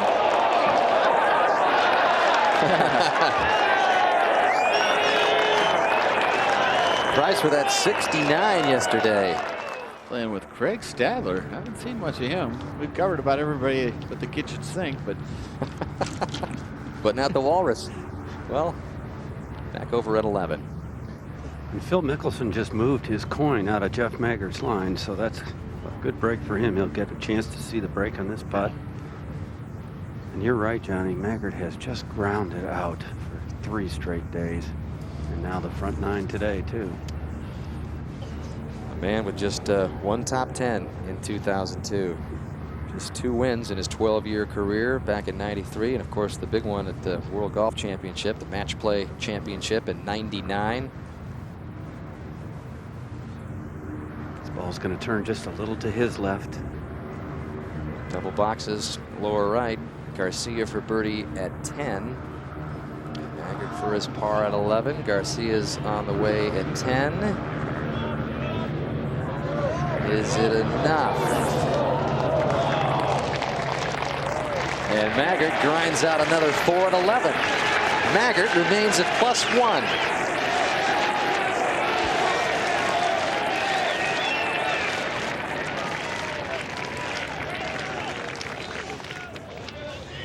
But here's a big one for Mickelson.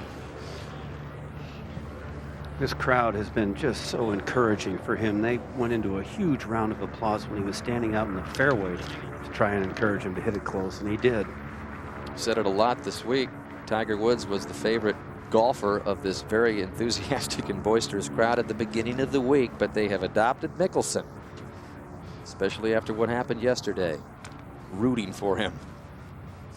Well, he saw the line. There's not much excuse here, is there, Mark? No, there really isn't. It's just inside right. Well, they're acting like they haven't even seen it.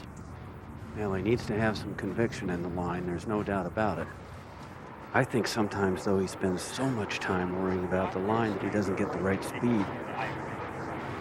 This is just not that tough a putt. If you're on the putting green by yourself, you just walk up and hit it inside right, knock it in every time. It's time to step up. Your feet will tell you a lot of times. But he should be able to make this.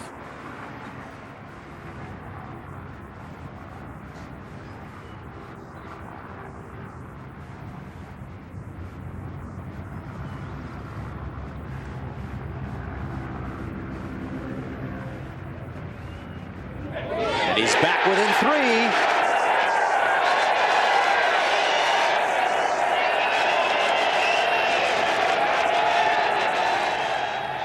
Meantime, Tiger back at 10 for birdie.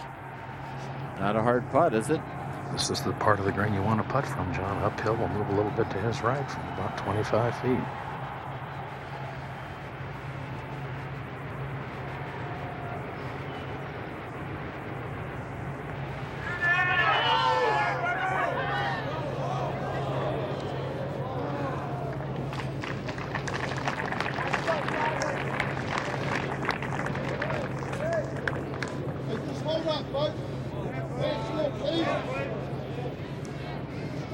Let's take a look at this, see if there's a lot of skidding in putts or whether it turns over right away for Tiger. Most balls skid, and then the friction on the bottom of the ball when it's hitting on the grass will make it turn over, but it's an initial skid. That one bounced and skidded. Tiger has his par at the monster 10th. But the lead has been cut to 3 by Mickelson. Just 2 players under par. And there's the latest to join Tiger at the 12th. And if he thinks the 10th is long, what about this par 4, Murph? And what a different golf hole right now. I'm telling you, Billy Mayfair just killed it off this tee and did not even get close to the bunker. Phil will want to play a slight cut over the bunker to the left. You have to fly at 260 yards. That was not available a couple of minutes ago. Now what's the wind doing? I think the wind has actually died a little bit now, Johnny. We heard Roger say it before, and there's no doubt Mickelson can blow it right over the bunker.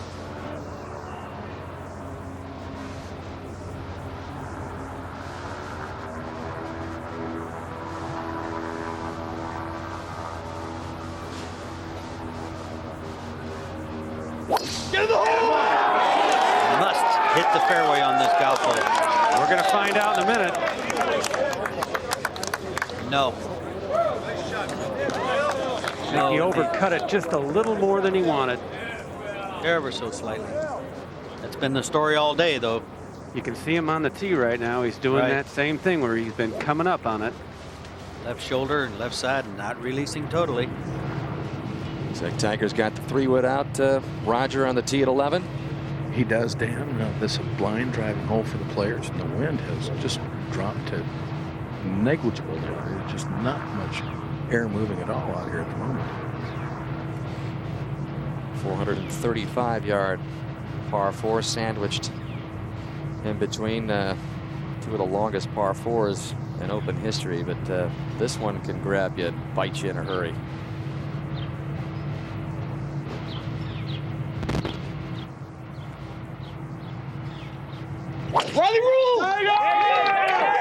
Takes a very hard swing at this 3-wood, Roger. It's going right, I believe, John. Yeah, when he makes those hard swings, those are the ones that go right. He can't get the club around to match his body speed. That is the first fairway that Tiger Woods has missed all day as we go back over to 17 and Price for birdie, and he'll hear it from the fans if this one drops. On cue, Nick. That arena awaits the leaders. 15, 16, 17, 18. Special atmosphere here at Bethpage. Tiger with a 3-shot lead.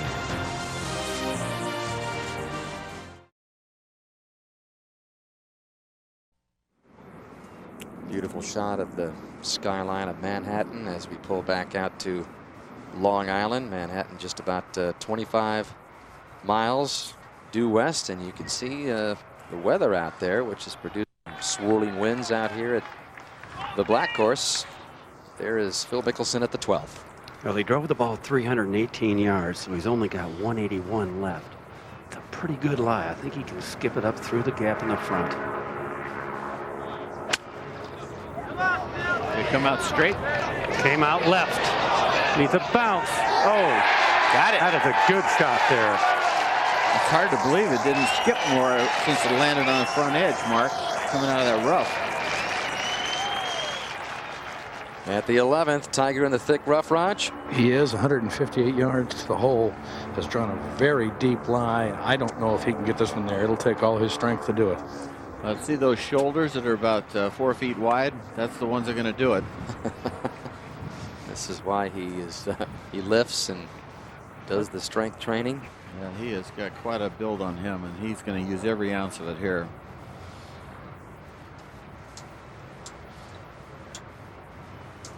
Watch the explosion here as he drives through this rough.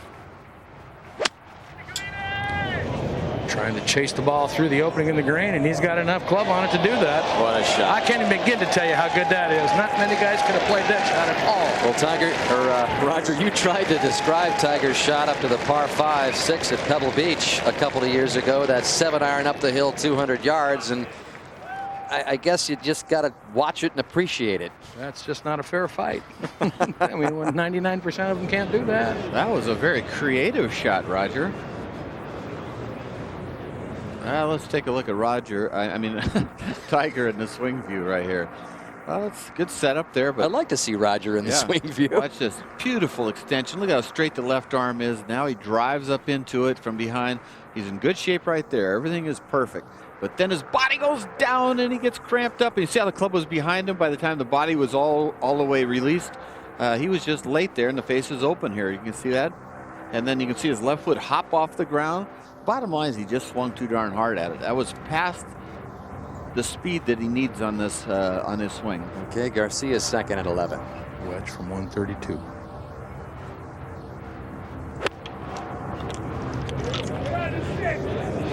It's a little left of the hole. Wants it to spin if it can. Garcia running out of holes in time. 6 shots back.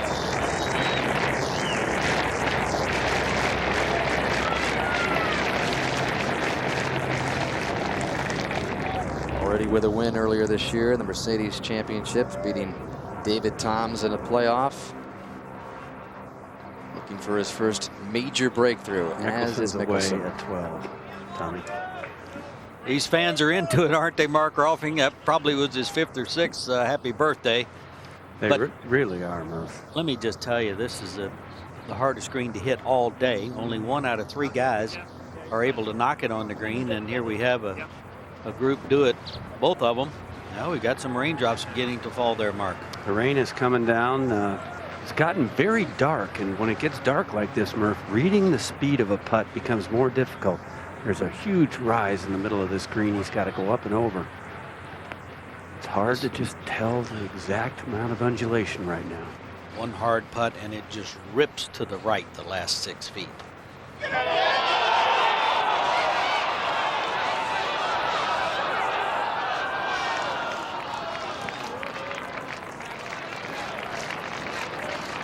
Hard to see that in the brightest of sunlights. Very difficult hole location. Not a bad leave, though, huh, Bob? Well, a wonderful leave considering where he was. He'll be very happy to walk off here with a par.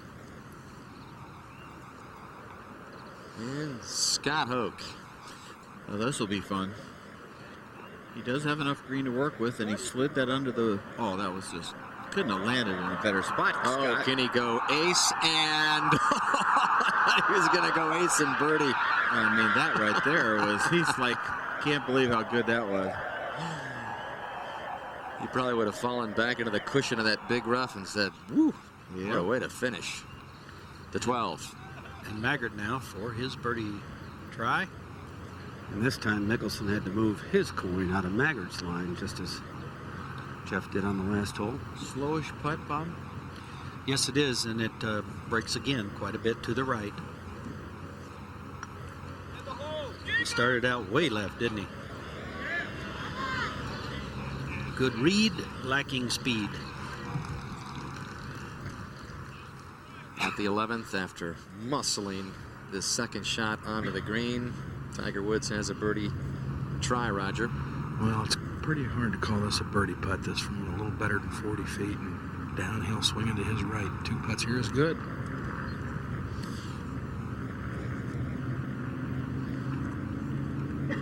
How much does this swing, Roger? Quite a bit, doesn't it? It does have a pretty big break, yeah, John.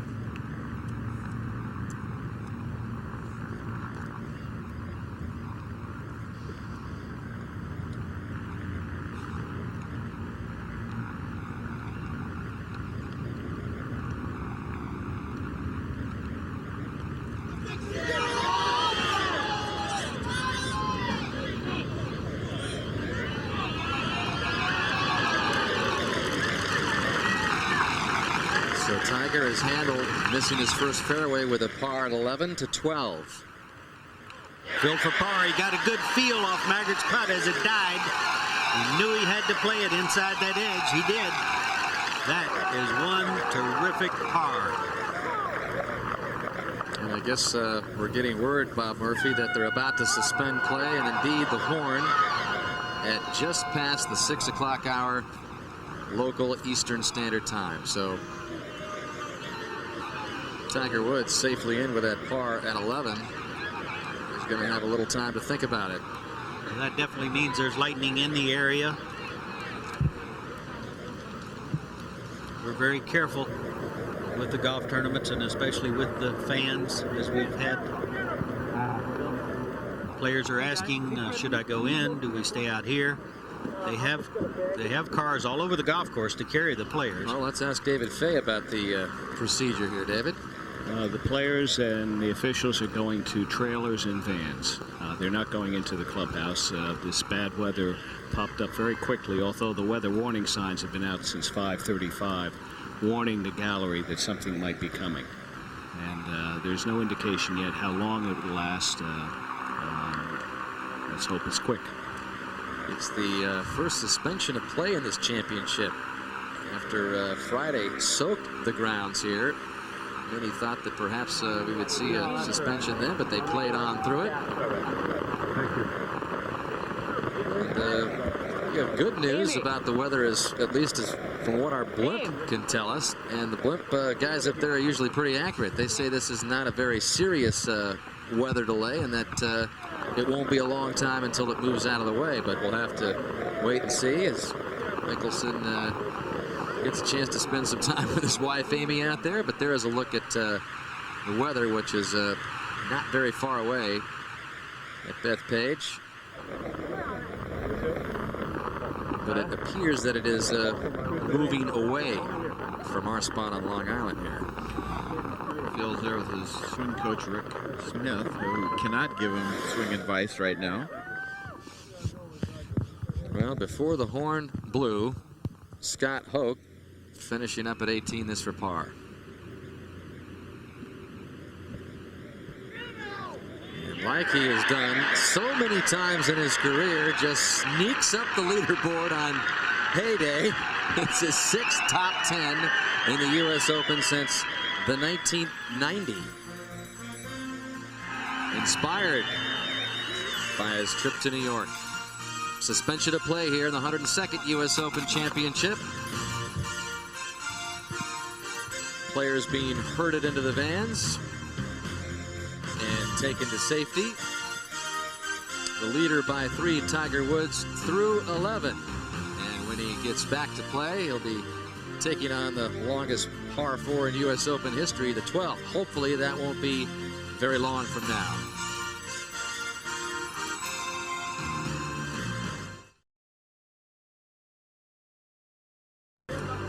Welcome back. First suspension of play in this championship, and even though you saw the players being corralled into the vans, they are not being taken back to the clubhouse for shelter because of electricity in the air or thunderstorms. It's just a precautionary measure, and hopefully play will resume within the next 15, 20 minutes, maybe half hour. Fans have been getting the weather warning for quite some time, as David Fay explained earlier, but it gives us a chance to take out Johnny's new toy, Swing View, and take a look at Sergio Garcia. Well, Sergio's been a little off today, but he has got a swing that is sort of like a Ben Hogan swing. Look at the forward press he has, a big, wide take, and then watch the download, watch the wrist action, just a little bit farther down. Watch how he loads it now into a position that nobody gets into right here. And the club is just totally bent. Look at how the club is almost on his right shoulder, just like Ben Hogan. If you ever see his old Power Golf or Modern Fundamentals of Golf, and look at the power that he has in that shaft right there, the loading there. And this guy's only about 145, 55 pounds, and then just a big lead and then the snap. So he has that huge lead snap. Look at the arm position. Watch the extension in the next photo right here. Next little shot. Beautiful extension, big follow through all the way around, round. Whew. 22 years old. Don't try it if you're 42. Garcia taught the game by his father, and that has remained his swing throughout his career. Won the club championship at the age of 12. And it's Garcia playing in the final group with Tiger Woods as the rain has really started to fall here.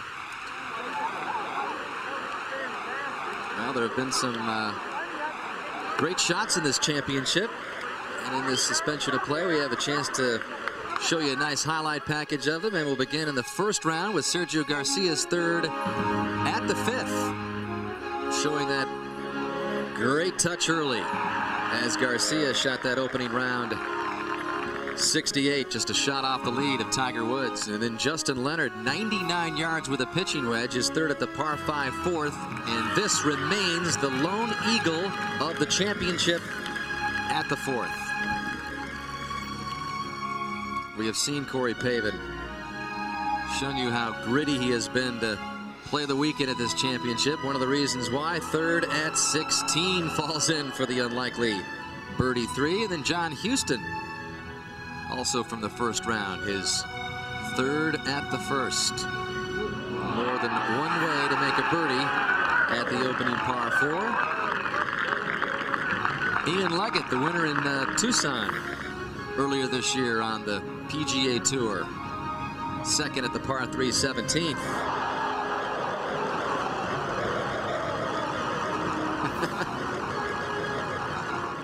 And then Heath Slocum, third at the second from the bunker, skirts through the rough and falls in. Players arrived at this golf course noting that they thought we could see some of the highest scores in championship history, but in reality they've handled it pretty well. Harrison Frazier sees his fourth shot go down at the ninth for par.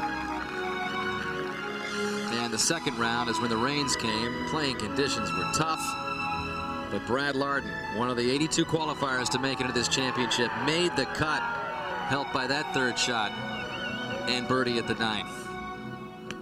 Woody Austin did not make the weekend play, but this was his final swing on Friday. An eagle 2 at the par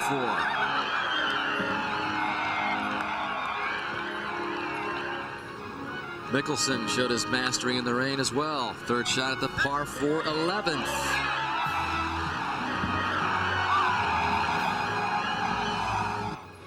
Tom Lehman from the bunker at the fifth. Sounded good. Perfect.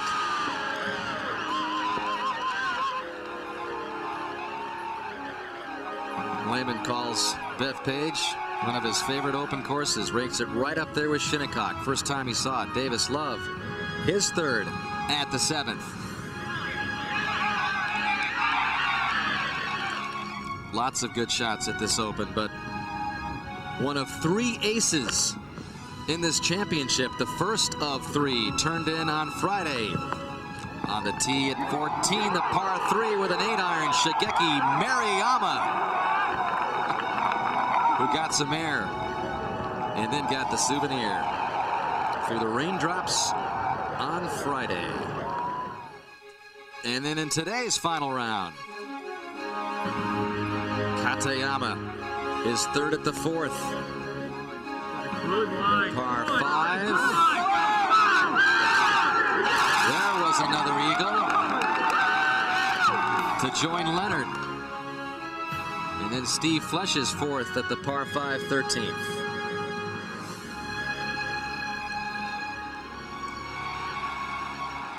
Flesch flushes it. And then a little while ago, if you didn't catch it, a 3-iron for Scott Hoch on the par 3 17th. 208 yards on his way to a round of 69, helped by that.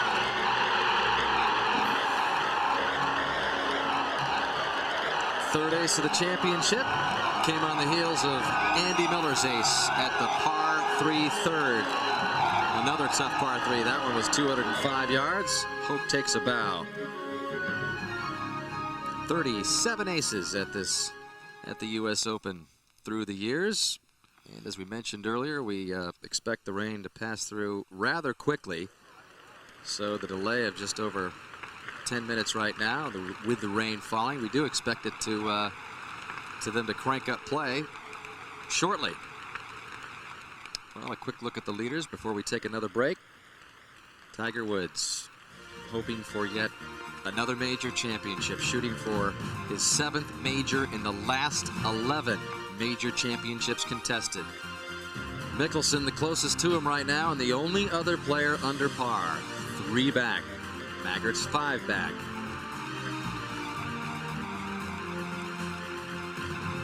Black course at Bethpage State Park.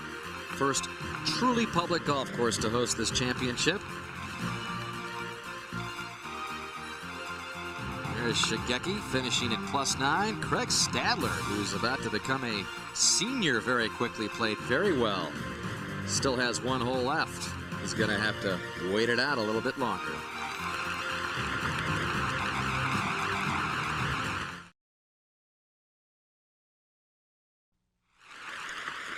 Well, the rain really coming down at the black course at this 102nd U.S. Open Championship. Final round, weather delay with Tiger Woods holding on to a 3-shot lead, and it gives us a chance to reinstitute NBC Golf's version of the McLaughlin Grid. Just when you thought it was safe, we've got another discussion, and it's somewhat interesting as the fans get into it out there on the golf course.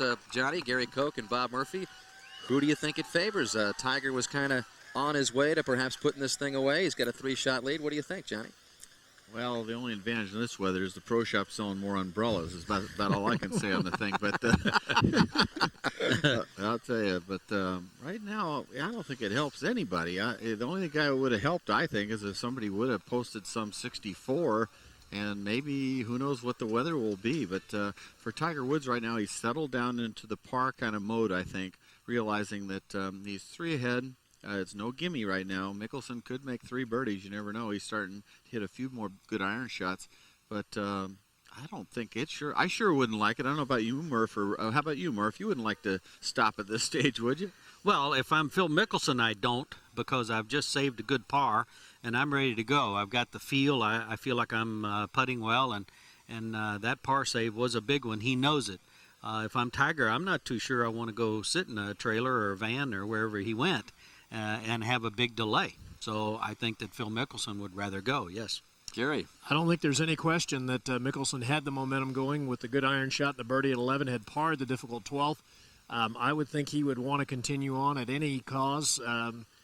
I look at 2 now. Tiger's going to have to come back and hit a very difficult tee shot at number 12, one of the hardest holes on the golf course. That'll be the first shot that he comes back to play after this delay, so that can't be very easy either.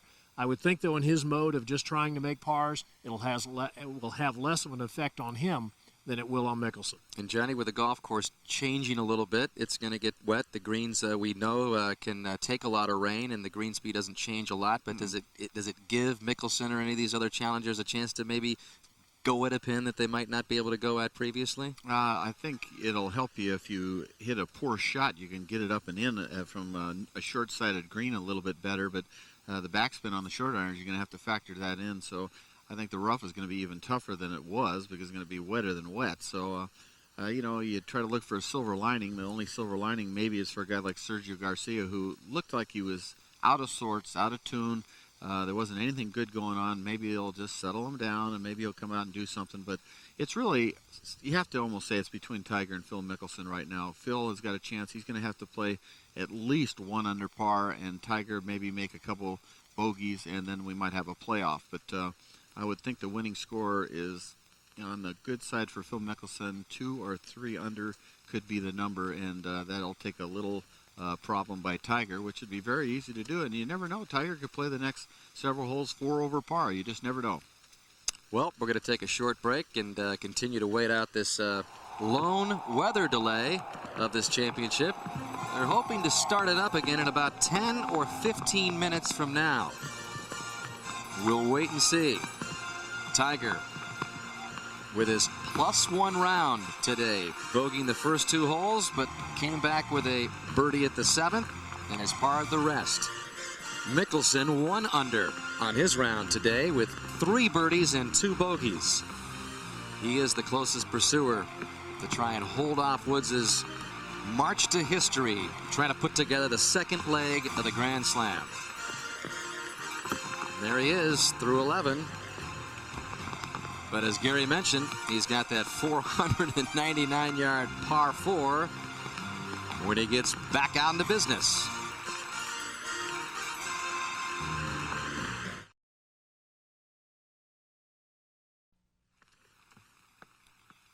Well, this weather did appear in a pretty quick way here on Long Island. Our weather time-lapse photography. There you can see the clouds moving in. Ooh. Looks like something out of Wizard of Oz. Yeah, it got dark. Even though the rain continues to fall, there is a little bit lighter sky out there. I can just see all the arguments out there in the gallery. Hey, I thought you said it wouldn't rain. I was going to bring my umbrella. You said not to. You know, a lot of the folks have been asked to leave the stands, but do you think this crowd's going to leave and give up their seats that they've been waiting hours for? Well before the leaders even teed off? I don't know if there's a system for that. If they clear out the stands, it's just a free-for-all to get back up there. Let's check in with the People's Pro, Roger Maltby. Raj? Well, thank you, Dan. Tiger and Sergio Garcia have taken refuge to the right of the 11th fairway, and some modular trailers set up for this very purpose. Tournament vans have taken them to this point, and they are in this modular trailer with Tiger's mother, Tiger's girlfriend, their caddies, and Sergio Garcia and his father, Victor Garcia, and they're just waiting it out. You want to go in there, Raj? All right, let's go to Mark Rolfe. Okay, well, on the other hand, Phil Mickelson is in a trailer with his swing coach, Rick Smith. And they are talking about what was going wrong on the front 9. Now, I did talk to Rick Smith. He told me he thought Phil made a really good swing on the iron shot in the 10th fairway. But clearly he was having problems before, so they are in there talking it through right now. David? David, I made a comment there. I thought it's a sort of an obscure rule, but there is a rule that once they blow that siren, you can do what? Well, there is a list of do's and don'ts when play is suspended. One thing you can do, you can receive advice when play is suspended, because the advice rule only applies during the stipulated round. And it's a decision, Johnny, so we'll give you a mulligan on that. It's not in the rule book itself, but the things you cannot do, you have to, when play resumes, and it will resume, you have to have the same 14 clubs, and you can't have altered them during the suspension. And when play resumes, you can substitute a ball even if you didn't lift the original when play was suspended. One thing you cannot do during a dangerous situation is you can't practice. And there's a good reason for that. It's a dangerous situation. And let's say you had players out there practicing. Then fans who should be seeking cover might just go watch them practice. All makes sense. Well, David, I know you know the rules. What about your meteorological skills? Have you heard anything about the weather that we don't know? Or are you going to crank it up here in a few minutes? Or what they were saying about 5 minutes ago was maybe 15 minutes. Okay. So we'll continue to wait until play resumes. Tiger Woods with a 3-shot lead through 11 on the back 9 at the black. Closest to him, Phil Mickelson.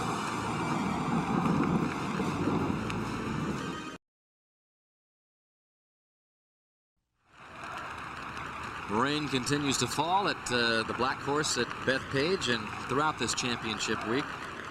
We've been talking about, look at the rainbow, always a good sign for play, perhaps resuming in the next few minutes or so. But a piece of golf history that has been mentioned a lot this week was the last time a player won the first two legs of a Grand Slam. And it came from a familiar name back in 1972. 30 years ago, Jack Nicklaus won the U.S. Open with one of the most memorable shots in Open history. We had conditions that were very difficult at Pebble Beach that week. It was very dry, very windy. It was actually rather chilly, and it was a week of patience. The greens got very hard and crusty, and you just had to really just be patient with the whole golf course. We had a 1-iron to the back section of the green. It was pretty long 1-iron. Just came out just like a rifle right at the hole, and it never left the flag. And of course, I think it hit the flag. It stopped 4 inches away, but had it not hit the flag, it would have gone, maybe 8 or 10 feet by the hole. I actually was about halfway between the tee and the green over to the right-hand side of the hole, and following it in the air, and I'm thinking, oh my goodness, it's really going to be close. But I thought, whew, I think that did it.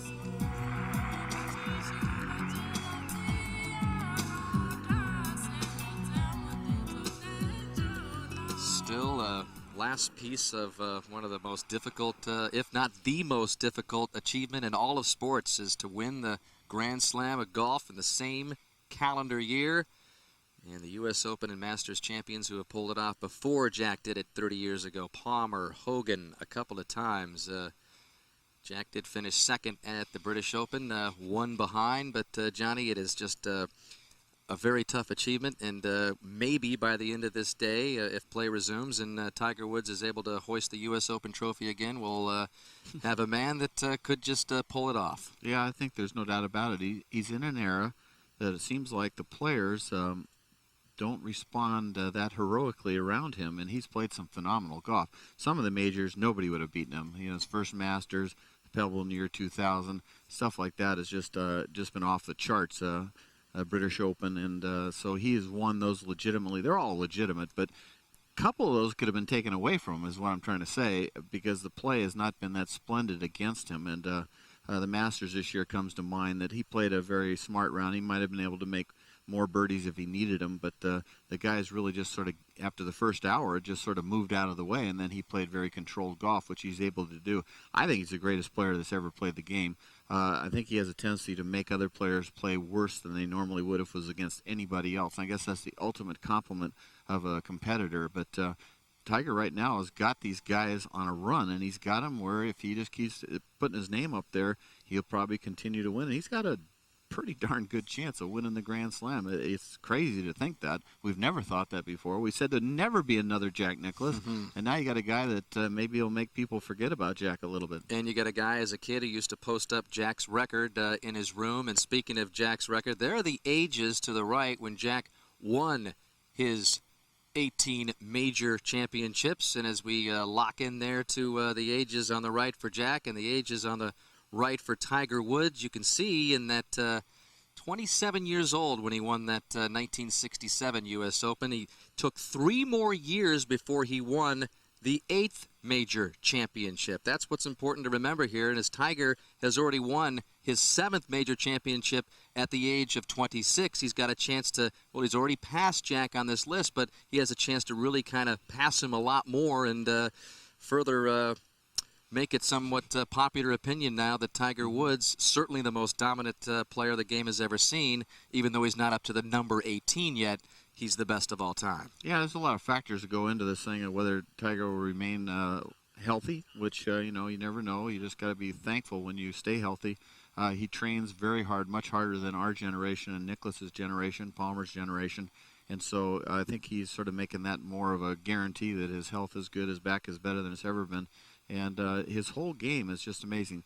the shots that he's able to pull off, other guys don't even try. The last shot that Roger was ready to, bow down on, just the punch out of the rough on 11 was just unbelievable, and that's just great stuff. And the fans are being let back up into the stands. And our latest report is that they're going to be back out there, the players, in about 10 minutes or so, David? Well, that's the hope. That's optimistic. About 6:45 or so we're hopeful. As far as light out here, how late can you play? Well, now it's getting much lighter, and so it depends on what the cloud cover is. For example, on Thursday, we couldn't have played much more beyond 8:20 or so. But in a lighted sky, you can get out there and play, maybe to 8:30 or so, perhaps. Yeah. We're creeping up on the longest days of the year, so if the sun does its job, we should be able to get this in today. Well, the fans want to bring him back out. I'll tell you, they're fired up right now. They want some action. We're waiting all day out there for the leaders to get there. They're going to have to wait a little longer, and even the marshals are getting into it. Get those golfers out there, Faye. We're ready for some golf. Those marshals have certainly appreciated this week, haven't they? Local firemen from the New York area. The marshals at the 17th and 18th holes here. So, we're going to take another short break. Weather delay, just about 35 minutes now. We're like you, folks. We want to bring him out. See if Tiger Woods can finish this off or if there's some magic left from the folks behind him. Mickelson and Maggart, the closest pursuers. 102nd U.S. Open Championship continues from Long Island in just a moment.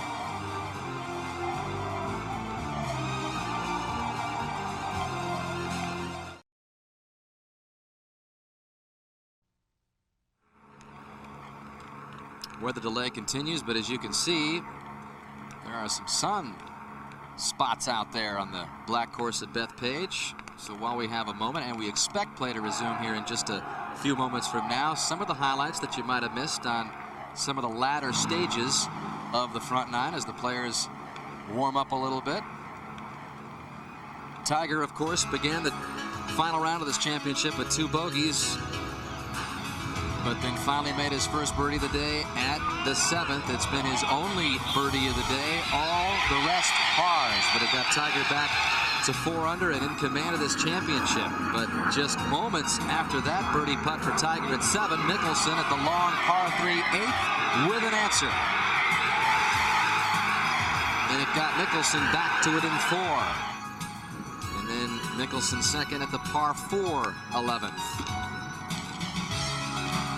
Needing birdies here in the back 9 if he's going to make a charge, and he lined himself up for a good opportunity at 11,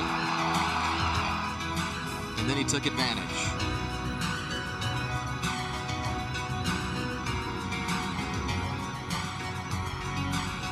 Mickelson back to 1 under and within 3, which is where he stands right now.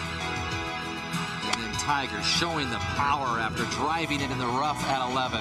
Somehow muscling it up through that narrow opening to the green at 11. And Tiger was able to save par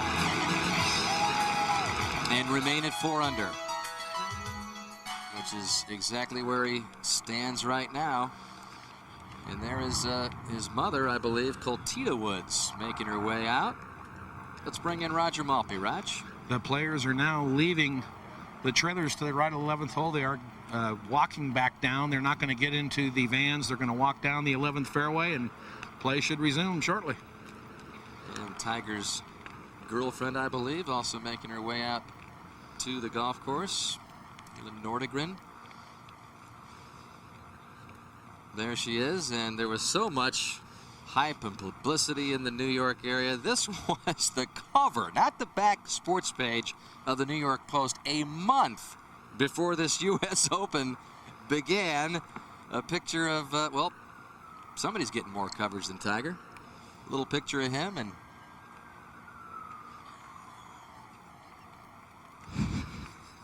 Johnny, you're speechless for the first time. Yeah, I'm just checking her out.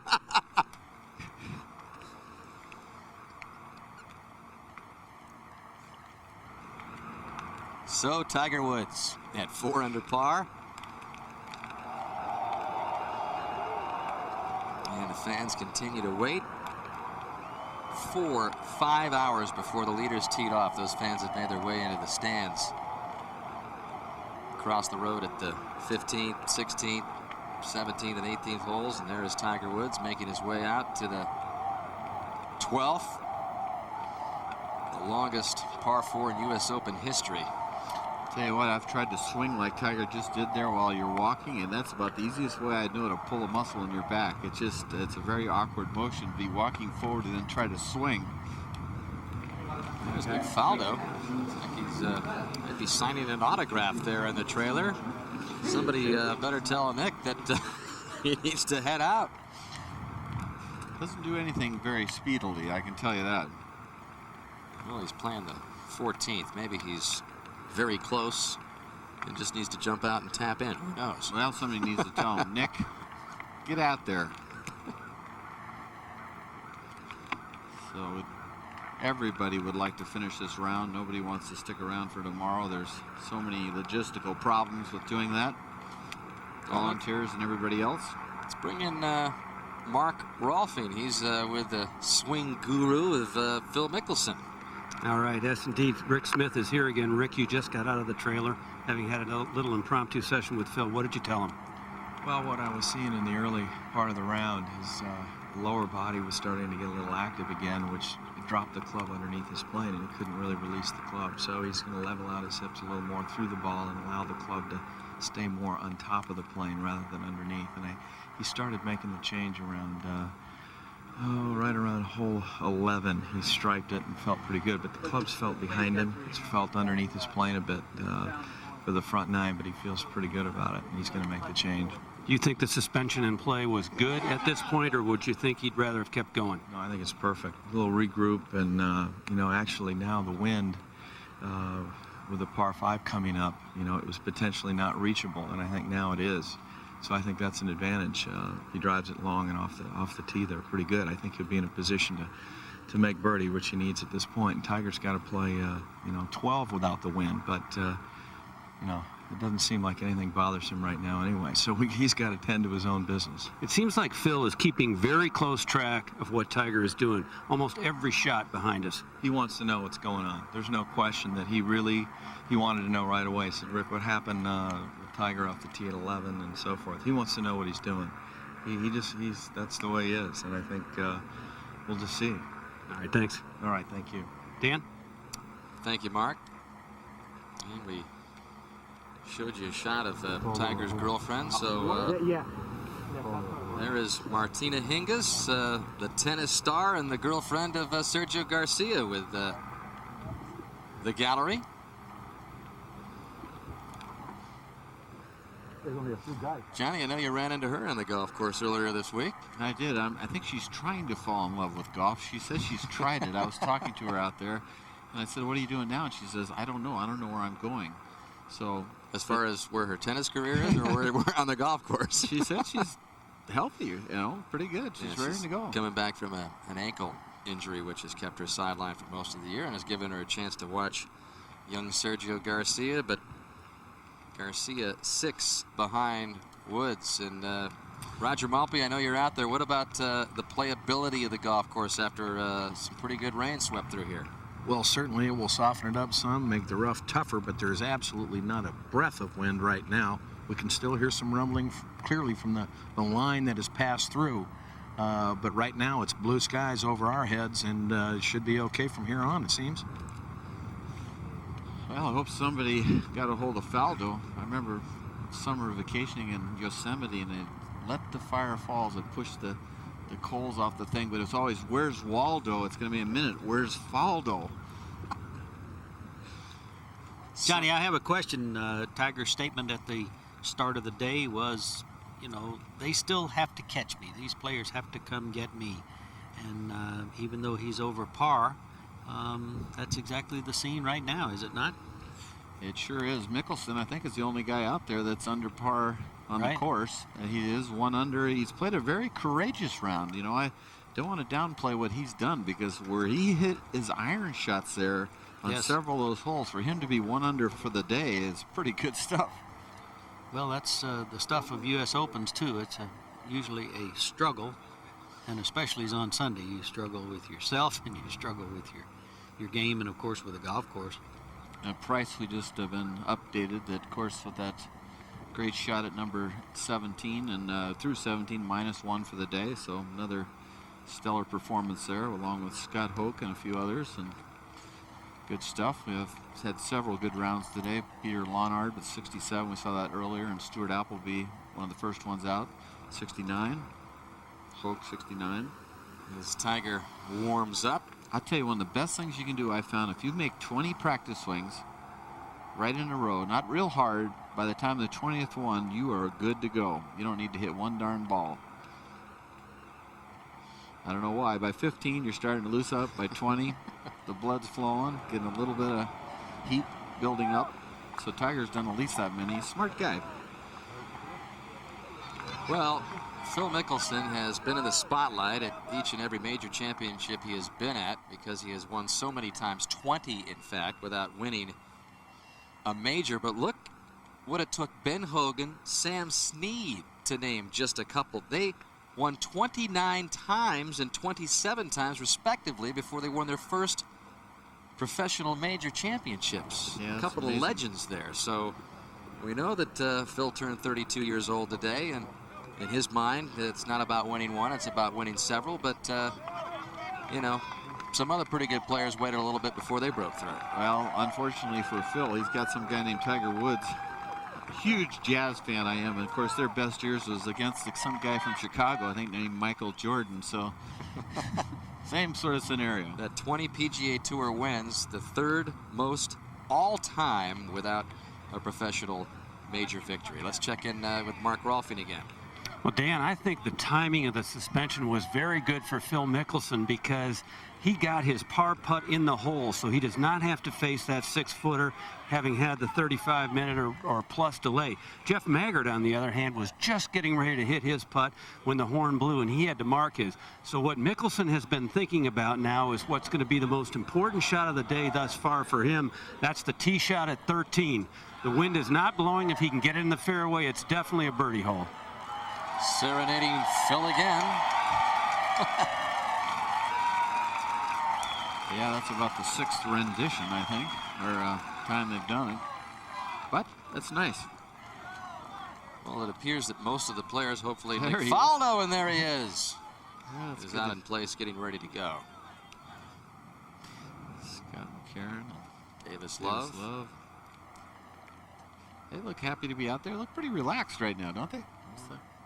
Despite playing +6 golf on the day. And there is Tiger's mom, Cole Tita. We hear that Earl Woods is in New York, but not sure if he's at the golf course today on Father's Day, but in the New York area.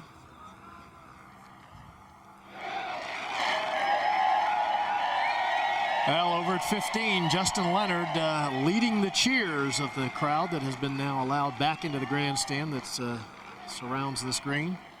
They were saying, "Here we go, Longhorns, here we go." And, of course, that got Justin's attention.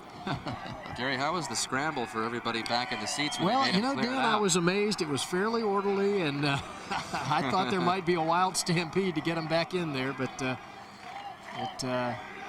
very, very calm, everybody back in position.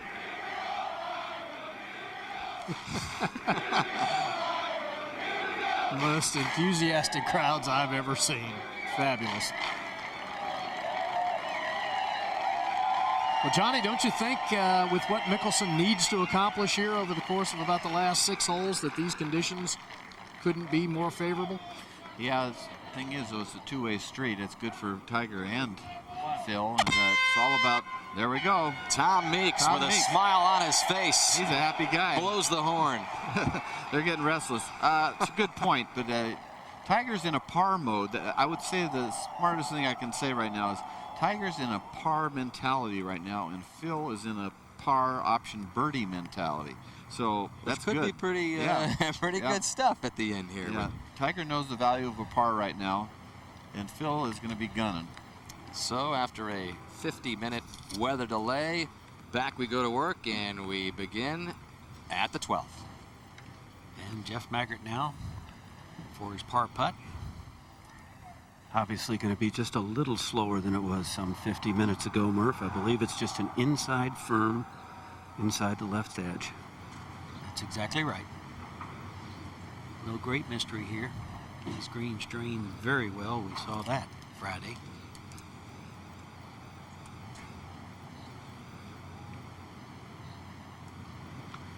All right. He's been pretty steady with that club. Interesting thing, Johnny Miller, Phil Mickelson was practicing during the delay, but we'll go here first. This is the 14th, and Faldo for birdie.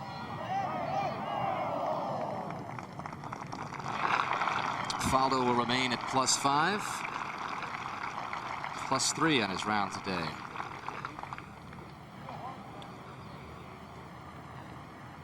And over at 11, Garcia for birdie. It's getting to be, well, it is, must make time for this man. Yeah, he's got to go crazy from here on in. Hasn't made a putt in a long time, Love. That he needed. He's without a birdie today. Up ahead to the 12th. Interesting thing, Phil Mickelson is putting, practice putting on number 12 after the finish of the play of their hole. They are allowed to do this, given the fact that they are not delaying play. Kind of nice to be able to be out there and stroke a few. I think we've got some commentators out there. Yeah. All these people No need for me anymore. They root for anything. You kidding me? Ooh. I saw Johnny Miller. Phil Mickelson was practicing his putting, looking at the hole and practicing at different lengths. 4 feet, 10 feet, all the way out to 35, 40 feet. So trying to get a good feel after sitting for a while. Mickelson's got that par 5 to tackle, Murph. Before we get to that, we go to Nick Price. Just a moment ago, this was the last little putt that Nick Price had. He waited 50 minutes to do that. Bogey at 18 for Price. Still with a fine round. And out to the 12th.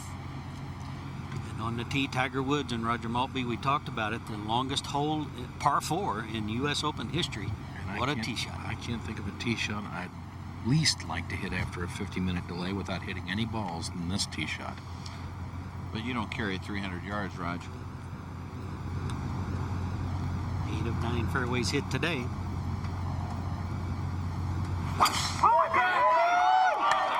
Oh, this is just perfect. Hammered down the left side of the bunker. Boy, that calling that extra artillery, can he, Murph, when he needs it? That is really good after going and sitting like that.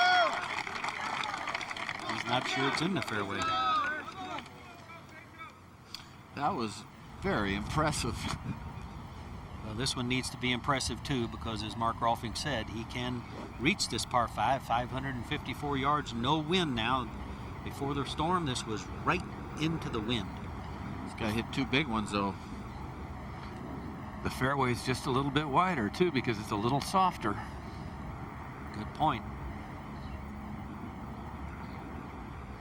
Phil's aim will just be at the right cut of the tee in front of him, unless he plays a hard draw. Took it right over it. It's a hard draw. The problem is he might have pulled it just a little. Got there. Oh, beautiful. good kick. Scooted out into the fairway. What a shot. How about those 2 drives?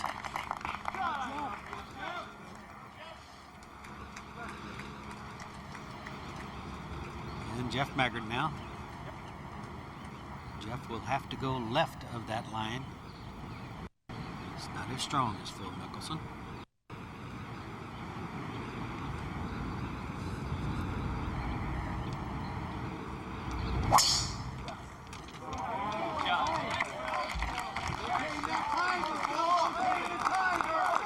Another good one here, but it'll probably be a 3-shot hole for sure for him. I'm sure that's the way he's played it every day, too. Well, let's look at number 13. It's a good one. You can see it goes down through this little dip. Of course, this is nothing off the tee right here, but just you want to move the ball left to right if you can. Mickelson, of course, hitting a hook and around and over those trees there, and he's hitting about right into this area right now, probably 300 yards. Then it actually reverses itself. You got to go over this. Either laid up right now is where Maggert's going to hit it, or go over this bunker, which is 20 yards short of the green, hit the downslope and run it right on this little round green. And you can see it's sort of a double serpentine type of a hole. Mickelson's driven it about right there, and then of course he hopes he knocks it right on the green from there.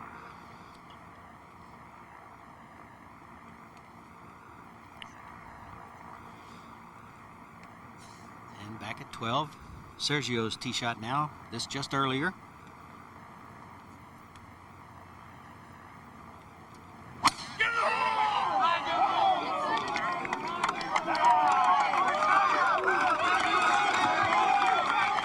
Terrific.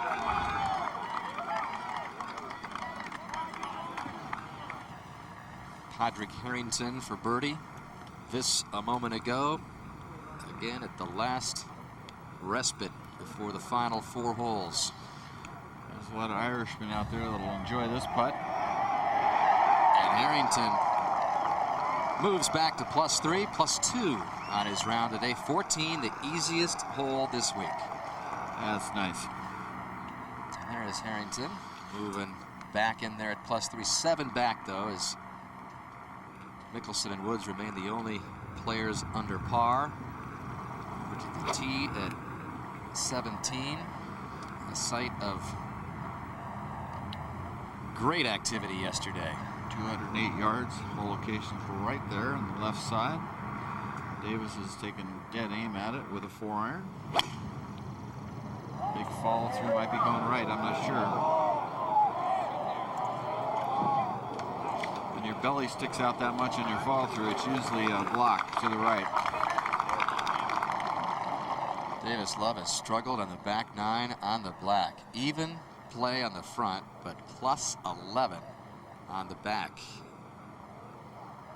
Started off with a pair of 71s. Was it +2? Was it +4 when it began the day? But +7 on his round today as we get back over to the 12th. And Roger Maltby's down there with Sergio. 201 yards left to the hole. Looking right up the throat of the green at the flagstick.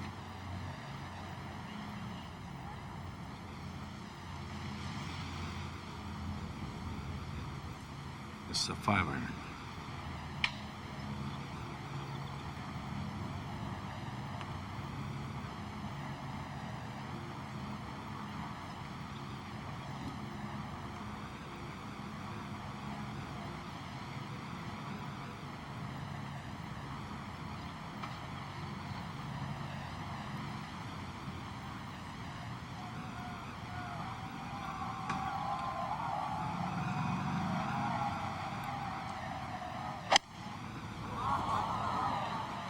Ball pulled badly left. Oh.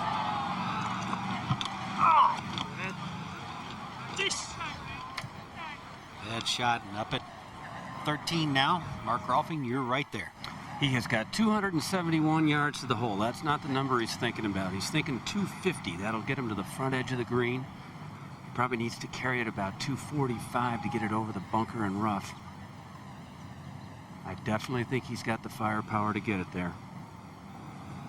You can see the look in his face. Great shot from our camera angle there of the mental preparation going on. He does have to bust this.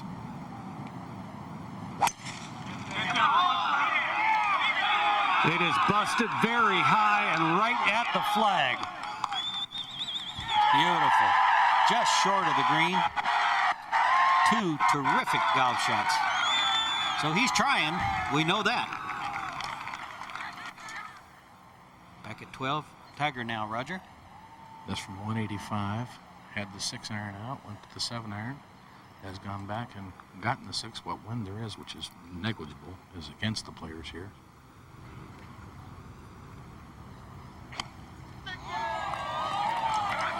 Smooth 6-iron. This just a little right of the hole. Pretty good looking shot. And the fans here know it's one of the best they've seen all day. Will collect to the right. There's a little dip over there on the right-hand side. Not a terribly hard putt. And importantly, Johnny Miller said he's in that par mode.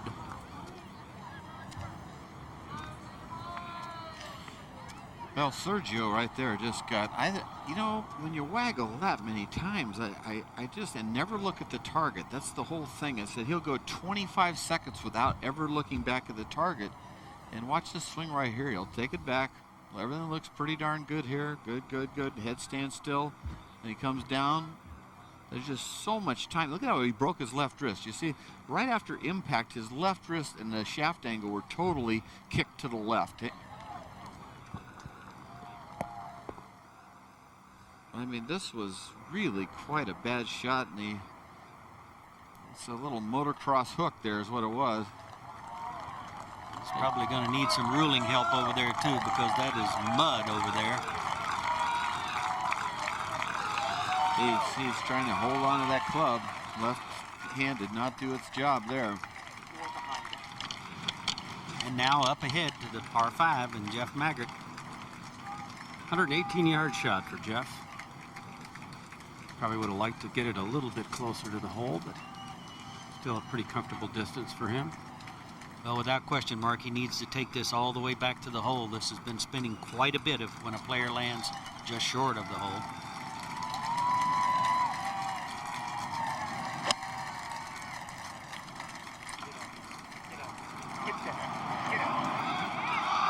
Should be delightful. With a little rain, that's just a little extra cushion, and so she backed up a little bit more than he thought. And just a moment ago at 15, man who is third in the field in greens hit in regulation, played this iron shot up the hill from 181 yards. How about that? Oh, easily the best second shot we've seen at 15 all week. And now he's coming up to the green, and the fans just giving him a wonderful ovation. Can't help but think that, Dan, he was motivated a little bit. There was an article that came out in one of the golf publications here just recently where his former teacher said that Nick was a racehorse who had turned into a cart horse. Huh. Well, it's been a flashback week this week for Faldo, hasn't it? It has indeed. He's played very well. Back to 13. Phil Mickelson walking up now, taking a look. Has a club in his hand. Is that the putter, Mark Rolfing? Yes, it is. Probably going to trust this stick. He is not actually on the surface, but it's tightly mown right there in front. The second shot must have landed very softly, Merce. We saw him hit it. It was very high in the air, but it did not move much at all. That's right. It only landed about 4 yards short of where it actually ended up. Matter of fact, I think I can see the actual pitch shot. This is actually sort of two putts in one, I would say. That's about probably 75 or 80 feet short of the hole. The first half of the putt is not as much uphill as it gets into the middle, and it's fairly straight, but it seems to me when it gets on that ridge, which is about 30 feet short of the hole, it's going to turn left pretty hard. It's going to turn a lot less than I thought when I went out and practiced on this green earlier, anticipating someone being down in this area. This will break maybe 2 feet. I'd be surprised if...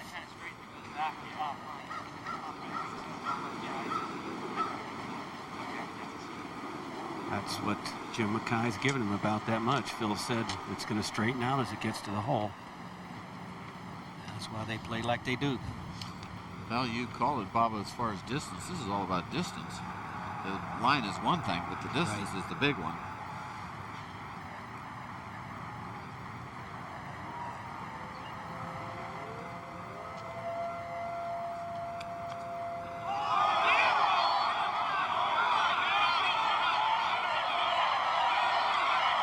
I think that's a terrific lag from down there, and I would call it that. And back at 12. Sergio was given a drop.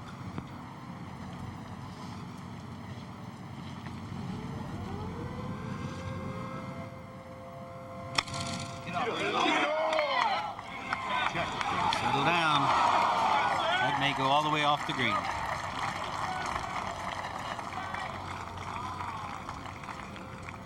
Good news was he had a lot of green there, Roger Maltby. The bad news was he couldn't get a good lie on a drop, could he?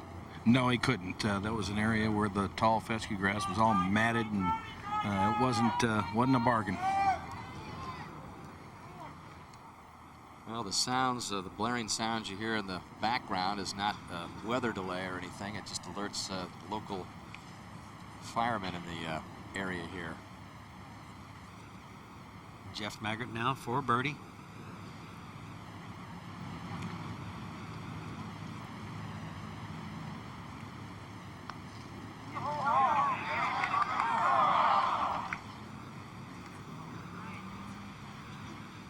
Jeff Maggart said this morning, there's not much pressure on me. He said, the guy who's leading is trying to line up majors. I'm just going to go have a little fun and make some birdies, hopefully.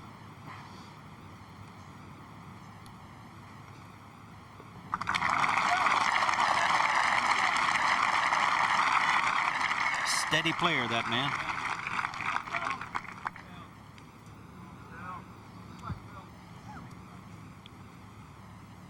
Phil now for birdie. Having just looked back down the fairway here to see whether or not Tiger had driven. I'm sure he doesn't know that there's been a little delay back there at the 12th green. Heard Rick Smith say he likes to stay in touch with what's going on. He'd be interested to know if Tiger hit the fairway. Not much in this putt, straight in.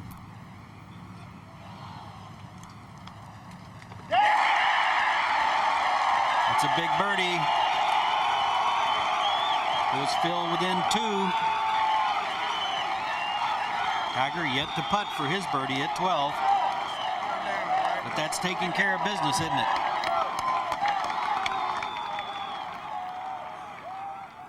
And while Phil was putting, Sergio now for his par.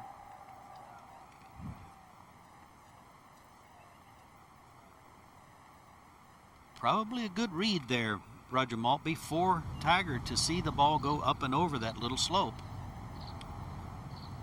Well, the key issue is he's put it on the proper side of the green, Murph. He's left himself the uphill putt.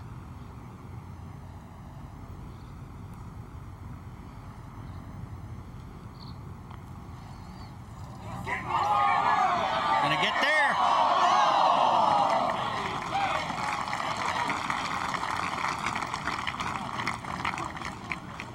Two-shot lead.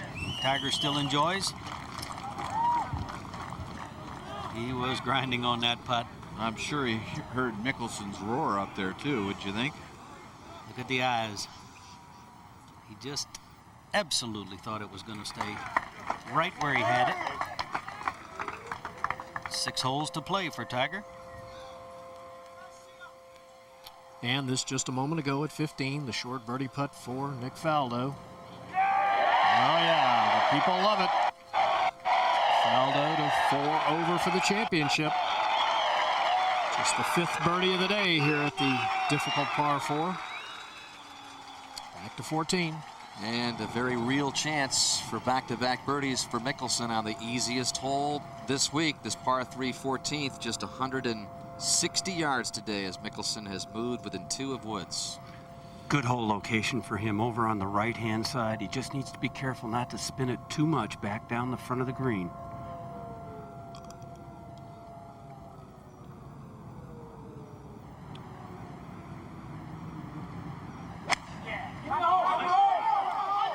This is a mile in the air and right at the flag.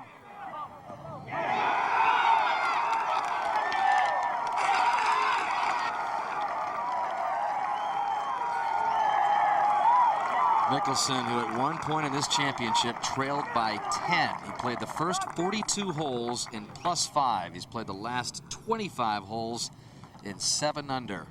He's got 17 birdies, the most of anyone in this championship, as Tiger tees it up at the par 5. And this is his strength. He's been the best the last 5 years on tour, and birdie percentage on 5 pars just over, I think it's 50%. And this is his strength.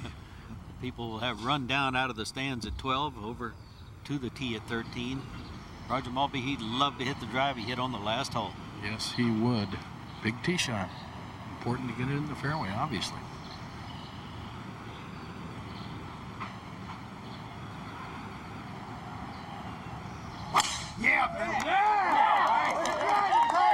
Oh, and he has too. This going down the left side of the fairway, but I believe should be good on that line. Ooh, got a funny hop, but it's okay. Tiger took it all the way over to the left side of the tee so he could play a little draw. Just nailed it. He has a 2-shot lead. The par mode might not be good enough. He better make a couple of birdies.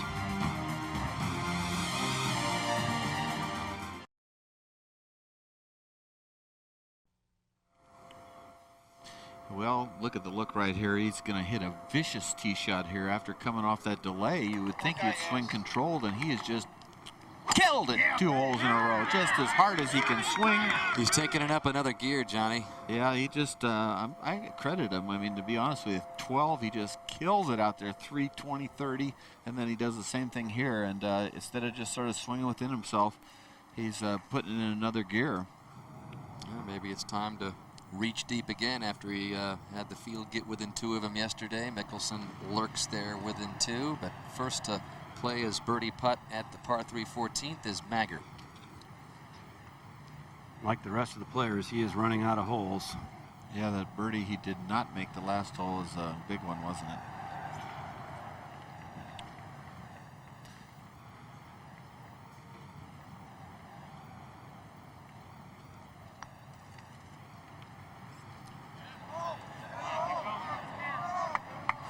Is pushed and going right. Not much you can say to that putt, but good distance.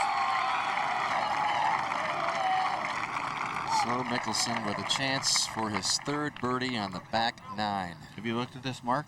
I have looked at it, Johnny. It's about 22 feet below the hole. Everybody on the tee thought it was much closer than it turned out. It's going to be a little bit on the slow side because it's back up the hill here. That's sort of in the... No, you're right. Scotty Jim Mackay, very valuable to Phil. Every shot.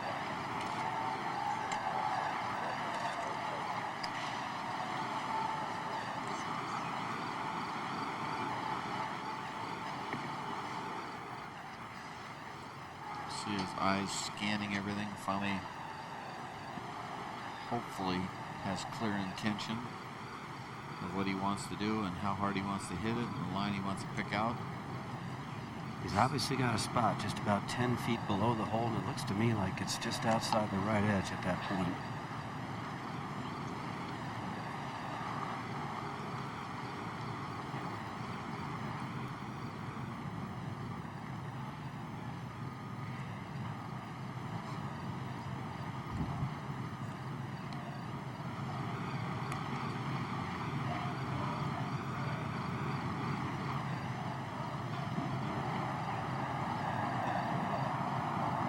That noise, Johnny, is coming from another hole. The people's going, let's go Mickelson. The crowd applauds here, but you could hear it all the way from 15. Yeah, it sounds like a soccer match, if you want to know the truth. Not on this hole. Well, see if you can get it there.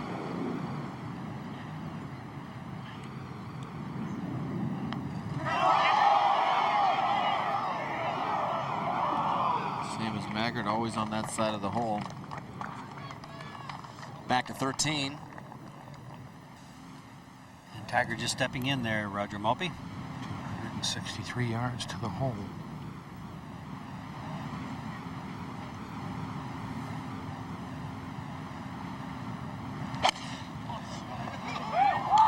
Wow, he likes it. Boy, it's just right of the hole. This is nuked. So much for the pars. I'll tell you, that's just terrific. I mean, what a magnificent drive on the last 2 holes, and that shot there.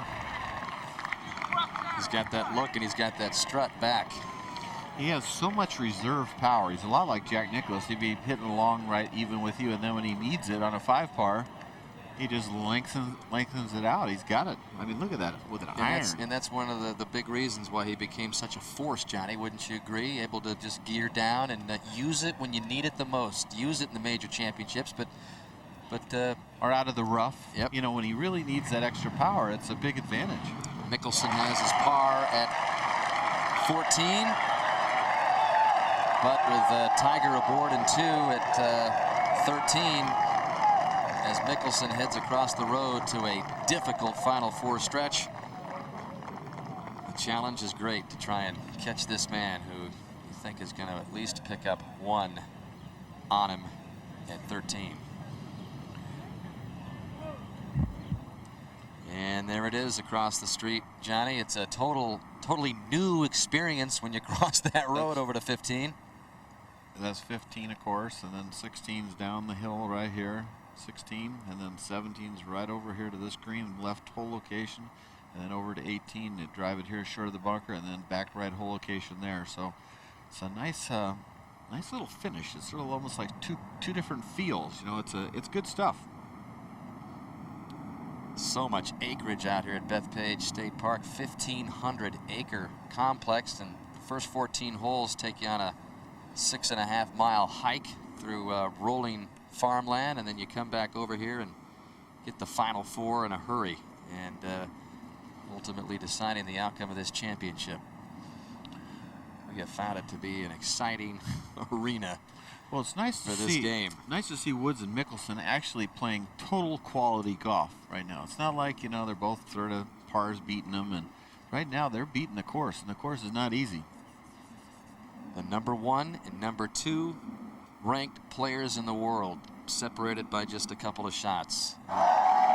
Here comes Mickelson emerging from the fence, where they have waited a long time. Wow. It's like flipping open the gates or the doors to a rock concert. Yeah. And the players are going to have to deal with what's going to happen in the next 4 holes, too, because it's going to be a different level of intensity with the gallery. Mark, can you hear us out there? Well, I can. It's like a heavyweight boxer coming into the ring on every hole, every tee and every green. The only thing missing is the blaring music. Yeah, it's even going to get crazier, Mark, the next 4 holes you watch. But this is one of the toughest par 4s in the world right here. And Gary Koch. Well, Johnny, the fairway has been the 4th most difficult to hit in regulation. Players hitting it just over 56% of the time. There's a good look at the hole. Slight dog leg left. There's a fairway bunker down the right-hand side, but that was eliminated in the renovation. Doesn't look like much when you look at it from here, does it? No, it doesn't, but it is one tough hole. Hardest hole on the golf course.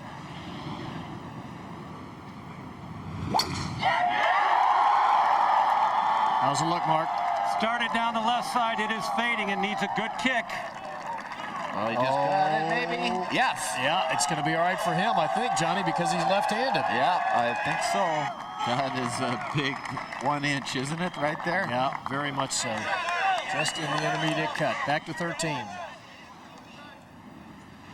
While Tiger walks around, Roger Maltby, this man started 3-putt, and now he's putting for eagle. Seems like every time he's threatened, it's when he responds his best, and especially in majors when he's threatened.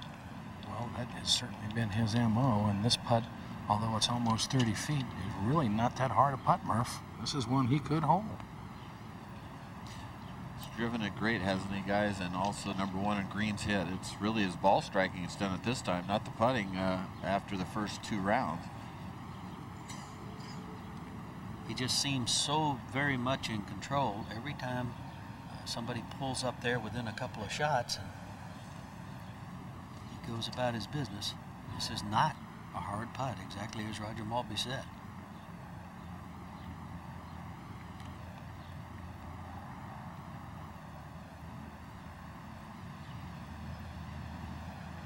This could shut the doors, however, for all those who are wishing he does otherwise.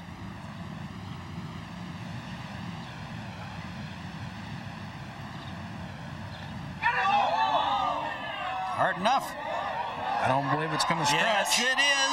Oh, no, you're right. Boy, I thought it was there.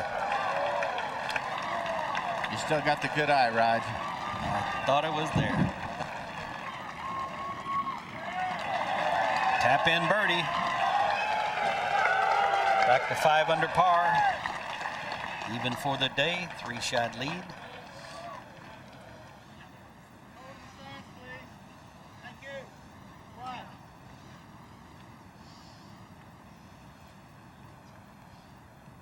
Good look at Tiger's eyes. He thought he made it. The club is already up in the air, giving the signal. Whoops. How did that stop? Now Sergio.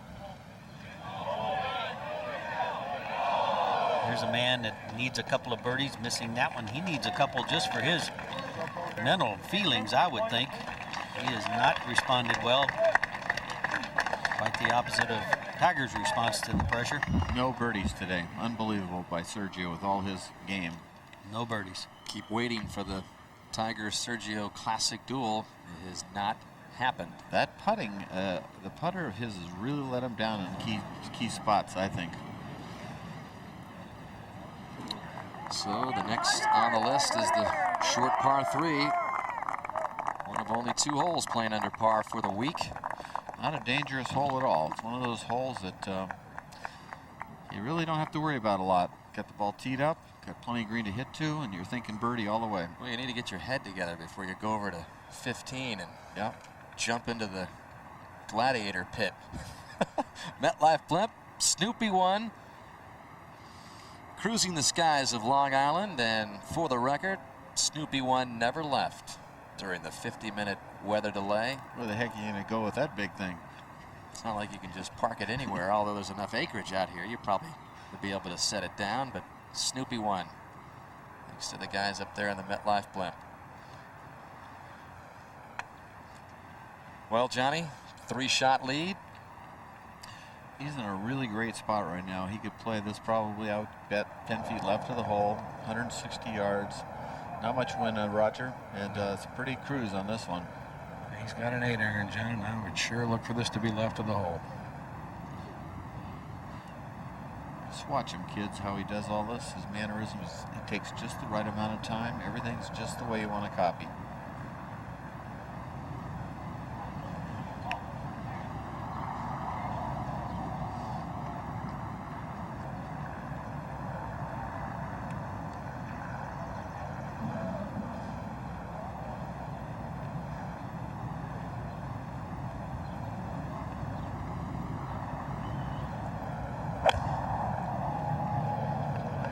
This pulled toward the left side of the green. This is well left.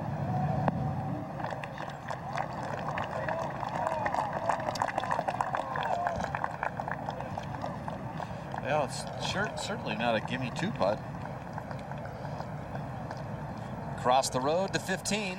Second shot for Mickelson, and Mark, how about the lie? It is a good one. It wouldn't be if he were a right-handed player, but now it is just fine. He's got 165 yards.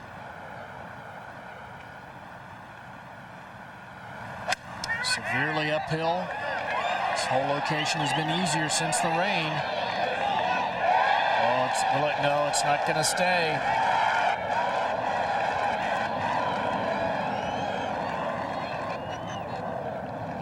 So Phil Mickelson on the front edge of the green at 15, a long way from the hole. Tiger Woods a long way from the hole at 14. Who can 2-putt? We'll see.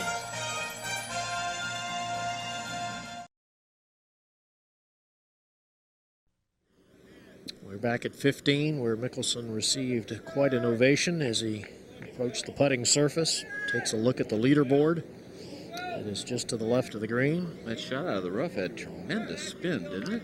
Well, it did, John. I think perhaps he was expecting it to bounce forward before it dug in, but I think the soft green with the rain here really hurt him there. Yeah. Probably more than helping him. Well, this isn't the worst spot in the world, right? No, it's not the worst spot in the world. I mean, I would say it's not very easy to make birdie from here to hole it. But I'm not sure it's a good enough lie, Gary, that he can even putt it.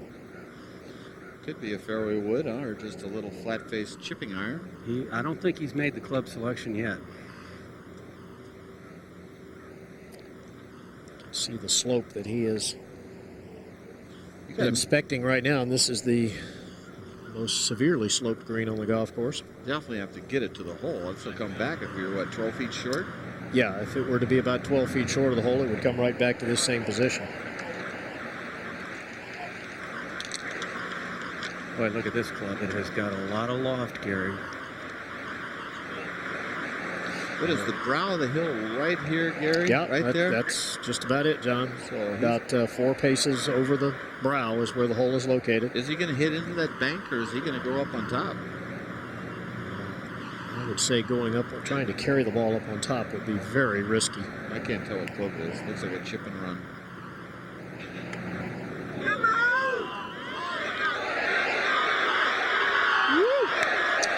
Great touch.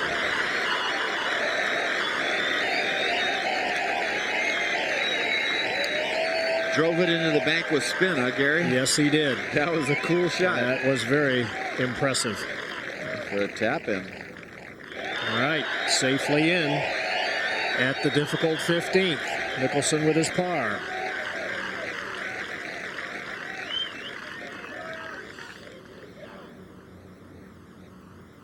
We go back to 14. And Tiger Woods, lengthy birdie try.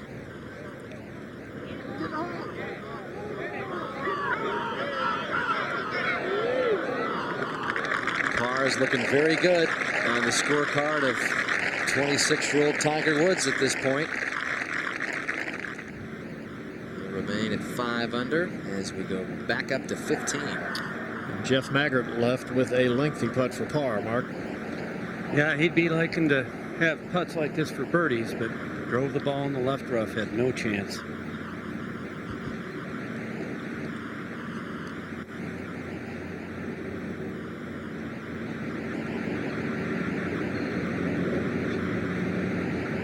Put down the hill, it'll swing to the left and then straighten up.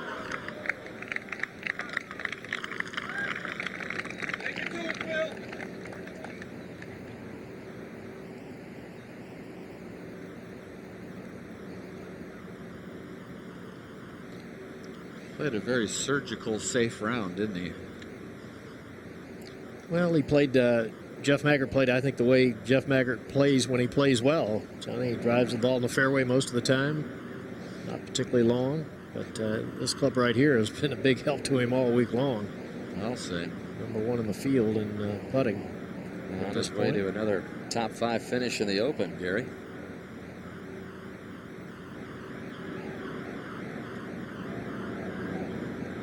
All right, bogey 5, so he moves to +2.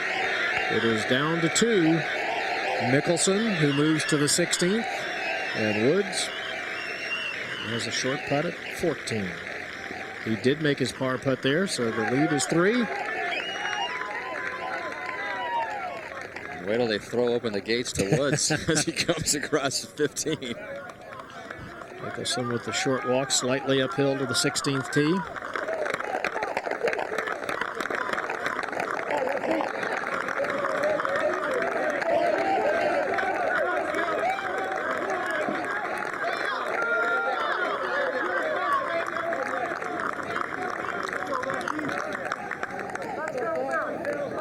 And here he comes.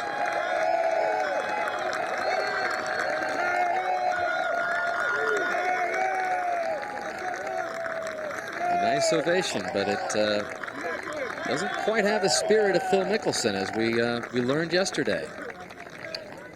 Crowd rooting for a close competition to the end. We'll see if they get it. Woods is up by 3, though. This is a tough putt to make.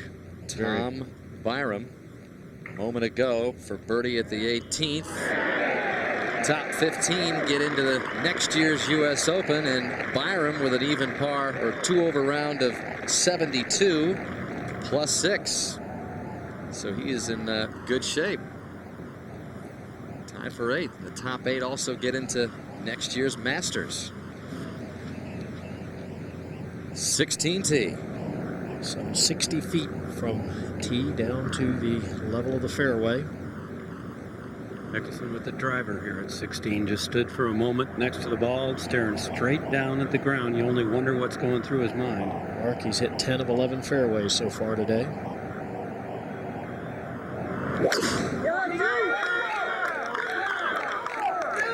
This one looks to be a little left. Yep, it is well left in the rough. But we can see the ball looking down from above. Hopefully that'll be a good sign. We'll see. Back on the tee at 15, Garcia. Made birdie at 14 to get to +2.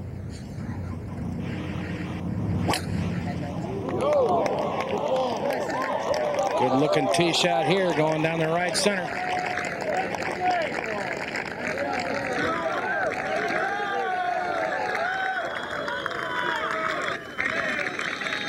Well, we've touched on the fact that this 15th has been the most difficult hole on the course throughout this championship, and you look at how Tiger Woods has played it.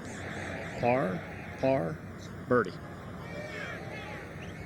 Soul's on pace to be the second most difficult hole in U.S. Open in the last 17 years, Gary. The toughest was the 17th at Olympic with that crazy left to right slope that everybody was rolling off into the rough with a 4.72 average. This is 4.6. Tiger with a 3-wood.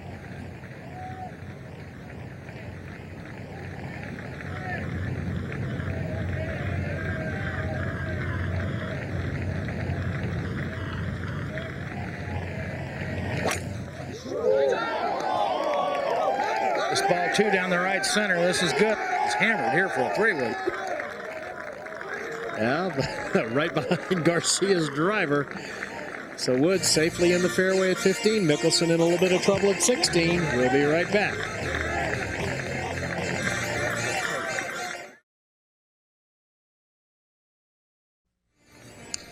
Welcome back. This was Tiger Woods' tee shot at 15. And when you get the little twirl of the club at the end, yes, just perfect. One more time. The maestro is back at it in a major. Over at 16, Mickelson ready for his second shot. And Mark, is the lie as good as it looks? It is a very good lie. I'm pretty sure he knows exactly how he stands. I'm also pretty sure he knows that Tiger's in the fairway over here at 15. He's got a good angle. I would think he's going to try and attack here. Back right hole location.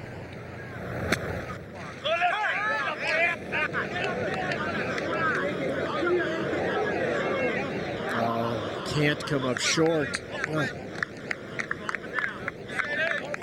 don't know whether he played for a jumper or just didn't catch it all, but that is not good. I thought he went a little deep on that good lie. You know, might have been sitting up too high. Yeah. Well, this is what U.S. Open are all about. He has missed only one fairway today. Imagine the aiming point, Gary, has got to be right in this area, huh? With maybe a I little would cut. Think so. Just get the ball up into the center of the green. Yesterday hit a left of the hole, and that was the key shot, wasn't it? It fed down by the hole and made that great putt. Right, but the hole's too far to the right to do that today. No feeding, but you want to get in the top tier. That's the key, right? We'll make the putt much easier. Has 171 yards, and he's selected a 6-iron, and that seems like a lot of club for the distance for him, but I think he's trying to ensure that he gets it on that proper level. It's uphill.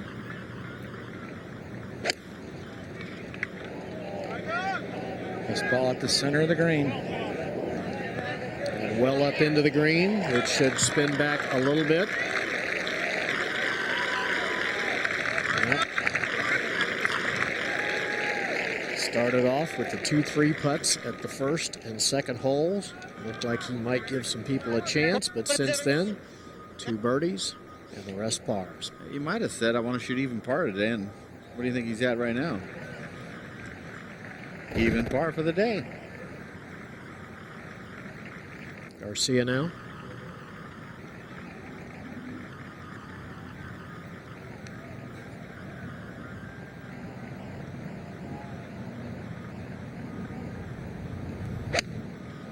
It's an 8-iron from 159. Hit 2 at the center of the green. Well, and he will give Tiger the line and the speed. All right, up to 16, and Mark Rolfing, a very important bunker shot for the man who ranks in the top 10 in sand saves on the PGA Tour, and we see 6 of 8 this week. Well, he's made 2 beauties today already, Gary. The ones at 6 and 7 were both, I thought, more difficult shots than this one. He's got a lot of green to work with. Ball's down toward the bottom of the bunker. It's just a slightly uphill lie. A lot of slope in the green from the right, so he's going to have to throw the ball up into that hill. He has taken a very good look, just trying to visualize exactly where he wants to land it. Most likely, Gary, with a little cut, it will have side spin that will skew it to the left when it lands on the green.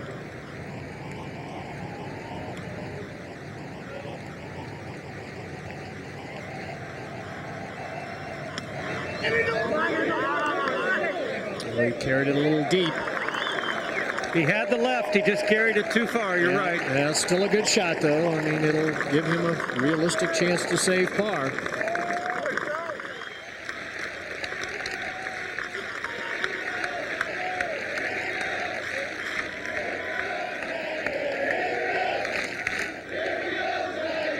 Here we go, Tiger, here we go. That has been the similar refrain for each of about the last 3 or 4 groups that have come up. Faldo received the same. Tiger going for a birdie or a first down. Yep. Well, he's got about 10 yards, so it's about the right distance.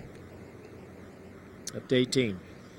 And the second shot for Nick Faldo. +5 moment ago, coming up the hill at 18. +3 on his round today.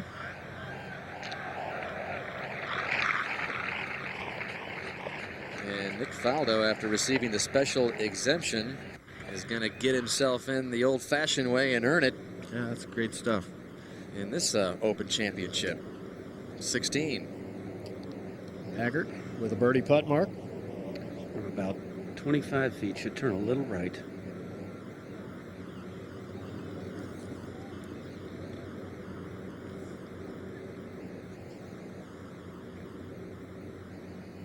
Has been overread by most players, missing it left. It just will not do what it appears.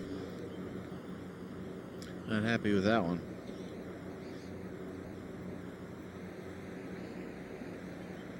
Bunker so deep in the front of the green here at 16. Mickelson hits his shot. He's watching it, but he's got to get up there in a hurry.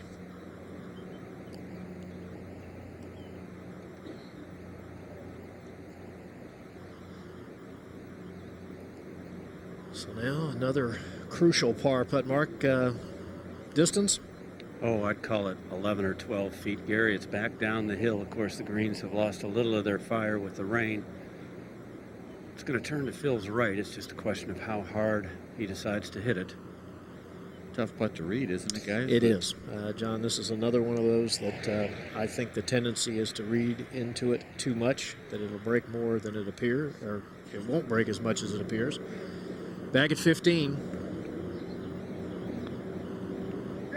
Garcia just outside of Woods' ball, so Tiger will have a great look at the line and the speed, but not nearly as fast as some of the earlier ones this week with the whole location more in the center of the green.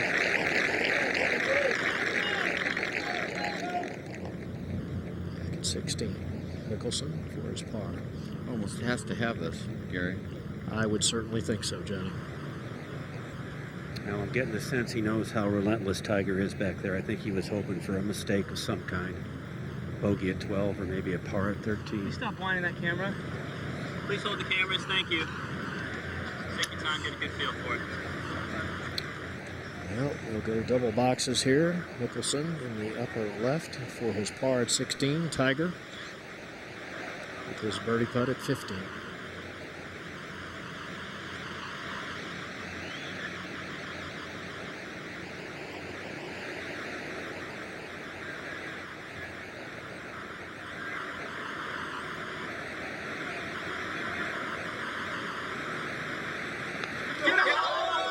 note. Mickelson misses, drops to 1 under. Tiger a little tentative.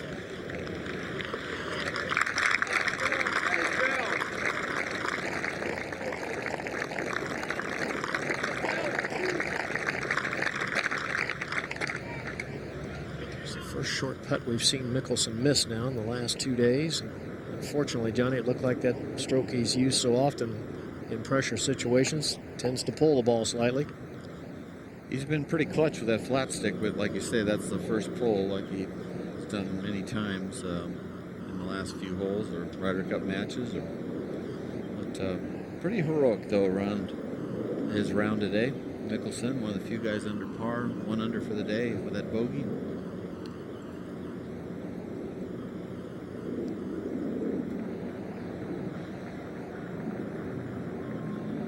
So Woods for his par.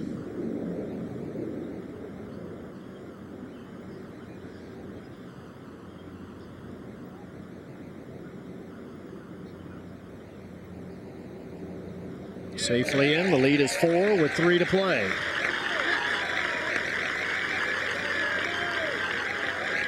Seems pretty Tiger-proof, doesn't it, Gary? Well, he just seems to play the toughest holes the best, doesn't he? Garcia taps in for his par as well.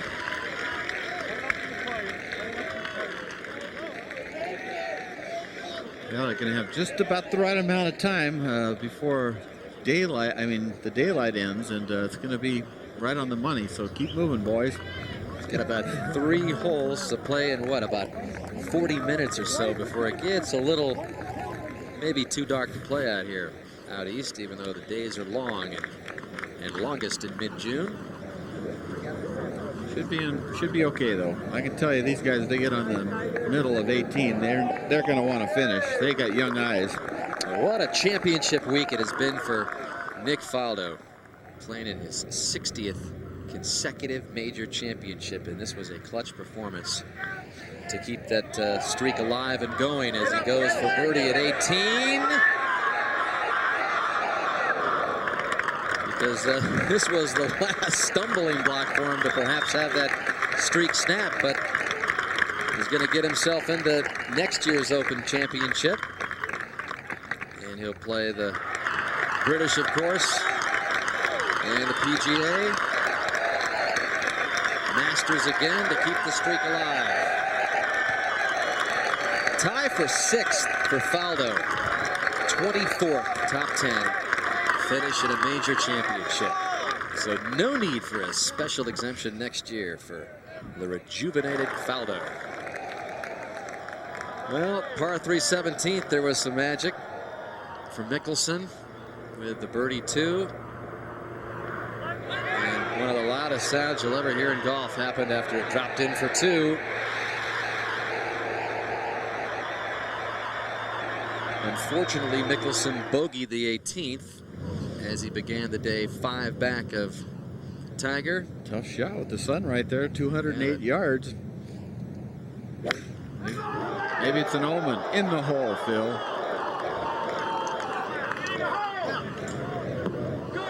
Pretty darn good shot. It is a tough shot. The people that have played this black course at Bethpage know at this time of day, and believe me, this course always has players on it at this time of day. They know when you go to 17, it's a lot tougher because you stare right into that ball of fire at this hour. But it appears that Mickelson's march to a major will have to wait for another day. Still some golf left as Tiger's at the tee at 16, Gary. Again, he has driven the ball absolutely perfectly today. 11 of 12 fairways now. Certainly, Gary, his putter was his big weapon the first 2 days, but this driver has been the weapon today. What a display.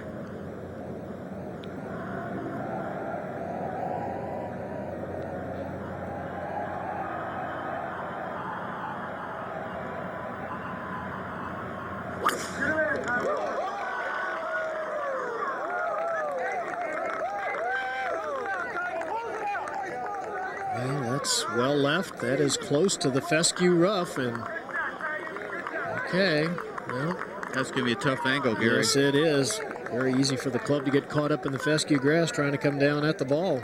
Yeah, that's not a good spot there at all. Mickelson being received like has all week at 17.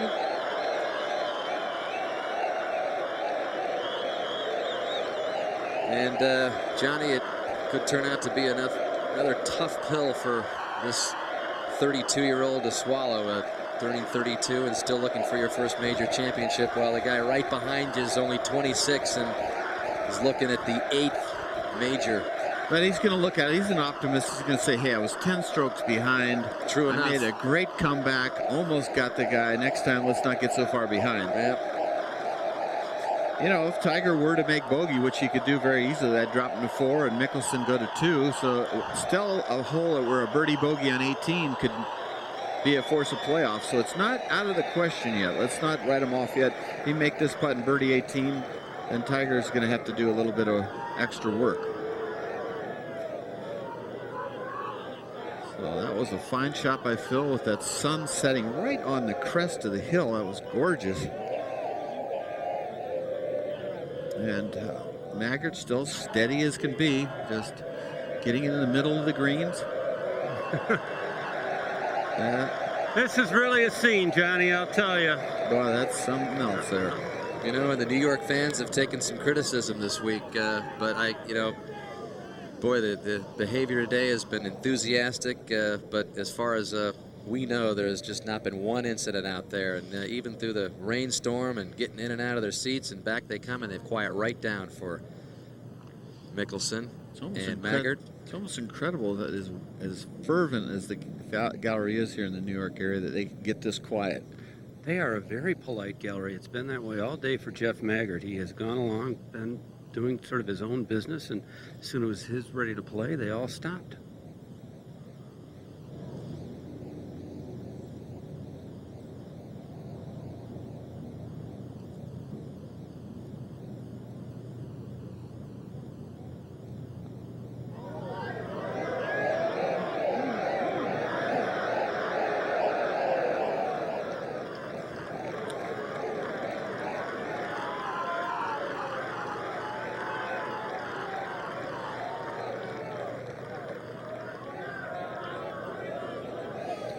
Be a nice par for Maggard. Still tied for third with Sergio at +2. Well, if this somehow gets down, who knows how it'll get at 17. But before Mickelson strokes it, let's get a report on Tiger's lie at 16. Well, he has hit it very, very close to the fescue grass, and I believe the grass behind him and certainly on the right side will. I think he's going to have to rather abruptly. I think the only way you can play this shot is to swing on line with the fescue and play like a cut shot, cut across it so the fescue can't grab it. Okay, Mickelson to try and inch within 3. Ball's going to turn to his left as it goes down the hill.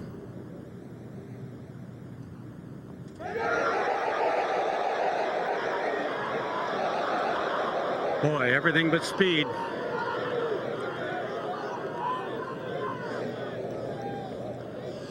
That would have been a little noise if that would have gone in, I can tell you that. Back to 16. Well, I think the trouble he has, Johnny, if he tries to play the cut shot you're talking about, is the trees in the way. Yeah, it could be a low little cut, swing with almost like a bunker shot cut across, or a tennis backhand. Well, he better not hit it lower. He'll hit the tree in front of him. He's got to get the ball up. This from 160. It grabbed it all right. Grabbed it all right and has turned it left. Well, he's fortunate the ball gets up into the bunker. I'm not so sure too many guys could have even hit that shot. Do you, Gary? And No, Roger? I think that was his strength again, being a factor. Get the club down through the fescue grass. I'm sure most players' balls would have gone a lot lower and a lot farther left. Yeah.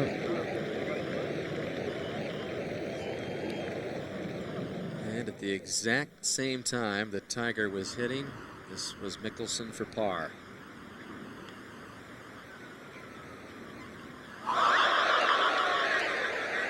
And a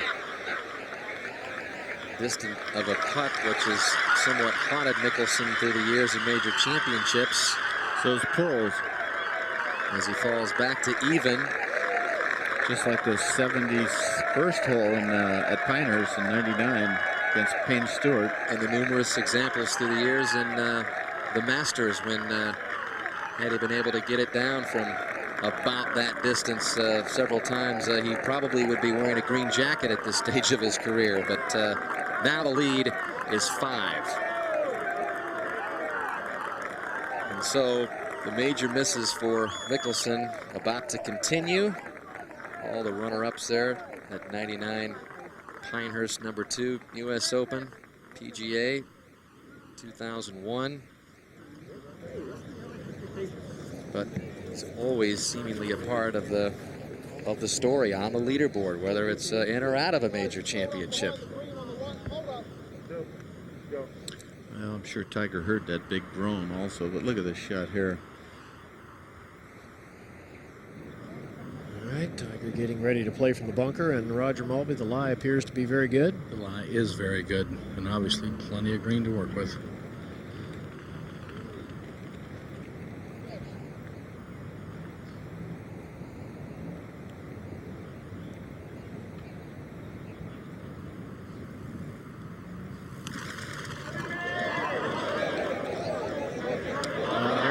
Game he has worked very hard on. He currently ranks 3rd on the tour in sand saves, getting the ball up and down 64% of the time, a big improvement over last year.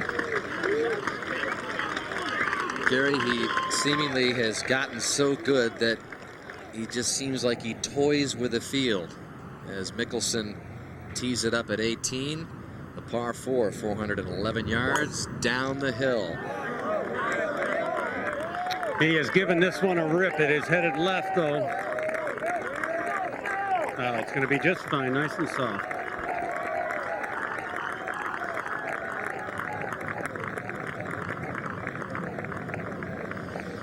Finishing hole with that redesign of the bunkering there on both sides of the fairway, and the Rees Jones renovation in this golf course, which has undergone a tremendous transformation. It was more than a bit scruffy before they revitalized it. And it's been a big part of this story this week at the U.S. Open. All the fans who have played this place so many times, getting a chance to see the best in the world take it on. And all of them have been humbled except for Mr. Woods, the only man under par in this championship. There was talk that there would be double digits under par, and Tiger in his first visit here quickly dispelled of those thoughts. Says anybody thinks it could be double digits under par is absolutely crazy. This is the toughest par 70 golf course I have ever seen. And remember, he's 0 for 8 in major championships on par 70 courses. He's about to do away with that little stat.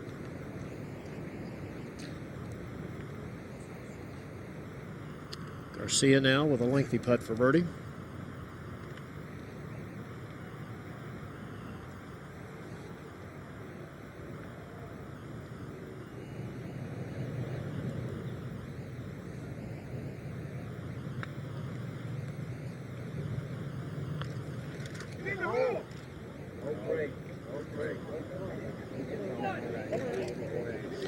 Nice lag there.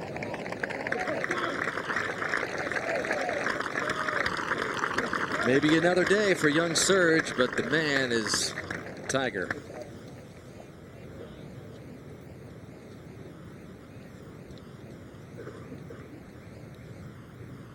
Roger, you've gotten quiet. Yeah, this little putt doesn't have much break in it, John. Most USGA championships won. Tiger Woods moving up the list. Gonna tie Jack Nicklaus, Joanne Carner, and only Bobby Jones will be one ahead. Just a matter of time before he tops that list. 3 U.S. juniors, 3 U.S. amateurs. Nice stuff. Couple of opens.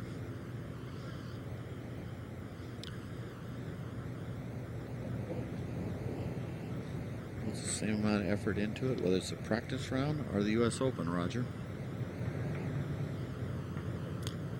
Well, he does, Johnny. His preparation is second to none in effort. His putt moves ever so slightly to the right.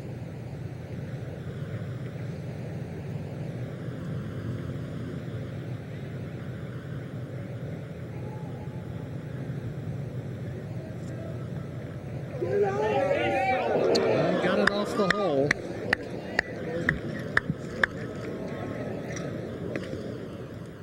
Up to 18. Boy, and those two bogeys by Mickelson at 16 and 17 looming even larger with Tiger's bogey there at 16. His second to 18 now. From 164 yards, just left of the flag. Pretty good leave, Mark. Tiger did tap in for his bogey at 16, so Tiger drops to 4 under. And you can see Mickelson, in some sense, is very relieved. You can see all the tension is gone. I think when he missed the birdie putt at 17, that's why he missed the second one. It was gone. Maggart. That's a nice swing. A reverse C high short iron. See if you got it all. Oh, just missed, Jeff. That was a good shot, too. But that's a good bunker shot as long as it isn't buried. It's a nice uphill shot right in the fall line so you can knock it close and stop it quickly. You see, look at him on his face. He's just like going to the movies. Well, and this man is the leading starring role once again at a major championship. Just seems to toy with the field. You know, he's won these things, Johnny, by large margins in the past. You know, 15 shots, 12 shots, and 8 shots at major championships. It just seems to me that he still would have the firepower to do that, but he just doesn't. The last 2 days, he's kind of clicked it into the new gear when he's needed to, and we saw him hitting the driver full out late in the stages today, and just seems to have the gear to keep it out of reach. It's funny, but I mean, if Phil were to make this putt and get to -1, you just never know. I mean, with Tiger missing that putt, he could bury it on the lip of the bunker, Tiger on 17. You never know. It's not totally over.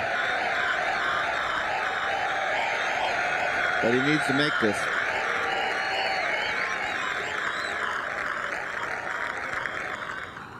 Garcia at 17 as that sun has dipped down a little further, so it's making the view a little easier down there. 208 yards. Probably a 5 or 6 iron. It's a 5 iron, John.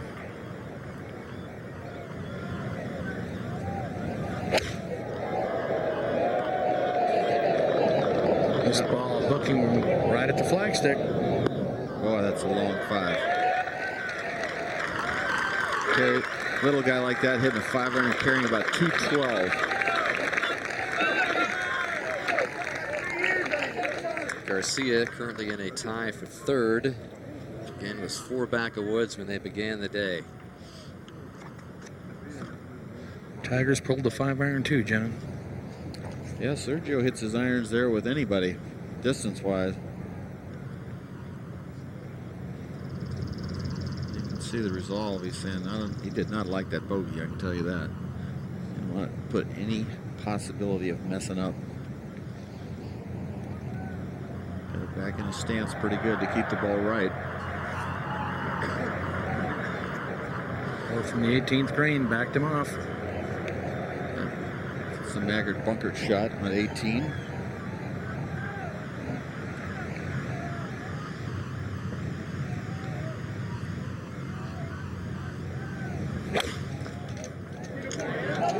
Big, full, beautiful follow right through at the flagstick.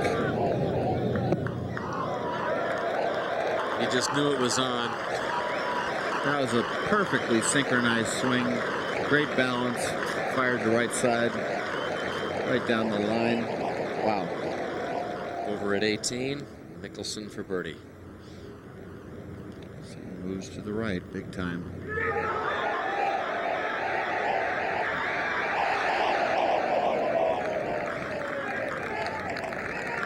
Like I said, he looks like he's going to the movies. But he's played a courageous championship. made a good charge after the slow start yesterday. Like I said, this is an easy bunker shot. Uphill, and the ball will not roll much. It'll just land and just one little hop probably and stop. Maggard tied for third with Garcia. Gives him a good chance to stay there with Garcia behind him. So the par putt for Maggard. One of the unlikely figures to join in this chase for the championship this weekend. It will finish in the top 10 again at a U.S. Open. His 6th top 10 in the U.S. Open is the most of any player since 1990, along with Scott Hoch, who you saw finish up earlier. So forget about Rees Jones. Maggard's the Open doctor. And a round of 70 for Mickelson, even par. Good playing on the weekends, 67-70. And it'll be his 7th top 3 finish in a major, the most of any player in the history of the game who has never won one. So Mickelson keeps knocking on the door. He just can't get through. The password is Tiger Woods. Tiger. So just the twosome left on the golf course at 17.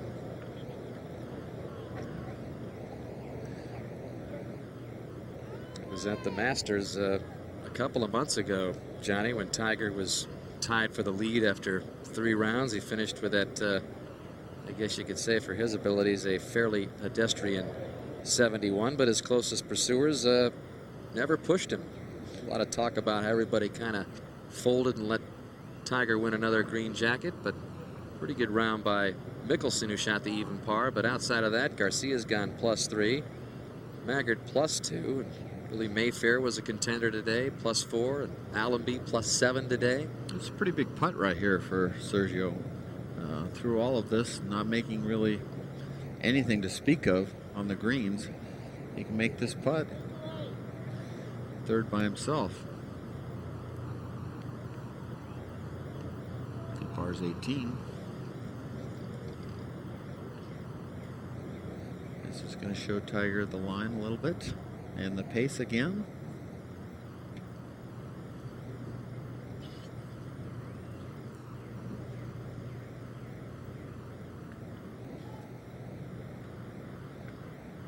Not much break.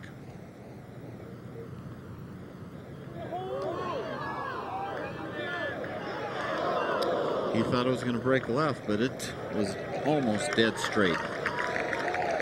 Garcia, a contender in the U.S. Open for the 2nd straight year. Remember, he was tied for 12th last year at Southern Hills. He was just a shot back after 54 holes, but he finished with a 77 last year.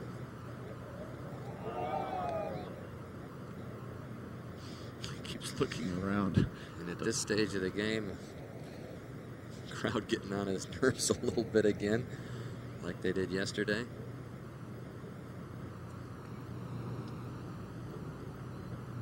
I think he's had far fewer disturbances today than yesterday. Well, he hasn't really been in the cauldron of the competition. I mean, Sergio kind of was feeding off that energy yesterday. Roger, this is probably going to go in. This is about as easy as you get. Yeah, this is the stage for it. It's amazing how many people are around this green. Not much here, is it? I mean, I don't think there's very much breaking this putt at all, John. Sergio's is really an inside the hole putt, and this one I think is right down the draw. Comfortable speed, just get it going and run right in there. Well, that was a good looking tee shot. Both of these guys hit really from 208.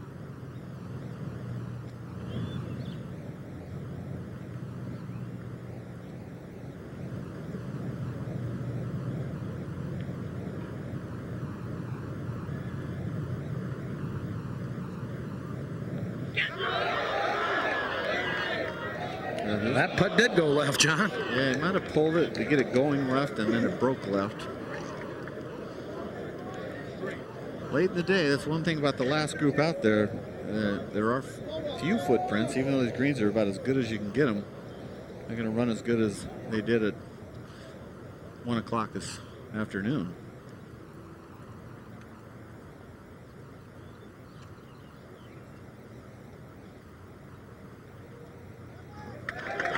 One hole left to wrap up his second U.S. Open title. Just the 18th for Tiger Woods. Well, his dad, Earl, says that you haven't seen his best golf yet. That's a scary thought, but it seems like it might be true. You bring up Earl Woods. He really was turned on to the game of golf for the very first time here in the New York area. It's beyond my comprehension that you can go one level above where he is right now, but at his age, 26, and his power, natural ability, maybe he'll just keep sharpening the knife, you know.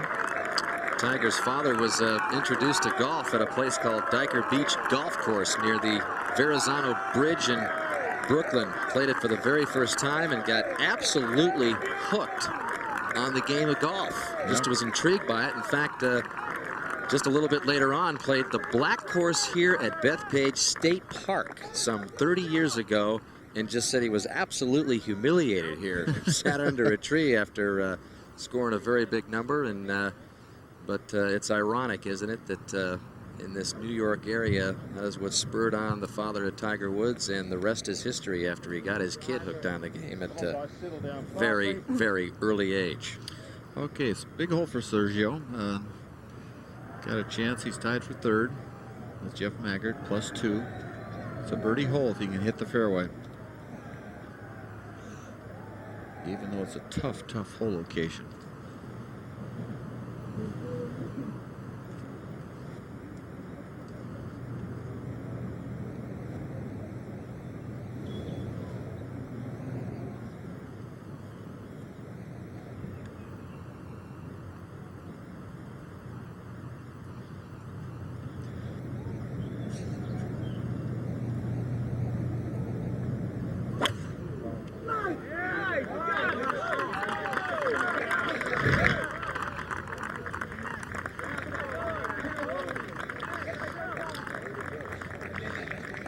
That ball went underground. What a difference a couple feet make on this golf course, huh? Maybe not the highest U.S. Open rough in history, but all of the players will tell you it is the thickest, most dense, most uniform rough they have ever seen. And this man has stayed out of it for the most part, especially off the tee today. And they haven't been able to cut it since the rain, so it's gone probably up in the 5-6 inch range now.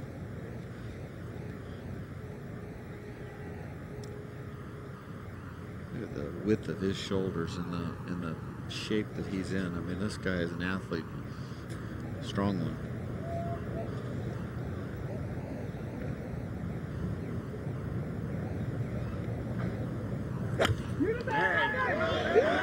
This ball right down the dead center of the fairway, John. Going out in style, Roger. 12 of 14 fairways. 14 of 17 greens in regulation. It adds up to another U.S. Open title. Tiger Woods on his way to another major championship coronation with a 4-shot lead. And all the fans who have been waiting here all day long are about to bring him up. We'll be right back.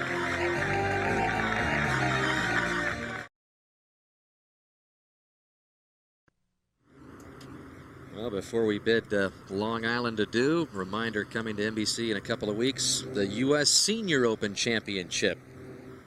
A couple of weeks on Saturday, June 29th, our coverage begins on NBC as we're just getting things started in the summer USGA schedule. Tiger had the first round lead. He grabbed it on Thursday with his opening round of 67. Wire-to-wire champions with no ties. Had a chance to do it again here after accomplishing it at Pebble Beach. Become the 6th player to win wire-to-wire with no ties. The first player to do it twice. Down on the fairway. And the 18th. With a 4-shot lead. 192 left to the hole. I'm going to tell you, if that weather delay had been another 10 minutes, we wouldn't be finishing. The light is getting pretty dim. Yeah, it looks lighter on your television because of our irises in our camera are able to create a more lit effect. But as we look back at our 18 tower here, it's pretty dark out there, Raj. It is. Tiger has selected a 5-iron. Middle of the green, huh, John? Oh, no doubt about it. Come on, folks, hold up, please. I think he wants the shot that'll just make it the easiest on himself.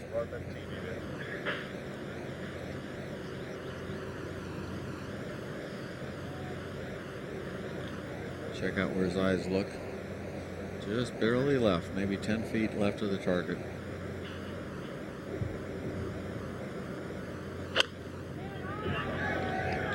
This ball starts at the left side of the green. Really not cutting too much. Left center of the green.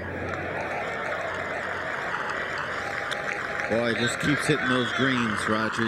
He just clinically took apart this golf course, and he couldn't have shot any higher than he did, to be honest with you. This isn't a round that he had to scramble and gut it out. This was just ball striking personified. Garcia now from the rough. Has not drawn a good lie. This is very deep. Well, he preferably hit this ball a little bit to the left for a better angle, but he's looking right at it.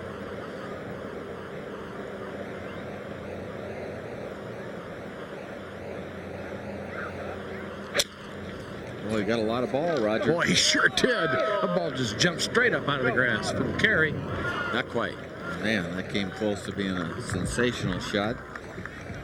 And that'll be a little bit interesting, but not impossible. I was down in there this morning, and as long as he isn't buried or some weird stance, he'll be fine. Tiger now, of course, is in the joy mode. And they roll out the red carpet wherever Tiger Woods plays around the world. But what cannot be ignored is the fact that he began his now legendary career on a public facility growing up. His family couldn't afford to join any private clubs. As you look at his mother welcome him up to another major championship. He first played Navy Golf Course in Long Beach, California at the age of 3. And if you ask him about it, he'll say, I remember the difference the first time I played a country club. The greens were so smooth. It wasn't like putting on Velcro. I started off in the public golf courses, but it's I don't know if there could be a more fitting and perfect example to win that trophy and win it on a golf course, first truly public facility to host a U.S. Open, and have Tiger Woods win it. You see coming up how the pressure all went out of him and how joyful and how lightly he walked up that hill. That was nice to see. Hard earned.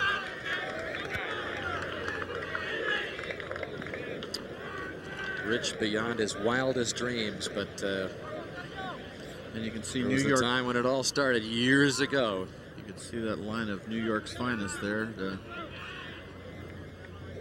Line off short of the green there, and this was not a good break by Sergio. But as they say in golf, everything that happens on the golf course makes somebody happy.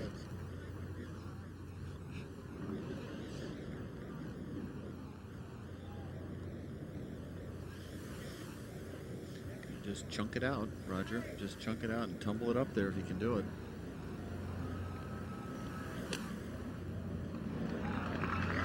That's a fine shot. Yeah, that's a good play from there, John. Let's go down to Mark Rolfing. All right, thank you, Dan. Phil, yesterday at one point you trailed by 10 shots. You scratched, you clawed, you rallied, you came up a little short. Are you pleased at this point or disappointed or both? I had an unbelievable day today. It was the most amazing feeling. It felt very similar to the 99 Ryder Cup, and I had such a great time today. I'm sorry that I came a little short, but to be able to compete for such a great championship was a wonderful feeling and a wonderful opportunity, and I certainly enjoyed it. It's very difficult when Tiger did not come back at all. So when he made a couple bogeys early, I thought that this might be a good opportunity. It was very difficult to make birdies out there, but I had a great time, and it was an incredible incredible experience. I know you keep close track of what Tiger's doing back there. When you got to within 2 shots after the birdie at 13, did you think he might make a mistake? Well, I thought that when I birdied 13 and got within 2, I thought that I had a very good opportunity. I knew I would need to make a couple of birdies. Okay, Tiger's going to putt at 18 real quick here. Hang on. Woods for birdie. Big slicing putt here by Tiger. Tough to get inside 3 feet.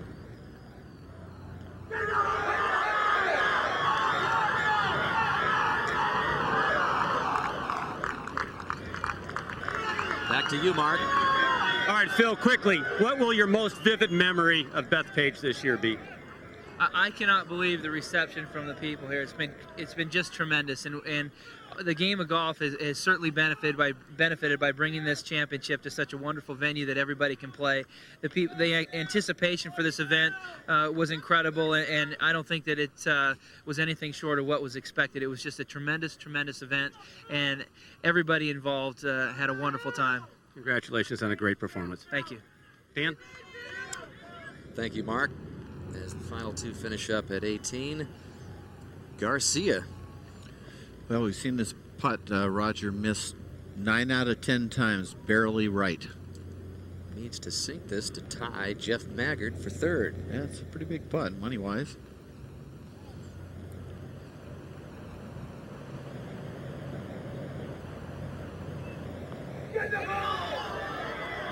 Yeah. Oh, that was such a good putt.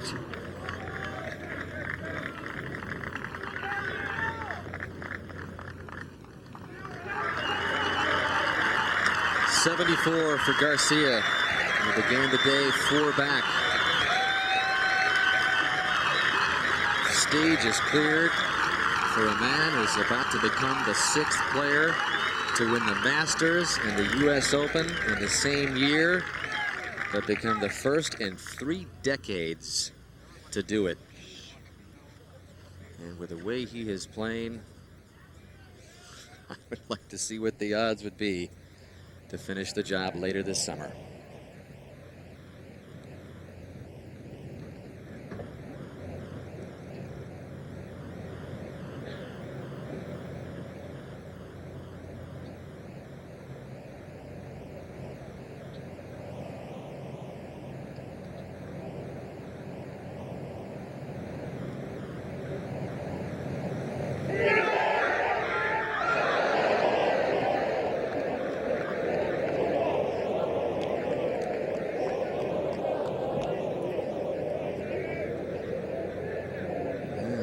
Started with a couple of 3 putts, Johnny, and this is a non-event, but I would hit this one a little easier, actually.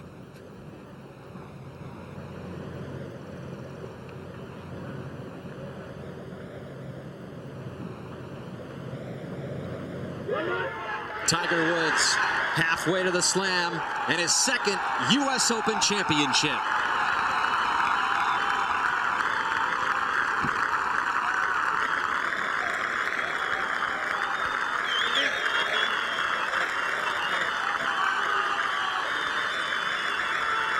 And at Bethpage, he is now the People's Champion.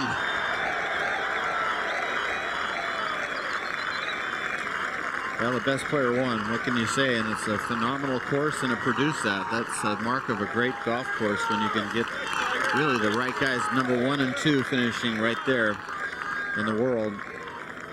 +2 round of 72 is good enough for Woods. He gave himself the 4-shot cushion. And he wins his 2nd Open championship in the last 3 years. Well, the British Open at Muirfield is next in 5 weeks. PGA Championship at Hazeltine in August. At one point in this sport, just ridiculous talk to think about a man that could win all 4 in the same year. He's won 4 straight major championships. The Tiger Slam. But the real slam is still in the balance, and Tiger Woods has delicately put the 2nd piece in a very tough puzzle. Halfway home at 4 under par, the only player in the field to finish under par in this championship.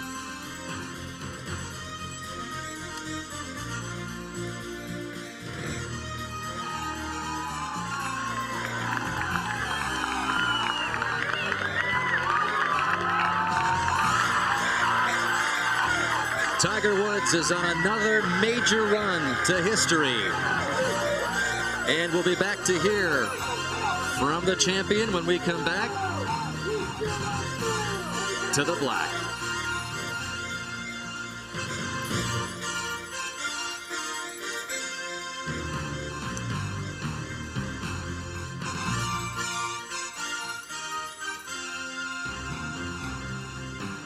And when there's history to document and it involves Tiger Woods, and the waning light here on Long Island, it creates an even more dramatic scene.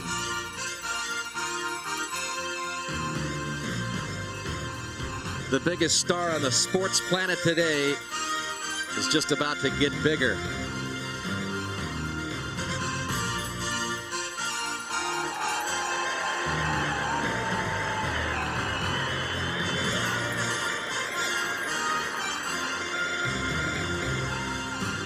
Seventh major championship in the last 11 played. And we'll hear from the two-time U.S. Open champ when we come back.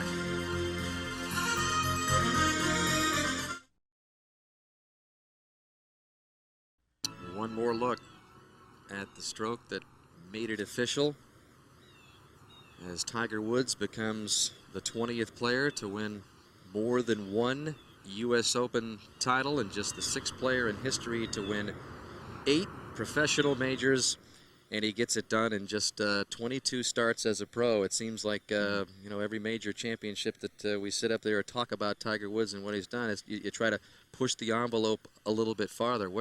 How can you put this into perspective halfway to the Grand Slam?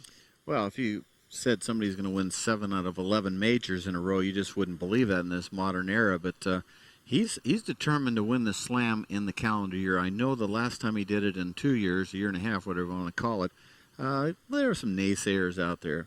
But the bottom line is this is one of the goals Nicklaus never did, and the more things he can do, look at this right here, these last 11 majors.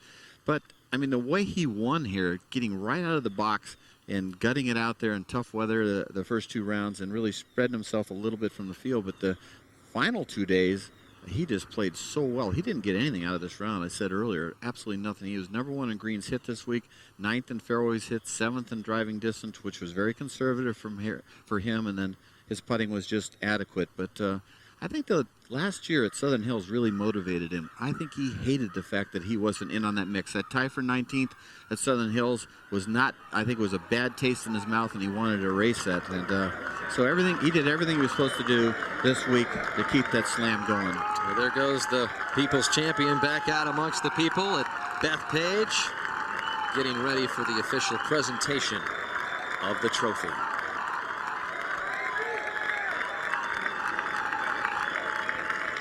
I got a sigh of relief.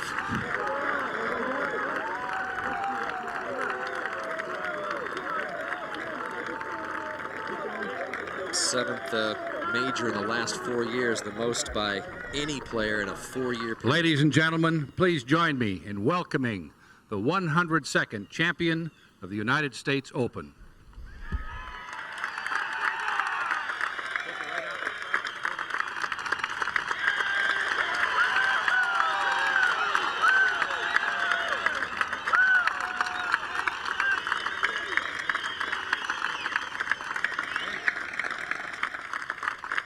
Tiger, it's somehow appropriate that a man who learned to play golf on a public course should win the U.S. Open when it comes to a public facility like this.